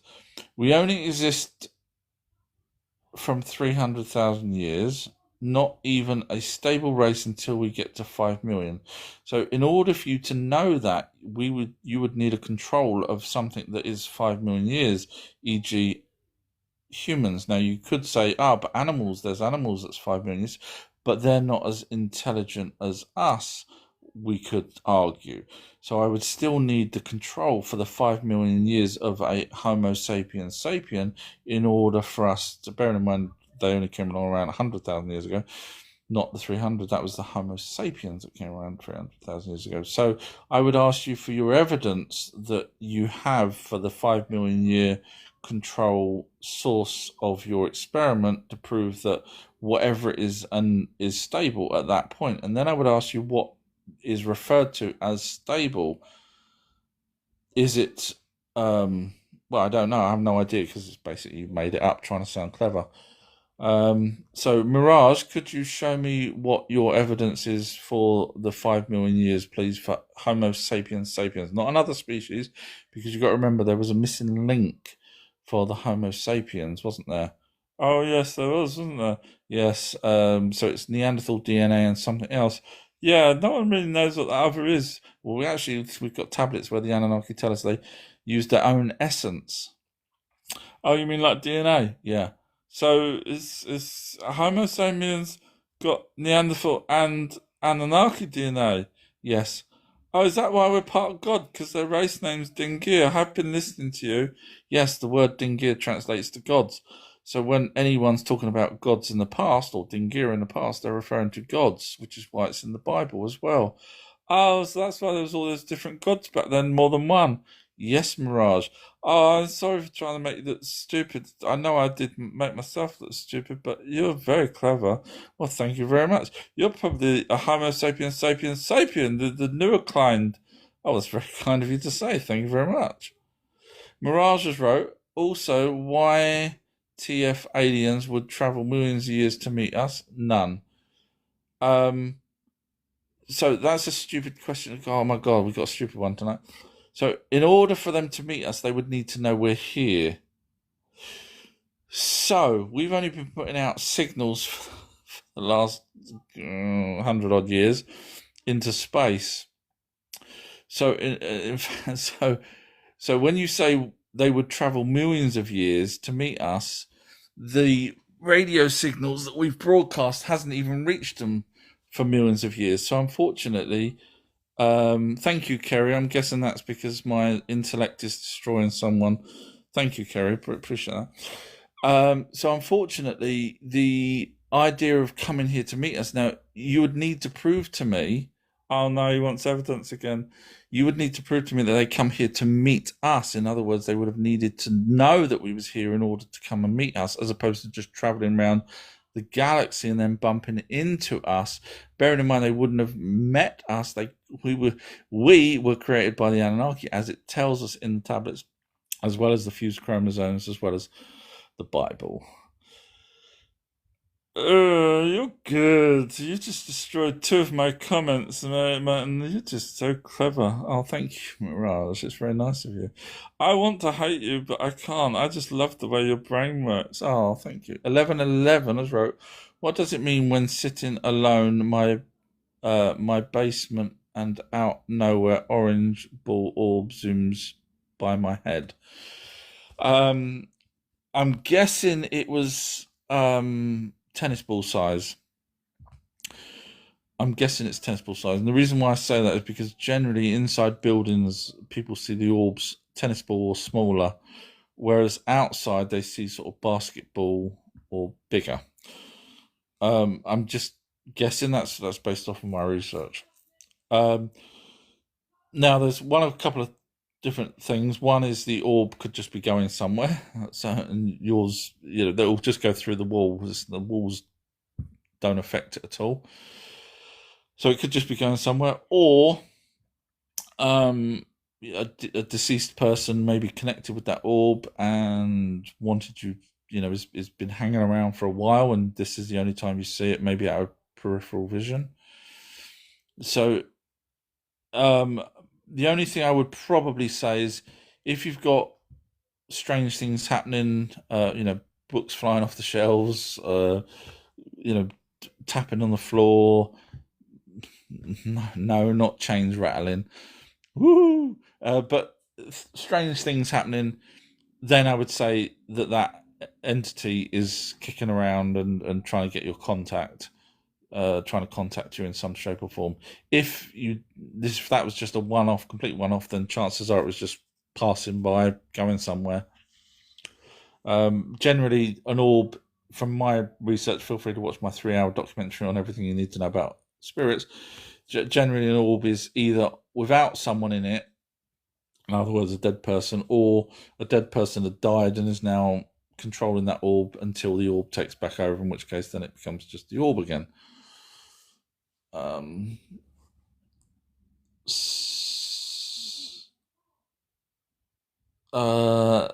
Samantha's replied back to Mirage, humans are not that smart. You are correct on this. I'm guessing Samantha's pointing out that maybe Mirage isn't that smart and therefore is one of the humans in that equation of being less smart than we think we are. 1111 has wrote, zoomed by 2 times or 2 separate orbs just zoomed by my head but disappeared. Yeah, like I say, if you've got paranormal activity happening, then it wants to communicate with you in some shape or form. If you don't, it may just be passing through, literally.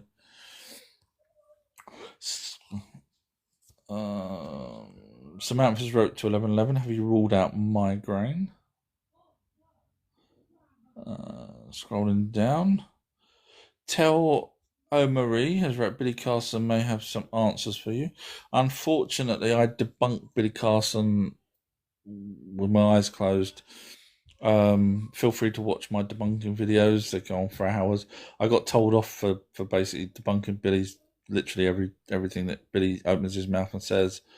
So I kind of stopped debunking him now. But there's plenty of videos you can see with me with evidence. In fact, I've even done on his own TikTok channels. I've said, Billy, could you answer this, please? Or I'll stitch his video and say, why are you saying that, Billy? Could you show me your evidence? Which obviously doesn't have any. So unfortunately, although you like Billy, I'm guessing you do. I know you follow me, but you like Billy. There is a difference between showing evidence, which I do. I don't show my face, I show evidence. And showing my face, as Billy does, but no evidence. So you can choose your side. You can either go with someone that shows the evidence or someone that talks and gets debunked by the person that shows the evidence. It's up to you. I don't know which one you want to choose. I know which one I'd choose.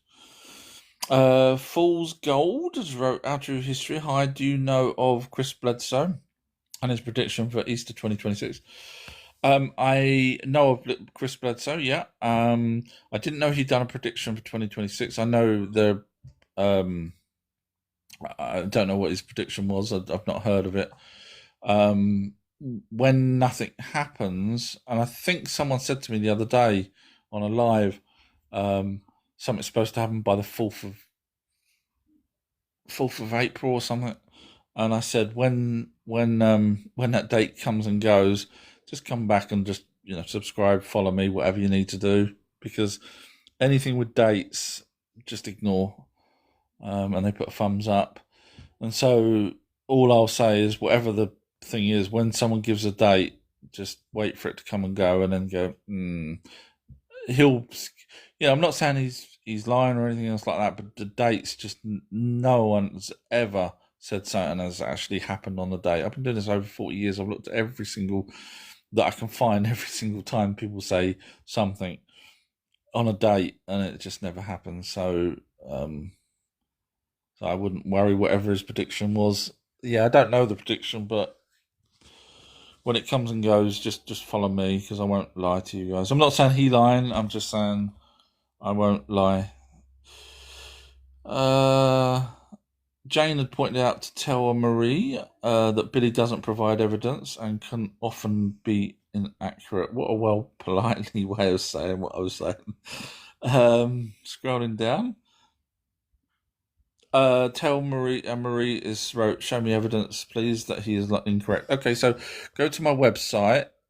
At the look for the tab that says YouTube. Click on the tab that says YouTube. Go to the YouTube.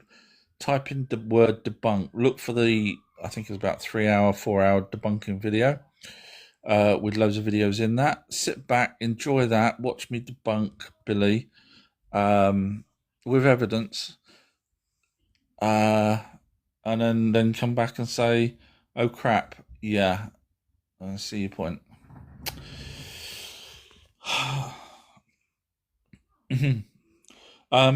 The other case, using a bit of logic here, the other way is where you're saying that earlier on you said, oh, Billy would have something to give me answers.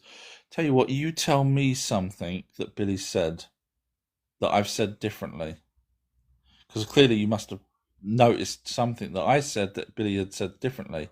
You're now thinking, oh no, I like Billy. Billy's my man. Billy's my bro.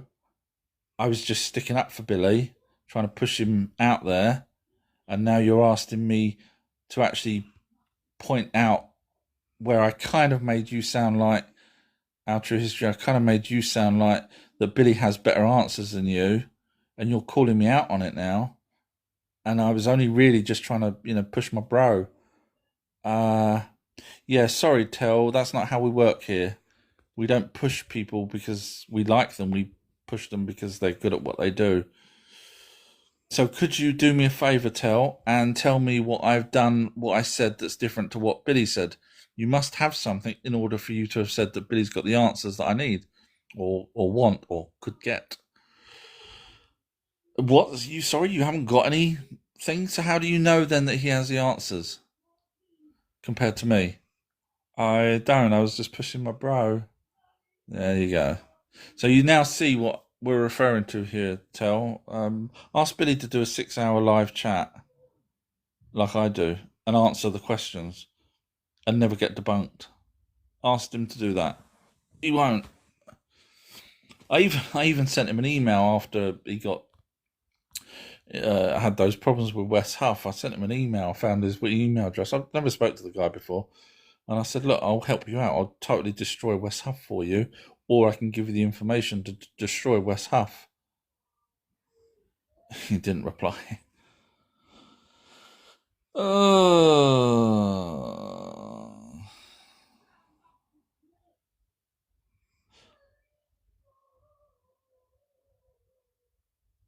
Scrolling down. Samantha's point to tell Marie, go to his website, outruehistory.co.uk. If you're a fan of Billy, you ain't going to want to see them. It's true, I'm sorry. It's just, if you like someone, I understand, it's not a problem, but don't come here and tell me that he's got the answers. Tell Maria's right, I'd like written evidence and who wrote about it. Absolutely, go watch my documentaries. Yeah, no worries. You go watch my debunking videos. You'll see, you'll get all the answers. You follow me, you must know that I know what I'm talking about. But like I say, show me where I'm wrong. Show me where I'm wrong. You must have it.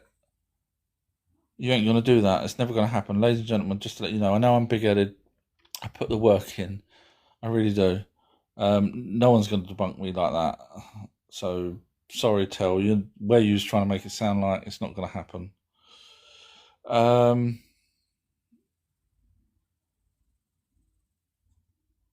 sorry, people talking to Tell, so I'm just trying to skim through.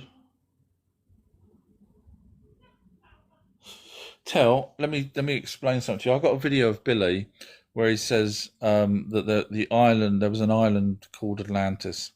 I've got another video of Billy saying that the Earth, space, the moon is Atlantis.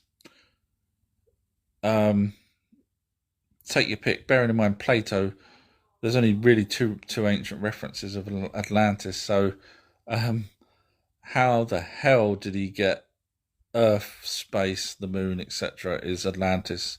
Go and ask him that. Come back and then say, yeah, he made that crap up.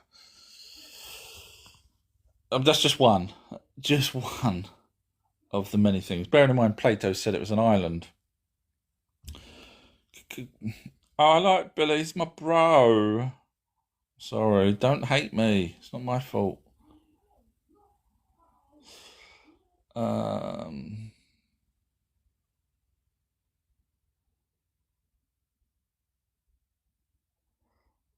Sorry, they're all talking to Tell. Tell has wrote, there are many gods, but only one source. I'm not sure whether that's source of information or source as in an entity that created everything. I don't know. That's me, because people were chatting to her, so I think she's replying back to them. Kerry's joined and wrote, "Hi everyone. Hi Kerry, nice of you to join. Welcome, welcome, welcome. Hope you're well." Samantha's asked in Tell TE. I don't know how you pronounce that. For evidence for something. That's why I don't try not to read the when it's at of someone, because I get so confused and end up being bogged down. So I'll let everyone talk to I don't know how you pronounce that. Shane says, wrote time check 9:41. Thank you. 2:41. Sorry. 2:41. I'm guessing that's because of wherever you are. It's 22:40 here. So I'm catching up because a lot of these 10:30 from Jane. Thank you, Jane. Scrolling down, everyone's chatting to Tell.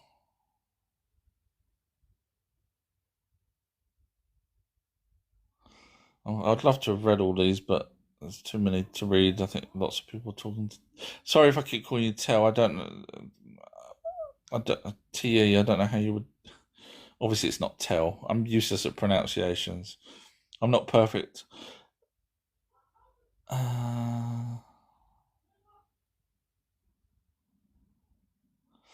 Looks like Samantha says to TE, "I have told you where the evidence, but you ignore." Yeah, they do. So what you'll find, Samantha, and I know you know this because you've listened to me long enough, is people that don't want to be proven wrong close their ears, and therefore they think they're still right. Whereas if someone said to me, "Hey, you're wrong. Here's the evidence," do you know what I'll do? I'll go and I'll go and look at it. But people like TE, Marie, however you pronounce the name, they won't. They'll shut off and they'll just keep repeating I haven't read the rest yet, but they're just going to regurgitate the same thing that they've said over and over, and hope that you believe whatever they're talking about. That's how it works. I know it's not me. It just seems to be the case that people do that when they don't want to find out something. They'll just repeat the same thing.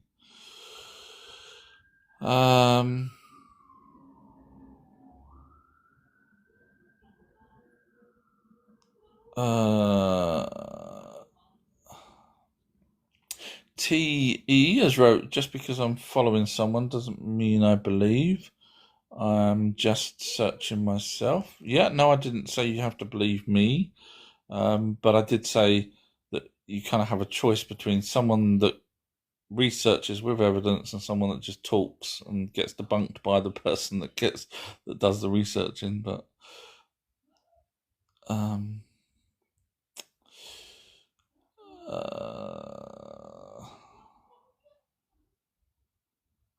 Lisa wrote to you, just go to outtruehistory.co.uk and pay attention.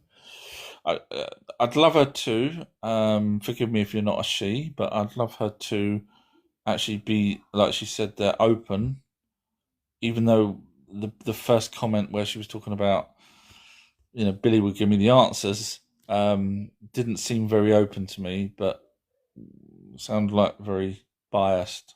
But that's just my opinion. Shares wrote, hey, sorry, he did say both about Atlantis, confused me too. Yeah, I mean, he says a lot of things, doesn't he? Yeah, uh, you know, when you've only got one, pretty much really, it's Plato. When you've only got really one source, other than the fact that we've now kind of worked out where Atlantis is,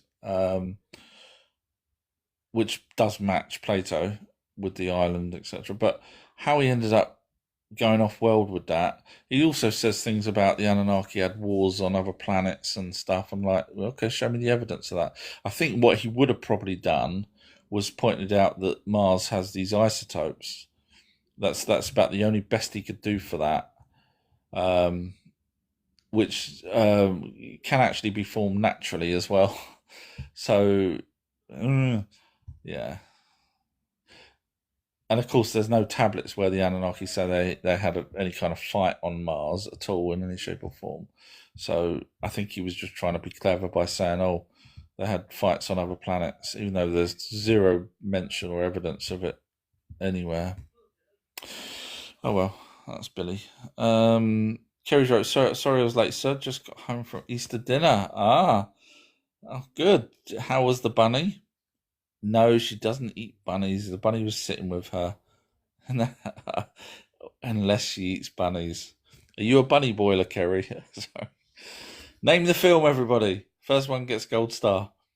No worries, Kerry. Thank you for even coming on. I wasn't going to do a live really, but I ended up somehow doing one. James has wrote, too much to hear, but I'm assuming you're speaking of tablets. Yeah. So if we're talking about, obviously I talk about many different things, but if we're talking about the Anunnaki, the Bible, the ancient aliens side of it, then I don't just go by tablets. If you're interested in seeing the evidence, the best video to watch to start with out of the thousands is the one that basically proves that the Anunnaki were here. They weren't just comic book people. That is on YouTube, but you can get to it from my website. Scroll down on my homepage, and I go through everything. I mean, literally, you watch it. I still occasionally stick it on now, and I watch it and I go, "Wow, me did a hell of a lot of research in that." So yeah, so just on the homepage from my website, scroll down to where it says "click here." That'll take you to YouTube. Sit back, and then go, okay. A, this guy has done amazing research, and B, yeah, the Anunnaki were the gods in the Bible, and then you can go back and watch any other video that I've done, because it all makes sense then, and of course you'll see how much evidence I put in these documentaries. James is right. I'm going to go out on a limb and say the fallen angels are running the show. So the fallen angels were the Ajiji. I have got a doc. So I've solved. With this is going to sound really big-headed.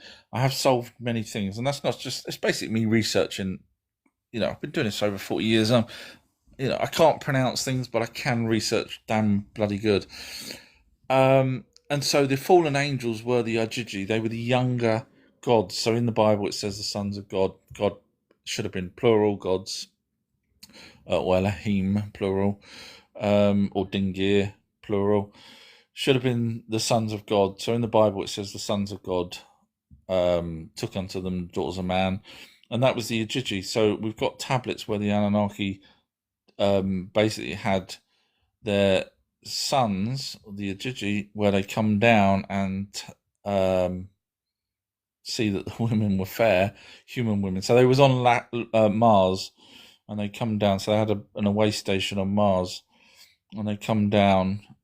Long story. There's tablets in Columbia University translated by the Moorhens that give us the story that Marduk was going to get married to a human woman, which he did. He ended up marrying the woman that's you'll know as the wife of Ra in Egypt, and they had kids, as you know. But the Ajiji came down when Marduk was going to get married, and decided that they was going to steal human women because they had none, and that's what the fallen angels were. Eventually, they sorted it all out, and between the Anunnaki, there was a whole battle between them here on Earth, between the Ajiji and the Anunnaki. But after that, they sorted themselves out, and so basically, when you say the fallen angels are running the show, that would be the younger Anunnaki. Now, Marduk was given full control around 3000 BC, became Yahweh, which is why it became monotheistic in the Bible, which is why it gets all a bit confusing. However, so he was put in charge of Earth. However, what's happened since, I don't know. He's on the dollar bill in God We Trust, which is Marduk. He's got the Eye of Ra, not the Eye of Horus. He's got the pyramid, the sun as well in the background. So he's all over the dollar bill. But has something happened since the dollar bill was created, and is someone else now in charge? I don't know. But technically, it should have been one of the older Anunnaki, such as Marduk, Ningzida, Nurgle, one of those kind of people. JT Jams wrote, Billy is our true history's favourite, but with a laughing face.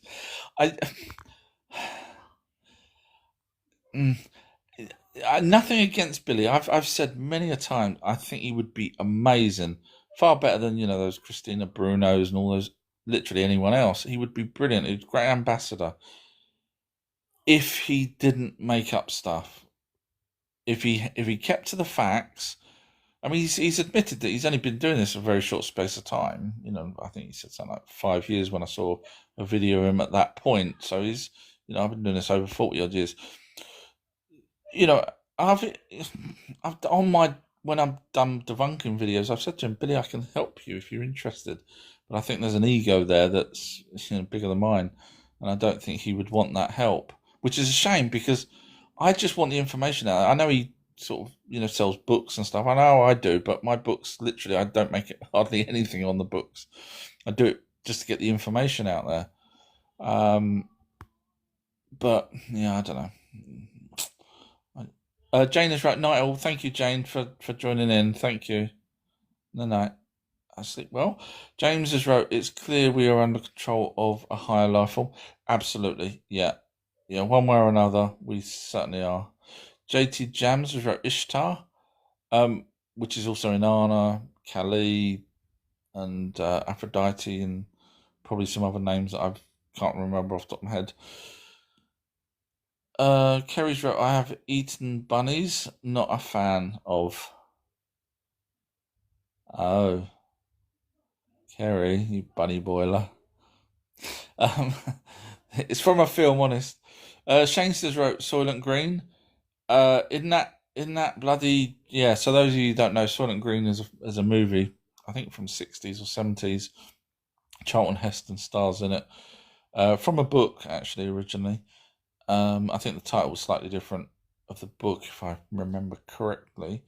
And Soylent Green is basically saying that for their future back then, obviously it was set in their future. The stuff that's happening now is overpopulation, blah blah blah, and how to get rid of people.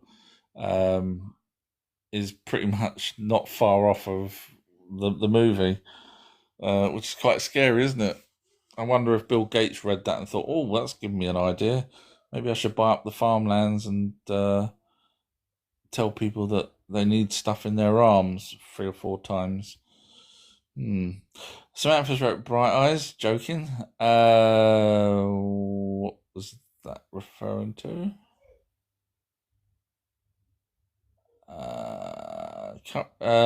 I know what that's referring to. So Samantha's been very, very cerebral there. So when I said Bunny Boiler named the film, Samantha's deliberately done a joke saying Bright Eyes, which would have been the bunny film called Watership Down, which the song was from that movie called Bright Eyes. Well done, Samantha. I like that. That's very clever. Get gold star for being clever instead of actually telling me the name of the film that I'm referring to. But Millie, thank you, Lisa. Millie's wrote HTRT Cradle, Hand That Rocks the Cradle. Technically, no, is not what I was after, but Kerry has actually got it. Bunny Boiler is from Fatal Attraction. Well done, Kerry. Kerry gets a gold star for that as well. Well done. So lots of clever people today. But Hand That Rocks the Cradle, I can see why you would have done that. Yeah, that was with Rebecca De Maurier. I win at quizzes on films. When I like something, I learn everything about it. So yeah, films is my sort of second passion. Thank you, Lisa. Ah, bless. James is right. I've seen your stuff. You are correct on quite a few things. Thank you very much, James. If there's anything you found that I'm not correct on, I know I have an ego, but I would love to learn. If you could ever tell me, obviously with evidence, as you know, I can't just tell me stuff. But yeah, if you've got evidence where I've got something wrong, A, you'd be the first person, but B, I would love to learn. If I've made a mistake somewhere, oh God, I'd love to learn, because if I've gone down a train of thought and got the evidence and got something wrong, I would love to learn. So if you've got any, please tell me.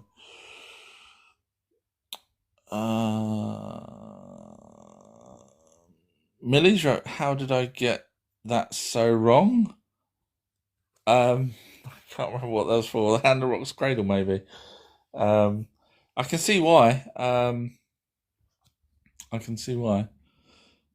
Makes sense. James has wrote, the Fallen are still here.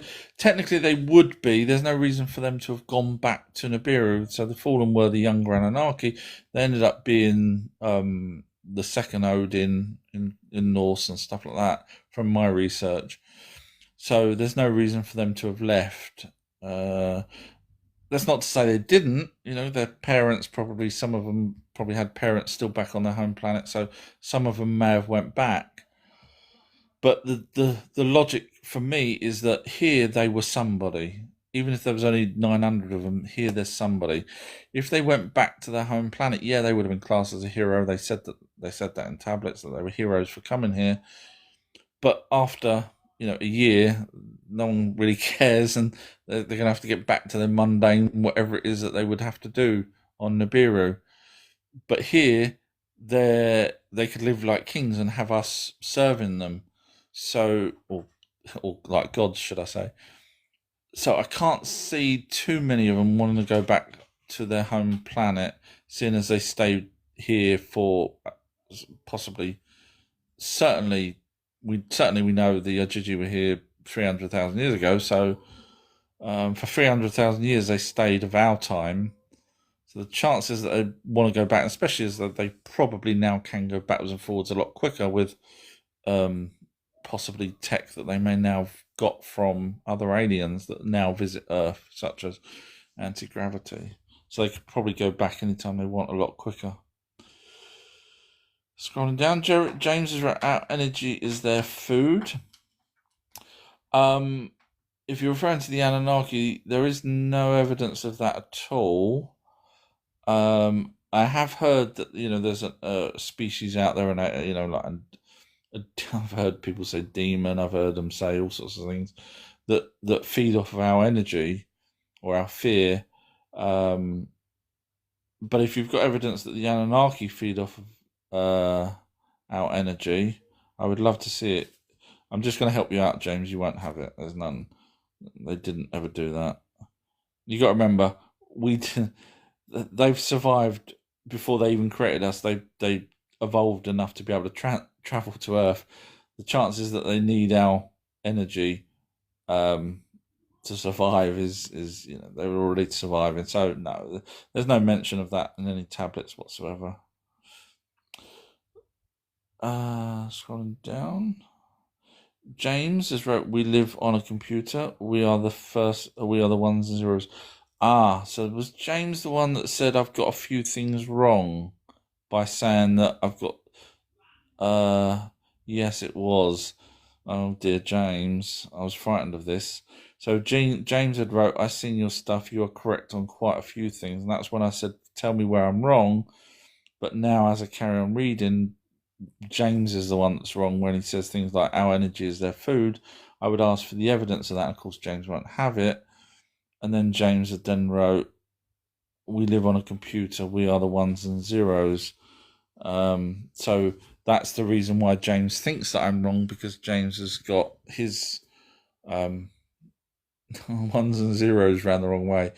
No worries, James. So obviously you can't prove me wrong then. I thought you might have been the first person on the planet to point out where I was wrong with evidence, but no worries. You're just obviously on your own train of thought. No worries at all. It happens. I get a few people that think that they know what they're talking about and make mistakes. No worries at all. No hard feelings. Custards wrote, "Is Marduk still alive? How old would he be today?" I have been asked this. The problem is he came here as classed as an Ajiji, and they don't tell us what the Ajiji's ages are. You know, it could have been from 7, could have been from 4, could have been from 15 to 30, could have been 10 to 20, 6 to 12. I don't know. So he did come here as and was classed as an Ajiji. There's one tablet I can't remember. I think the British Museum's got it, where he's clumped in with the Ajiji, but I don't know what ages they are.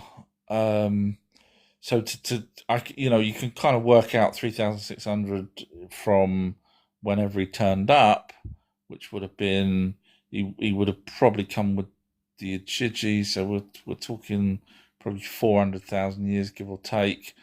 So you can divide that, but again, I don't know how old he was when he first come here, so I can't answer that. Gut feeling 50, 60 of their years here, but I don't know. Sorry, I can't answer that, I'm afraid. They didn't tell us. Lumpers wrote, "So are we a mix of angel and Neanderthal?" So an angel was a messenger. The original word for angel was a Greek word, which the Hebrews got from the Greeks, which got it from the Sumerians, which got it from the Anunnaki tablets. So the original word for angel is messenger. And the very first messengers were for the Anunnaki, obviously, because they were called gods. They were Dingir, translates to gods. So when you say angel, there is no angel as such. There's messengers, but they could be messengers, could have been men, as in the Book of Enoch. They could be demigods, or they could be other Anunnaki or Ajiji, younger ones. So there is no defined messenger. We don't, it could be, depending on what you're reading, and whoever they sent as a messenger is what a messenger is. So when you say, "Are we a mix of angel?" We're a mix of Anunnaki or Dingir gods. That's why we've got God in us.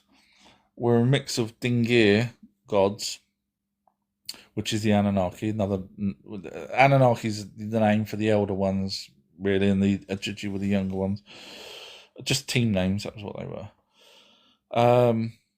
But they're all Dingir. They're all gods. That's why you go read any tablet, and it will talk about the gods, the greater gods. The greater gods are the sort of the royalty ones, the Marduk, the Anunnaki, the Enlil, Enki, the greater gods. Compared to the 900. So in other words, you had 900 here when they first come here, 300 Ajiji, 600 Anunnaki, but they're all Dingir. So yeah, we are a mix of. So the DNA that we have no idea that makes us Homo sapien or Homo sapien sapien, that we have no idea where it come from, which is why there's a missing link, is the Anunnakis. And we have a percentage of Neanderthal, which they upgraded Neanderthal. Although some would argue, reading some of these comments, that we were downgraded. JT Jams is right. Would you say Billy knows his stuff when it comes to the emerald? Oh, you sod. Don't do this to me, JT Jams. Billy wrote a book called The Compendium for the Emerald Tablets. Why do you do this to me? You know what I'm going to say, so I'm going to have to be polite. I wouldn't recommend the purchase myself. Is that all right, JT Jams? Can I move on now? If you want, I was going to say, if you want good science fiction, then go see Hail Mary or whatever it's called. But if you want science fiction, if you want, I don't know. Yeah, I'm moving on now. I'm being polite. The Cubers wrote, "How are we doing?" I'm okay. That reminds me of the time the police pulled me over once, and I said, "Hello, officer." I said, "How are you, officer?" And he said, "Have we been drinking?" I said, "I have. I don't know about you." Bum bum. James Ryans wrote, "Have we have been eating each other from the beginning? Not enough cows." Funny enough, there's a castle which I went to yesterday, and I was listening to the audio book as you walk round, the audio description, and there was a crypt, and they was talking about this crypt had an embalmed body in there from years and years, hundreds of years ago, and people back then would use sticks and stick it in the holes in this crypt, and then taste the embalmment fluids from the dead person inside the crypt. Just reminded me of what James is saying, where he says we've been eating each other from the beginning. Could you show me the evidence of that, James? From the beginning. It's an ancient tablet that says, I was feeling a bit peckish, and I saw old James over there, and I thought, you know what, I could do with a bit of salt, a bit of pepper, and a bit of James. I'll have some of that. Yum, yum, yum. Yeah, if you could show me any evidence whatsoever, James. James is now starting to think, hang on a minute, he keeps asking me for evidence of the stuff that I'm making up. I'll let you work that one out, James. Samantha wrote, "Bunny Boiler is from the film Fatal Attraction. Kerry is no bunny boiler." Yeah, unfortunately, Kerry had already said the name of the film, so unfortunately, I can't give you a gold star. But of course she's not a bunny boiler. I meant, as in, I was referring to it as in, do you eat bunnies? And she does actually eat bunnies, but she's not someone that will sit there and uncross her legs. I know she's not. That's name the film. It's not the same. It's not the same film. It's another film that I'm thinking of, where the people all got excited where she crosses her legs under interrogation. Custard the Horses wrote, "Can't believe you have called Kerry a bunny boy," in a nice way, meaning did she put the bunny in the? But it was a reference to a film at the same time. It's just a joke. It's not me being bad. Kerry's wrote, "I don't boil bunnies. I bake them." I don't know. Is that worse, Kerry? I don't know. Is that what's worse than fate or attraction? No, Kerry's wonderful. She's the problem is there, Kerry. Apparently, we've been eating each other since the beginning of time, or the beginning of us. So Kerry's now thinking, "Oh, I need a bigger cooker."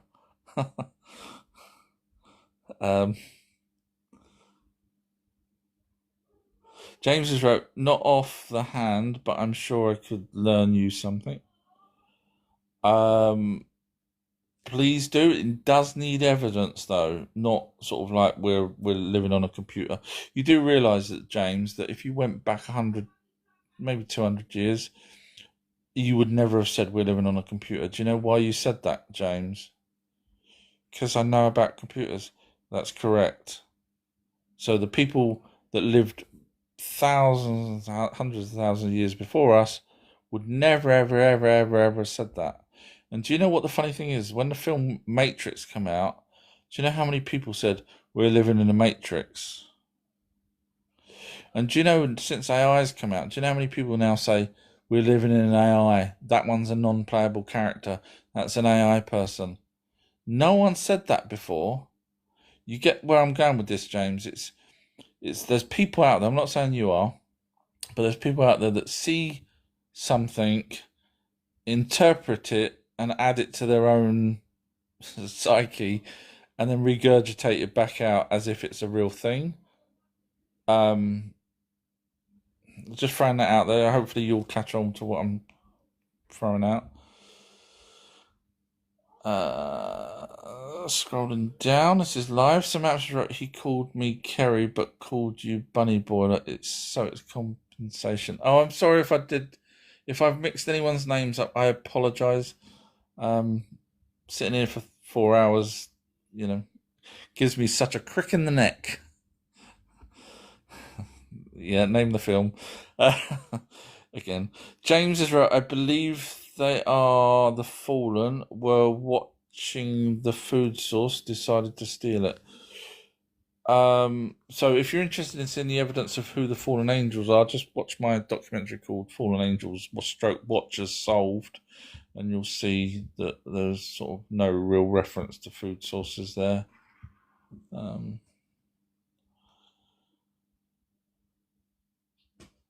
James has wrote, yes, I can. I'm guessing that's showing me something with evidence. You don't have to write, yes, I can. You could have just, if that's what it's referring to, forgive me if it's wrong. But what I would rather have you done is said, right, here's where X, Y, Z, as opposed to saying, yes, I can. Because I have a feeling that the next comment from you isn't, here is X, Y, Z. It'll be something totally else. In other words, you can say that you can give me information or prove me wrong or whatever, but not actually do it. So just bear that in mind as I carry on reading. James is right. I got you there. I can prove they eat all energy. The Anunnaki, you can prove the Anunnaki eat energy, our energy. Okay, like I say, don't say it. Like I can say, you're not going to be able to. Actually, just give me that evidence. Here we go, ladies and gentlemen. Here we go. Something that I've never read. Thank you, superfan, whoever that was. Anne, I think it was. I missed the name. Here we go. The very next thing is going to be, I can see its names underneath. The very next thing is going to be the evidence that the Anunnaki ate our energy. Right, James wrote, I can provide you with the evidence. You see, there's a pattern there, ladies and gentlemen. Thank you. Thank you, Laura. I hope I pronounced that right. You can see the pattern there. It's like, you remember the olden days when you was at school? It's like, I'm going to get you. Yeah, go on then. Here I am. I will. Yeah, go on. No, here I am. Come, let's fight right now. Let's have a fight. I will. In a minute. I will. Yeah, I'm here. Go. Any minute now. Yeah, go. That's kind of like James. I'll prove you wrong. Yeah, nowhere at all. Go. I will. Yeah, go. Happy. Good. You'd be the first person. Let's see. We'll see. I'm looking forward to it. JT Jams is right. I would love to know what the elites are that run the world. They seemingly feed off of essence.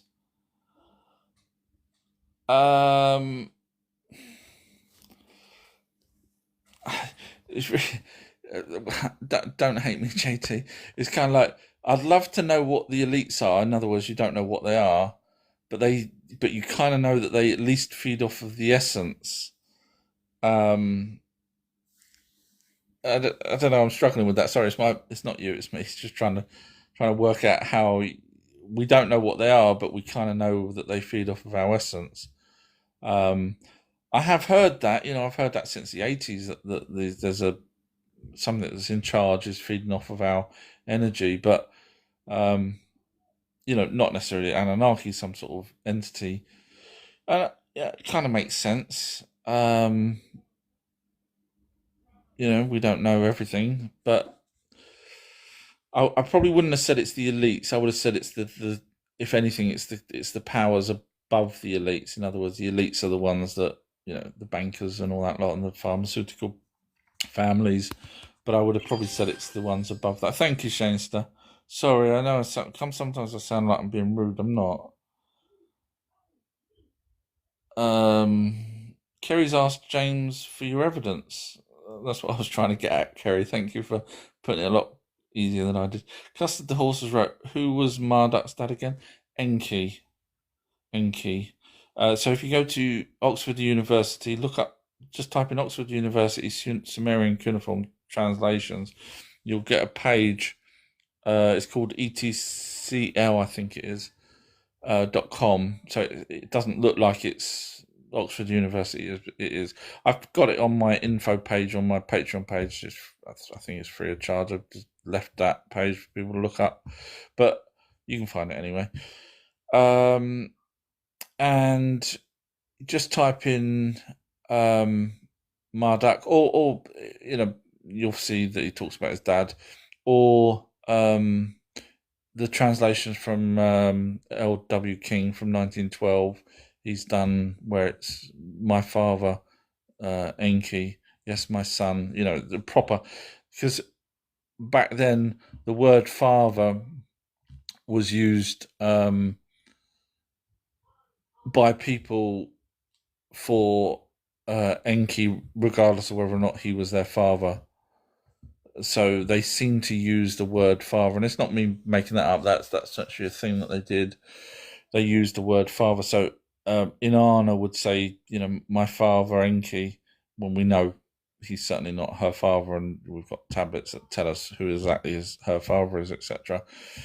But they called him the father. But in Marduk's case, he was the father. Enki was definitely, or Ea, same person.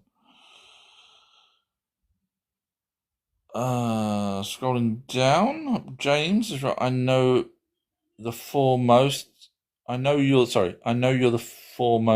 and all, but you're wrong about a few things. I do like your stuff. No worries at all. I mean, you have sort of said that earlier.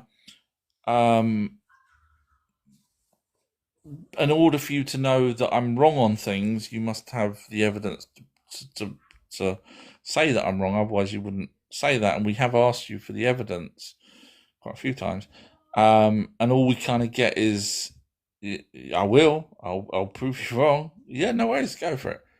I will. So I'm just going to help you out, James. And I'm not being rude. I sometimes like to cut to the chase. There's no point in wasting your time and mine. It ain't going to happen. I know it sounds really big-headed. You would have already done it by now. You have your theories, no problem at all. I have theories, but also have evidence with other stuff as well. No worries at all. We'll just leave it at that, because we're going to keep asking you for evidence, and Kerry's probably going to ask you on the next message. Yeah, she did. Kerry's wrote, what is he wrong about? And we're just going to go round in circles. You're going to point out something eventually, because you're going to have to pick something. I'll then point to the evidence where you're wrong, and then you'll hate me and you'll not follow me anymore, and then you'll go around saying that Billy Carson's better than me because you got pointed wrong. So should we just call it quits on that? Sorry, I know it sounds like I'm so rude. I'm not. I'm just trying to cut the chase. James has wrote, very well studied you are. Yes, I can show you evidence. I think this is like the 5th time now. I'll show you. I will. Sorry. And Kerry wrote to James, then show it. Sorry. Trundle's wrote, basic instinct. Well done. Gold star for Trundle. That was the reference to someone opening their legs, and some interrogation people get all excited. Thank you, well done. We should do movie ones. Ella Rose wrote, hiya mate, chat and mods. Mel B here. I've changed my name. Right, okay. I hope I can. I managed to pronounce Mel B before, but now you've got Ella. I don't know if that's how I pronounce it. Let me know. I'm sure you will if I get it wrong. Welcome, Mel B. Kerry's wrote, depends on what you mean by eating each other, but I digress. Oh, Kerry, just took me a second, that did. Hmm. Okay. Well, it is after 11 here, so I'll let that one slide. He made me laugh. James has wrote, we only know about computers because it's old technology. When you say old technology, I'm guessing you're saying pre, um, what's his name? The guy that solved it, Turing was his name. I'm guessing I'm guessing you're going to say something like the Antikythera mechanism. I'm guessing is where you're going to go with that. Which wasn't zeros and ones, by the way, if that's where you was going to go with that. So I'd love to know how old computers are, in your opinion. Ella has wrote, or Melby has wrote, I was not concerned that I was eating them. I was concerned something would happen when I stopped. Oh dear. And then Samantha's put, oh God, what have we done now? If you're just joining in, this is a family show. JT's wrote, perhaps people say we live in a simulation or we live in the Matrix because there was no prior name for any of it. It's a fair point, JT. Not that I'd heard anyone say it previously, not saying that I've listened to every single person on the planet ever. But it does seem like once sort of the movies come out, they then end, or once something comes into pop culture, then they end up using that. But I hear what you're saying, so it's a fair point.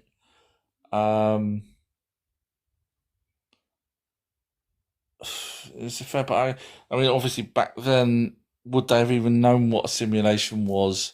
That's the trick, you see. And without computers, would someone have known what a simulation was, what a matrix was? Even if they don't know the name of it, would they even grasp what it was to understand that they're in it? It's like my old analogy of putting a blacked out goldfish bowl, totally blacked out.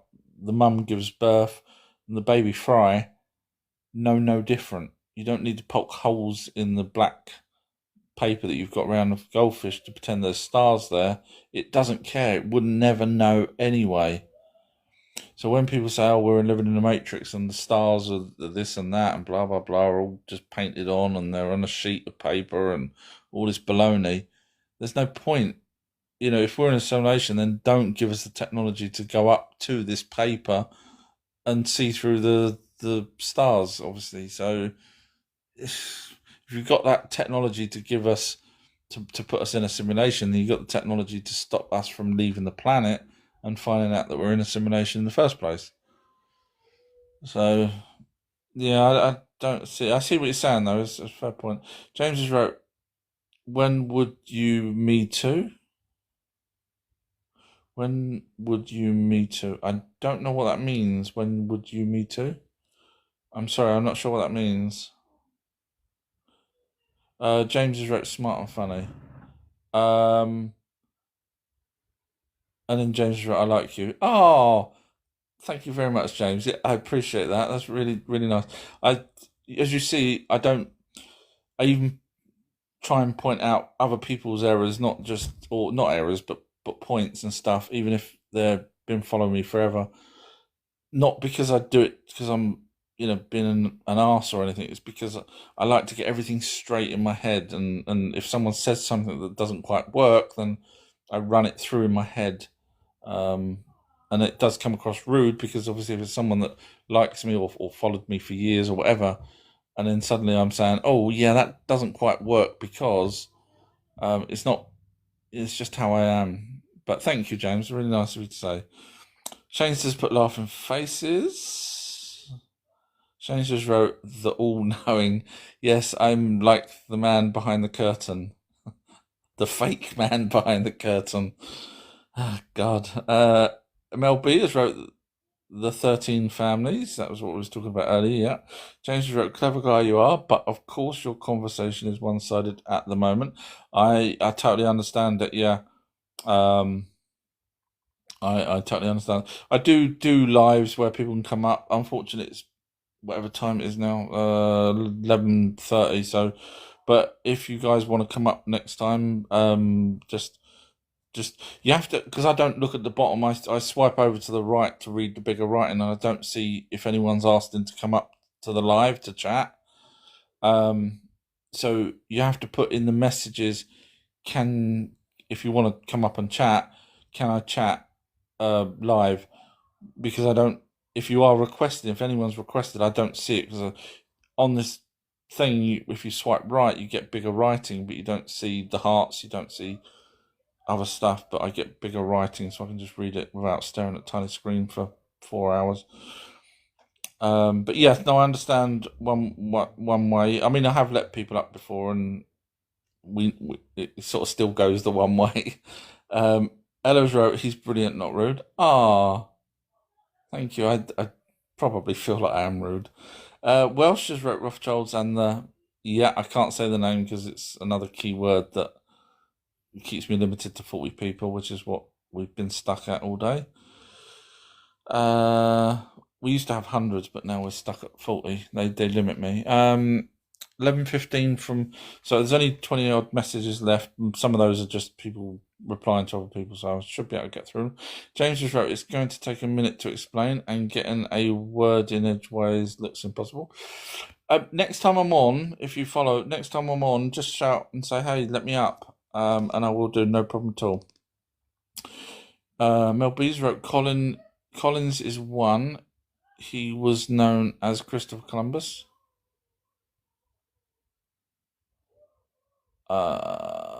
Not sure what that's referring to.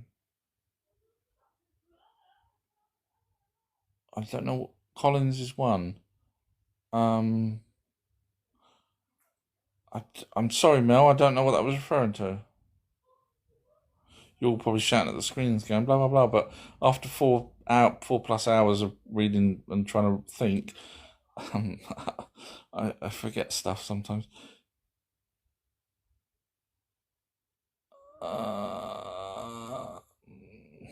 James has wrote, "No, I'd never hate you." Oh, thank you. Thank you. Do you know, there's only been, you could be the third one, where someone's come on, I've sort of had a little laugh and a joke, and they've actually stayed and, took it. And you could be the third. I can't remember if you was one of the other two, but if you're not, you know, I have a lot of time for people that have the cojones to not take what I say personally and stick around. So I have a lot of respect for you, James. Mel B's wrote L-L-O-R-A. L-O-R-A. I don't know what that means, Mel B. I'm sorry. James has wrote, "Kerry, you're funny as well, eating each other." Get a room, you two. Come on. Elra's wrote, "Or you can say L." Oh, right, that's how you're pronouncing your name. L-Lora. Can I call you Mel? You probably hate me for calling you Mel, which was the original name that you had. I know how to say Mel. Avatar's right. God said, "Do you think some soul orbs come from future timelines and some from past ones?" I do. It's a fair point. Go number 3 in the class for that. Yeah. I mean, if we believe that orbs are energy, which there's no reason to not believe that, and then we believe that the orbs are connected with spirits in one way or another, whether they are the spirits or not. The spirits, when they talk to people, either dreams or hypnoregression or clairvoyance or Ouija boards or whatever, they do talk about things in the past, and loved ones shouldn't know the bloody things in the past. They weren't fortune tellers while they were alive. So how the hell can they tell you what you did, 10 years ago by doing X, Y, Z? If and they normally do that to prove that they're, the clairvoyant, for example, will get a signal and it will be something that only you know, because then it proves that you're, for the spirit, for your loved one, if they can prove that you're talking to a clairvoyant that is generally talking to your loved one, then works better than you going, yeah, I don't believe you. So the orb, the spirit, can go back in time and see stuff that they shouldn't be able to see, in which case they don't have any mass, therefore equals opposite squares, which means that an orb could, the one that's joined with me, if I've got one, to connect it to the pineal gland, that could have come from the future, could have come from the past, because again, there is no time for them. That's why people say when you die, there is no time. It's everything's happening now. But I could have this, the orb that's with me now could have been the 100th orb, different orbs, because when I die, another orb can go back in time and join, in my mum's womb with the pineal gland. That's probably where we get deja vu from. So there's no reason to say that they couldn't come from the past or future. And again, that's why people say, I've heard so many people say, oh, I was Cleopatra in the past. And people say, well, come on, only one of you can be Cleopatra. No, technically no. The temporal way that we perceive things is, yes, you'd only be one Cleopatra. But if these entities can go forwards and backwards in time, another one can go back and become Cleopatra. And then, of course, that then orb joins with someone in the future who then remembers the previous life as Cleopatra and says, I was Cleopatra. Or gets hypnotized or whatever and says, I was Cleopatra. No, your orb was with Cleopatra, but so was loads of other orbs, possibly. So, yeah, I could be on, Christ knows how many orbs that had gone inside and wanted to be with the world's smartest man. I'm joking. The man that can't pronounce things. That's what they're here for, really. Scrolling down, avatars wrote, or do they exist outside all of time and space and one frequency or no separation? So it seems, from my research, it seems that there seems to be one orb that can split into many, which becomes a soul group. Now, whether that one, when it's attached as a whole, so a drop of water can split into like 4 little drops, 6 little drops, for example, and they'll be the ones that go into other people, so that your soul group will be with you throughout your life, whether you die straight away or whether you are not. They're all there to learn different aspects, and then they'll probably go back in time one point and become, 1 minute they're your dad, next time they're your mum, and next time they're the kid. The orbs, because that's all their job is to learn. I don't know whether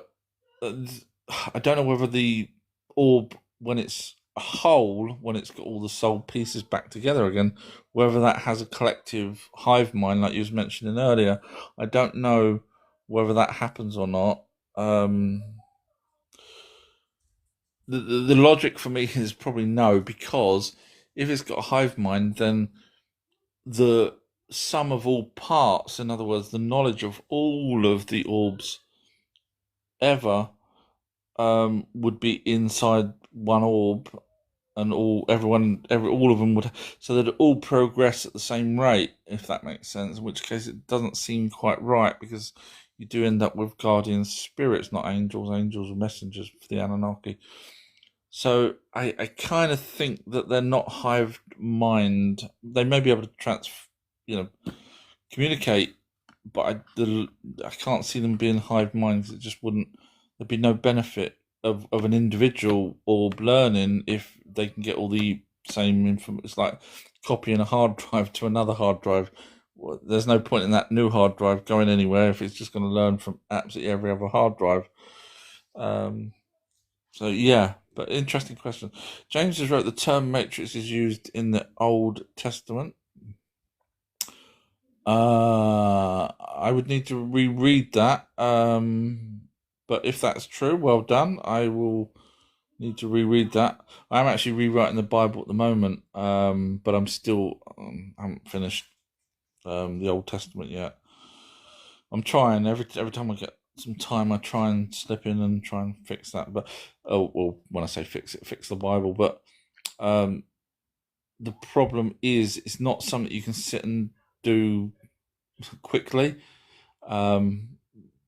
So where I've already done the chat, some of the, I'm up. I think I'm on Deuteronometry or something like that. I have to keep going back over it and over it. And it's quite time consuming. Because I have to remember things and I have to double check things as well, because I don't ever want to be caught out. But if I am one day. James wrote, but that's not what I'm saying. Of course, we're not in a computer game. No, I know. Some people do say that, though. Believe it or not, they do say that. I can kind of see why people would say it. I mean, you look at The Sims, and especially AI now. It can run off and almost do its own thing. So you can kind of see that. You could ask the simulation to, run itself until the plug's pulled. But my logic for the computer simulation, us being any kind of simulation, is how boring must the life be for the person or entity to have created this? You could argue, well, hang on a minute. My daughter used to sit there for hours playing The Sims. But at least she was interacting, whereas sitting leaving us to our own devices is kind of not really a simulation anymore. It's more of a petri dish experiment as opposed to a simulation. Scrolling down, James is right. I know you're asking over and over and over to show you when you have time. No worries at all. Yeah, next time if you just jump on, and we'll do the thing, because like I say, I don't see if anyone's requesting to come up, because I swipe to the right, which gives me bigger writing, so I don't see any hearts. Sometimes I do swipe back to see if people have given me hearts or whatever, but Avatar's right. Do you think the Greys could be us from the future distortion trying to get back to our bodies? I have looked at that, and I used to think that. I really did. I did. And I'd heard it as well for years and years. People saying, "Oh, it's us from the future." But if we go along with Project Serpo, we know that the Zetas come from another star system. Their planet died out, and then they ended up at. They moved and went to the Zeta Reticuli star system, so they're not us. And the Greys the Orion Greys are part biological and part somehow computer or something like that, androidy, and so they wouldn't be us. So then it kind of leaves the tall whites. Are they us from the future? Probably not. I know people say it because obviously, they're bipedal, and therefore, but you could argue, well, hang on a minute, why can't they be the apes from the future instead of humans? With everything centers around us, I guess. But I don't see it personally. I think, because if they are us from the future, then I can't see the benefit of them coming back. I know the old stories. When I was at school, I used to read all these things, and it would say, "Oh, their population is dying, and they need us to re-help them again for the future and stuff."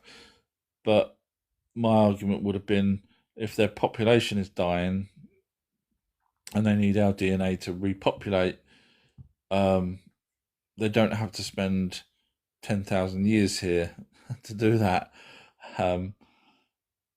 Of our time, do you know what I mean? If they've got the ability to time travel, they could stay in the 1 year. Does that make sense? So, or they could just skip forward to the end of the experiment, whatever they've done with someone, if they've done anything with them. But to literally stay around, and I can't see it personally. James is right. Who made the redeem statement? I don't know if that's on here. If someone said something about redeem. It may have been with an at the beginning, and I don't read those ones out generally, so I don't know what that's referring to. Sorry, James. Scrolling down. James, don't forget you agreed to speak next time. Yeah, no worries at all. Just say, like I say, you have to let me know that you want to jump up, and I'll be polite as well, as I always am. Wink, wink, nudge, nudge. No, I am. JT is wrote, James is only the third numpty to redeem himself. Yeah, right, that's what it was referring to. Okay, yeah, there was two others that took it like a man, really, honestly, where they would say stuff and I would point out where they're wrong, etc. But they stayed, and there was only two of them that's done that in the 4 or 5 years that I've been doing TikTok. And I can't remember who they are now, but wow, the balls on those guys to sit there and then eventually say, well done and stuff like that. A lot of respect for that, because a lot of egos get in the way, and Anunnaki had ego, by the way, so don't blame me if I've got an ego, it's them. Scrolling down, Avatars wrote, like how Scientology audits and find whose spirit is, and they get back their earthly possessions back.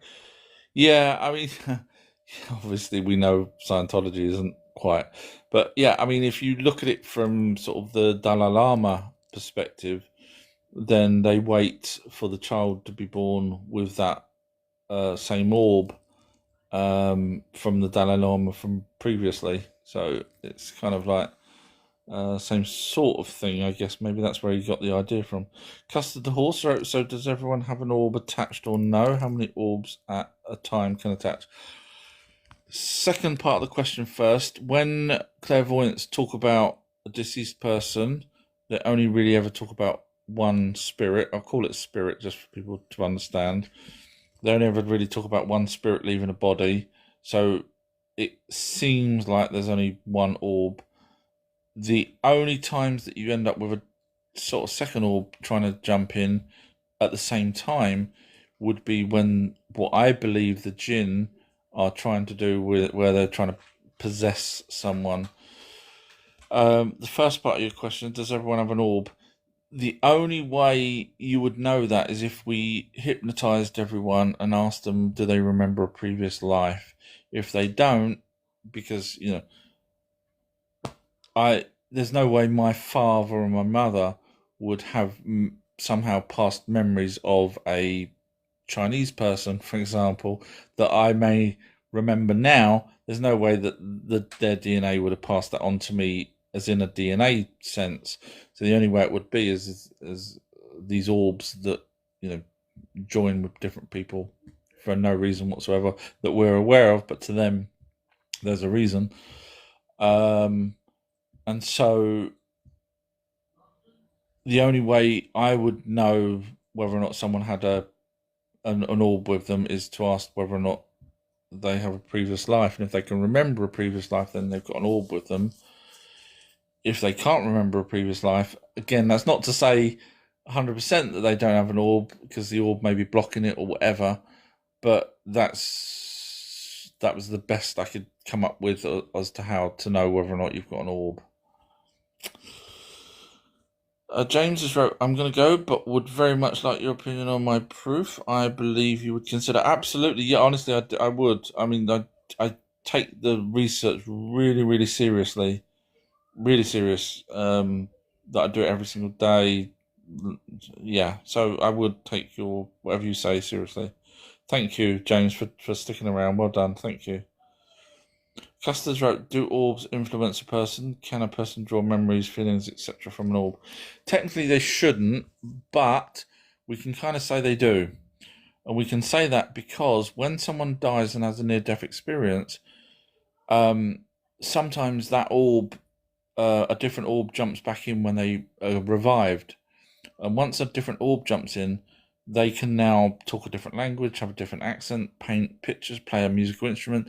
In other words, they're drawing on the previous person that orb was with, the new orb that was with.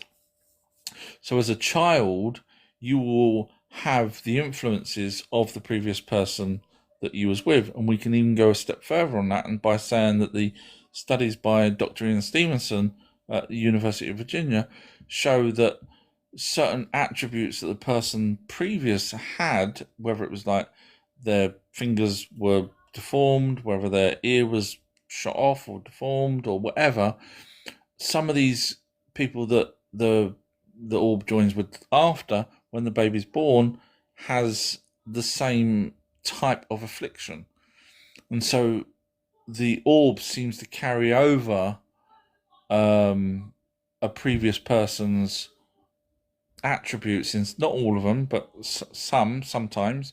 And so as a child, we're susceptible, as a baby, we're susceptible to the information without even knowing it from the previous person. So we may end up having some sort of leaning towards some career or something, I don't know, but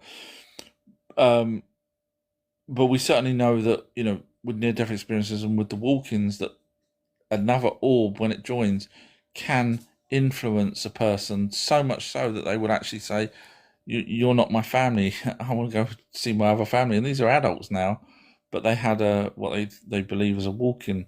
And some people have gone and been hypnotized and said that somehow something's happened to them at that moment in time where they now suddenly feel different. But of course, with near-death experiences, we know that the person had died and the orb left the body, because sometimes the same orb jumps back and then the person wakes up and says, oh, I got told that my time isn't now, blah, blah, blah. And so that one wasn't a jump, a different orb didn't jump in.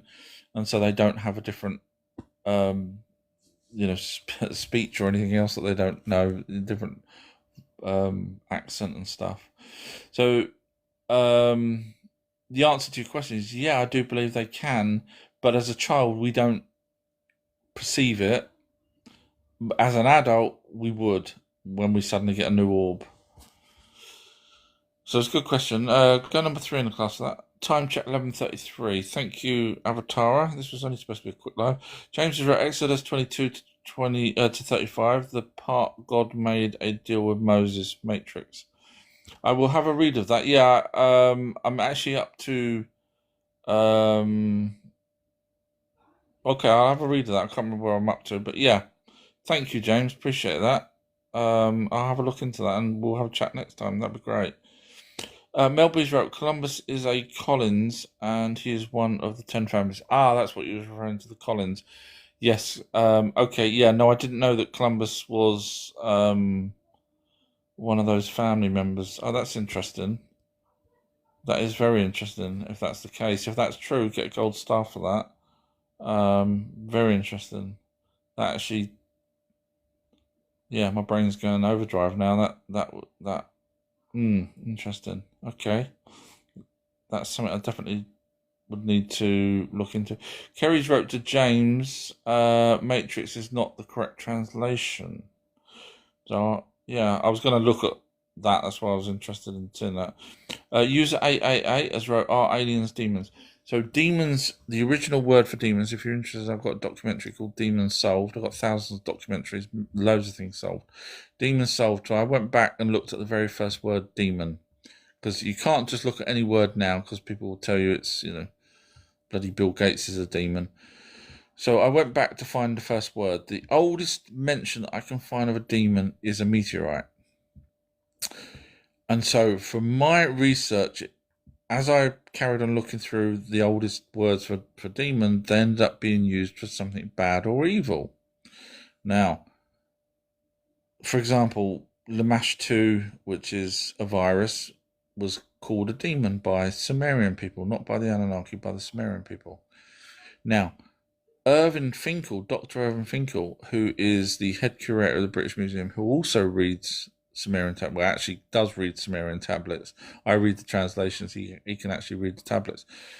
On a video that he done, he said that the word demon just means something bad or evil. And I was like, frickin' hell, I'm vindicated. Because not often I solve something that someone else actually independently backs up. So yeah, so the word demon, so it's basically the same as, and I've said this for a long time, it's the same as monster.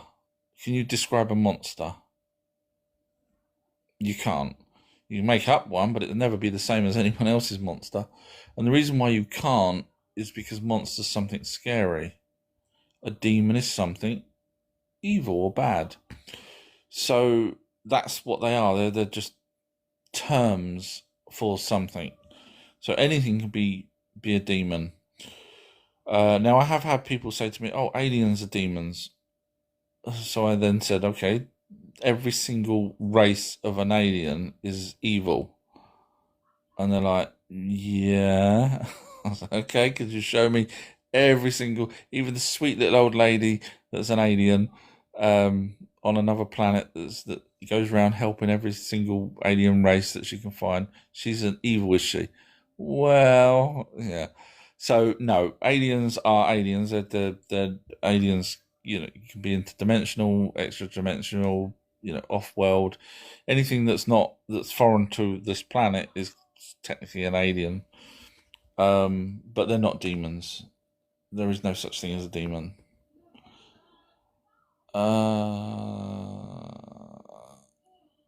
Kerry's wrote, "Please make sure I'm here when James comes up to speak."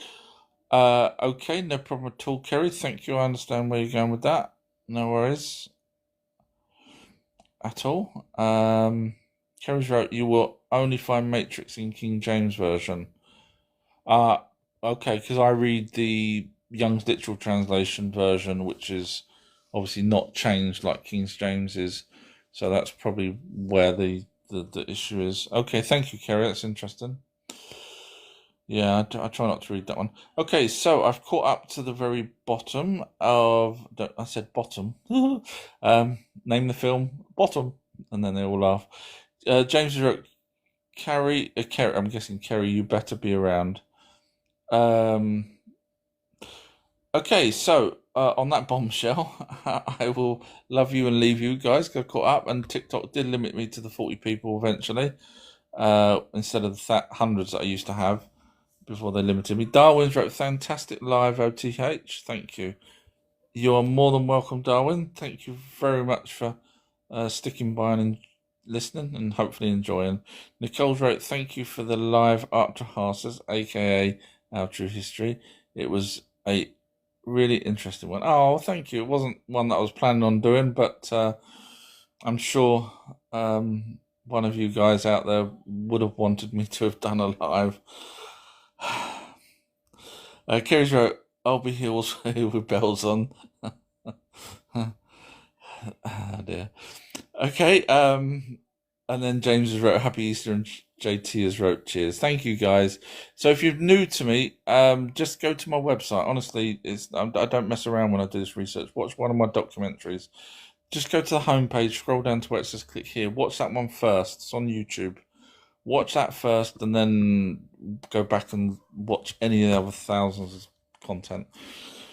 Samantha wrote, "Great live. Good night, all." Thank you guys. No, it's all you guys. If it wasn't for the questions, if you ask the same old questions over and over, then it would be a boring live. But you guys come up, you guys think about things and come up with some brilliant questions. So I enjoy doing them because there's questions there that really make me think, and then there's other ones where I thought of but never mentioned it that you guys have now come up with. So you guys are certainly learning. I'm not saying I'm teaching you, but I'm saying you're certainly using your own brain to come up with these thoughts and everything. Brilliant questions. So well done to you guys. And again, to any moderators that's still here, thank you very much. Always appreciate your help. And look forward to the next one. Thank you, Nicole. I told you, Nicole, I prefer cash. I'm joking, TikTok, and I'm joking, everyone. I'm joking. Thank you, guys. Take care. Bye, everyone. Bye. Bye. You can get to my website from my profile picture. Just click there. Bye.